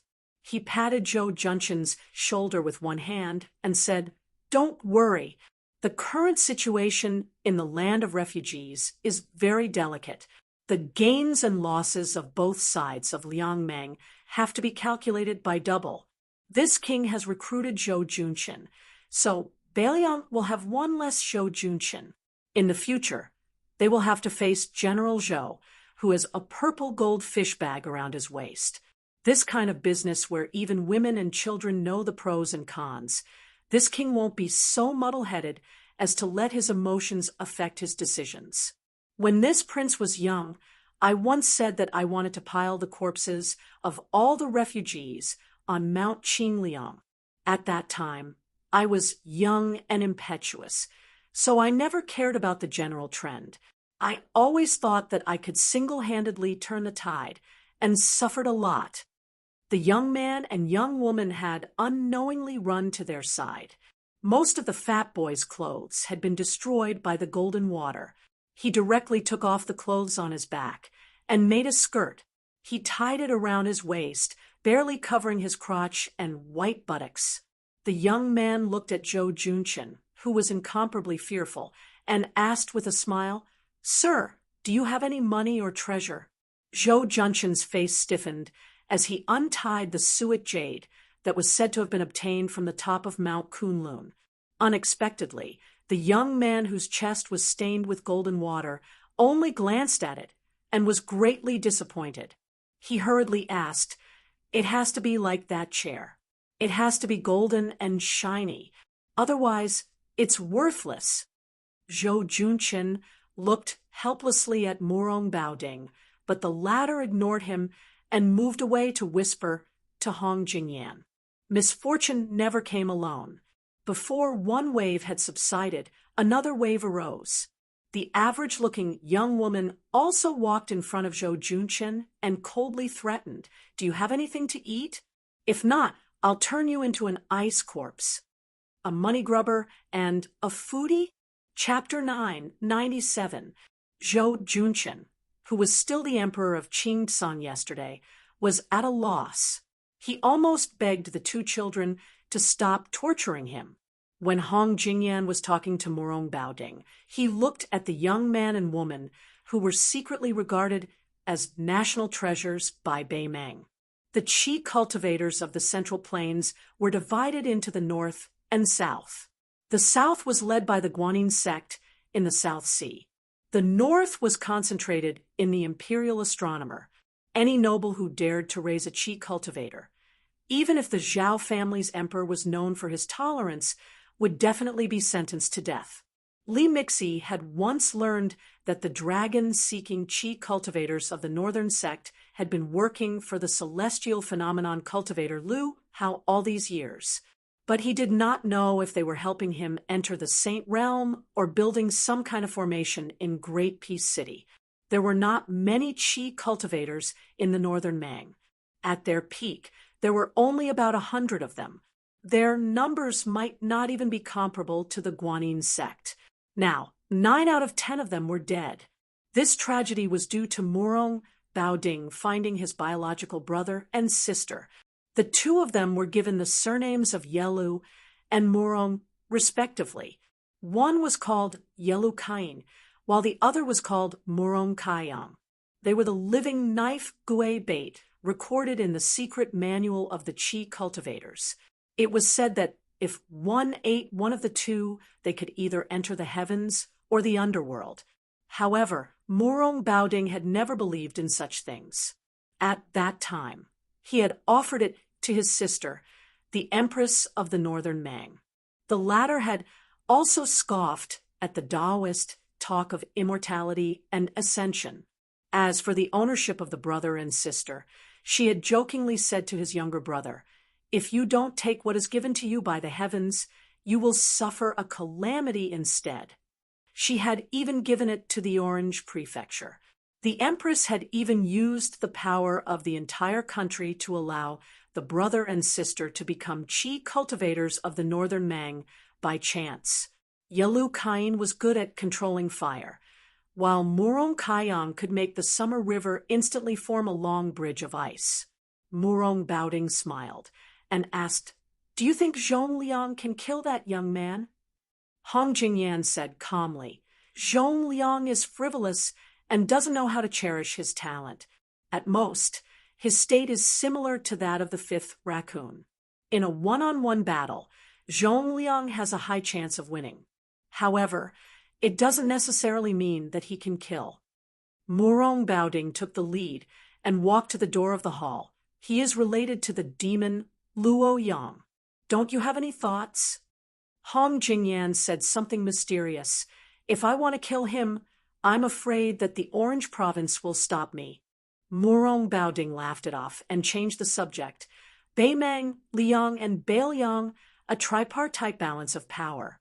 Originally, as long as Su Shao did not die, the other two sides would have to obediently follow Bailiang's orders. At that time, Liang wished that the young heir apparent would die prematurely. They carried out many assassinations, hoping that Bailiang would die the second time. Later, beyond everyone's expectations, Bailiang quietly settled the general situation. Su Fengyan's hereditary succession could not be stopped. Then Chen Zhibao entered the capital. Following his resignation as the Minister of War, he was conferred the title of King of Western Shu. As a result, Bei Mang, who had been watching the fun, became anxious. Last year, they were beaten by Bailiang to the bone. There were countless civil and military officials in the northern and southern dynasties, but only the Orange Province and Dongzhuo insisted on fighting on the Western Front. They insisted on fighting head-on with the new king of Bailiang and Chen Zhibao in Western Shu. As a result, Li Mibi's spider web shifted its focus from this king and these people to Su Fengyan, hoping to kill the new king, who no longer had Su Shao to rely on. At that time, Bailiang would have no leader and would be much easier to bully. Since it was more or less certain that Su Fengyan would not rebel, Liang Xiaogo would have to pinch his nose and risk his life to protect Su Fengyan from dying at the hands of Beimang, so as to avoid missing the northwestern gateway. It was really a big joke, with Bailiang's 300,000 cavalry being used up against the southern court, and with Chen Zhibao glaring at Western Shu, it would be much more difficult to carry out the peace edict's plan of east-west confrontation.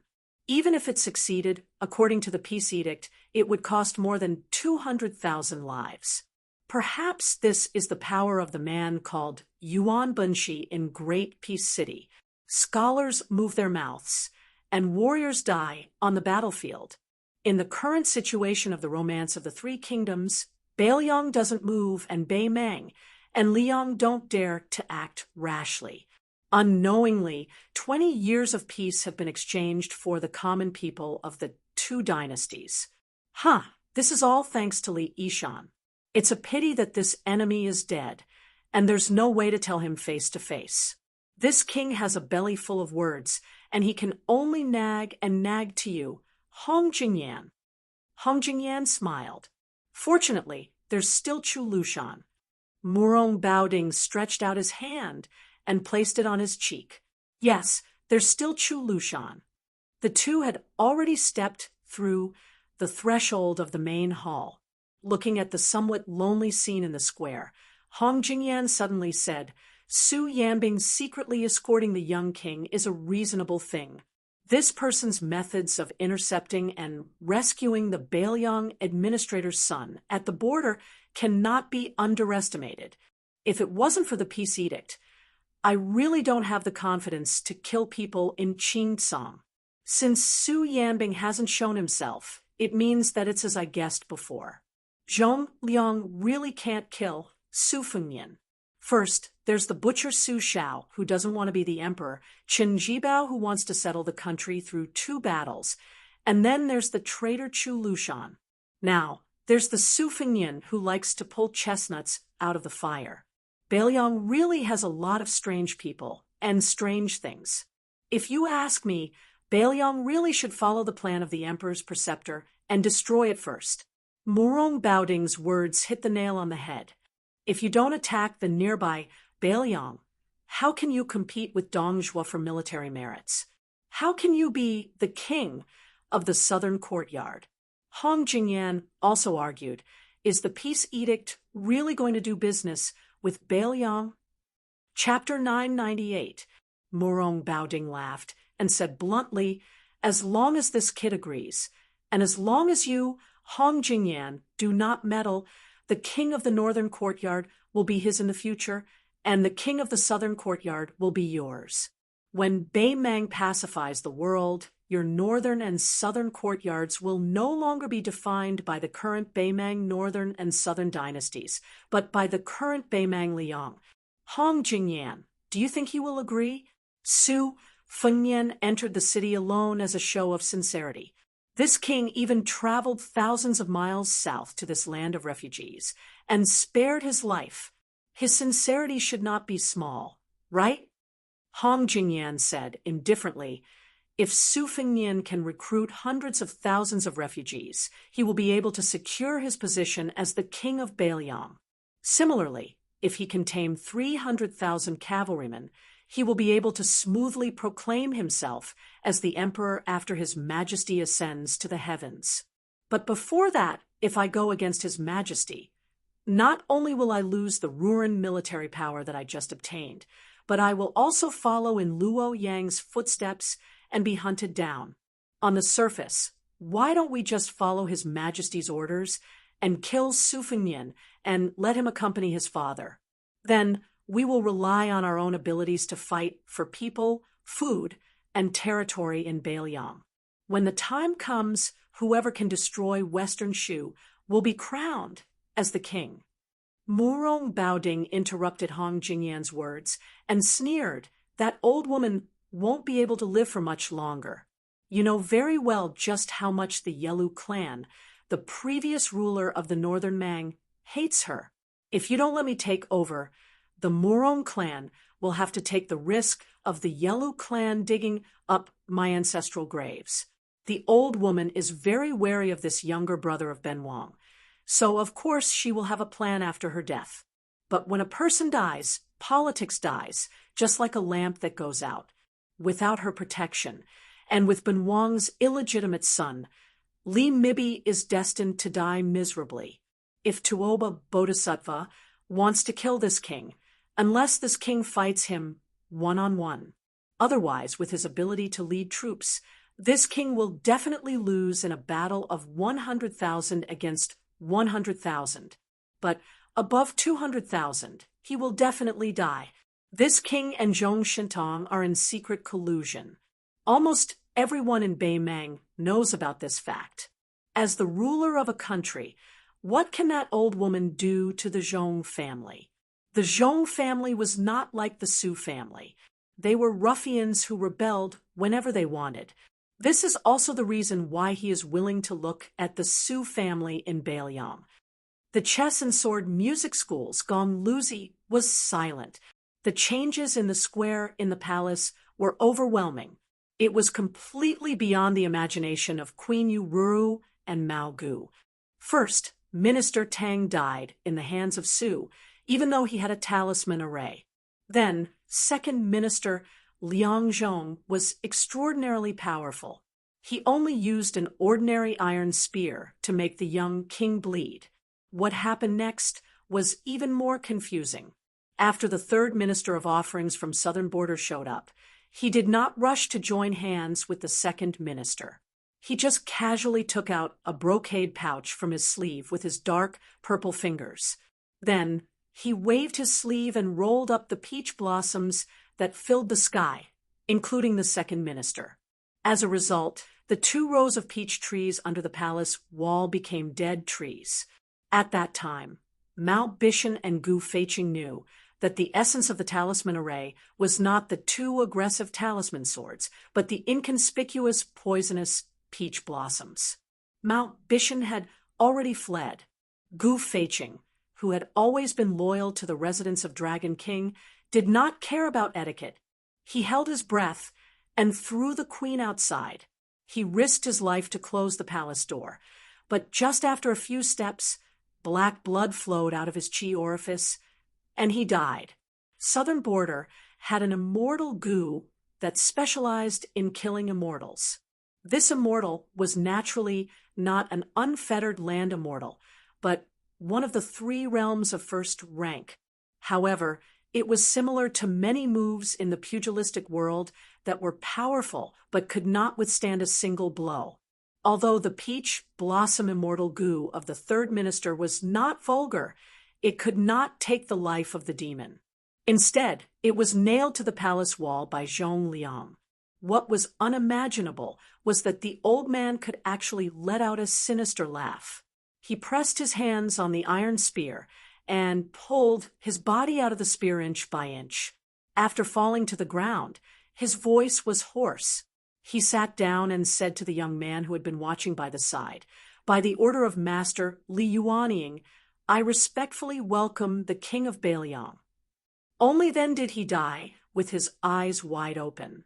It was not the spear that took this death warrior's life, but the peach blossom immortal Gu itself. However, Zhong Liang was not unscathed. He used his fingers to wipe away the black blood that flowed from his ears to his temples. His life was not in danger, but his cultivation was still affected. Murong Baoding and Hong Jingyan left the palace at this time. Zhong Liang, who had a full beard, was silently healing his injuries. Su Fengnian squatted in front of the old death warrior of Beiliang and closed the old man's eyes. Su Fengnian had seen Murong Baoding's picture in the tide-listening pavilion's secret files. After standing up, he heard this half-faced Buddha ask with a smile, "This king is accompanied by the 6th in the world, Gung Luzi. I wonder where Su Yanbing is?" Su Fengnian smiled and did not speak. Murong Baoding deliberately drew in a breath of cold air and asked meaningfully, "Did you really come to Qingsang City alone? Are you trying to use yourself as bait to catch a few big fish?" Su Fengnian said frankly, "Fishing is not fake, but it's my family's business. It can't be considered catching big fish. Su Yanbing is definitely here, but I don't know where this king is, and I don't know when he will appear." Murong Baoding looked at the calm young man under the wall and felt a heartfelt admiration. He somewhat understood why the current Zhao family son of heaven was in love with Chen Jibao. In the future, when he sat in the north facing the south and ruled the world, there would be such outstanding officials standing in the imperial court. Not to mention other things, just watching them stand there and serve him was very pleasing to the eye. Murong Baoding laughed heartily and said, "Su Fengnian, you may not know this, but this king's true eldest son is Yi Lu. This king can let bygones be bygones for your grievances with him." Su Fengnian took the crossing the river pond from his waist and placed it in front of his eyes. He gently exhaled, and purple thunderbolts rolled onto the scabbard, bouncing gently. There were 9 thunderbolts pearls on the blade. These were the treasures that he had obtained from his battle with Lu Haosher. They could be considered priceless treasures. Su Fengnian looked at Murong Baoding and Hong Jingyan, who were standing side by side, and said something that even these two top experts could not understand. I have had Wang Xianji's mentality since 800 years ago. The whole world is my enemy. I am invincible in the world.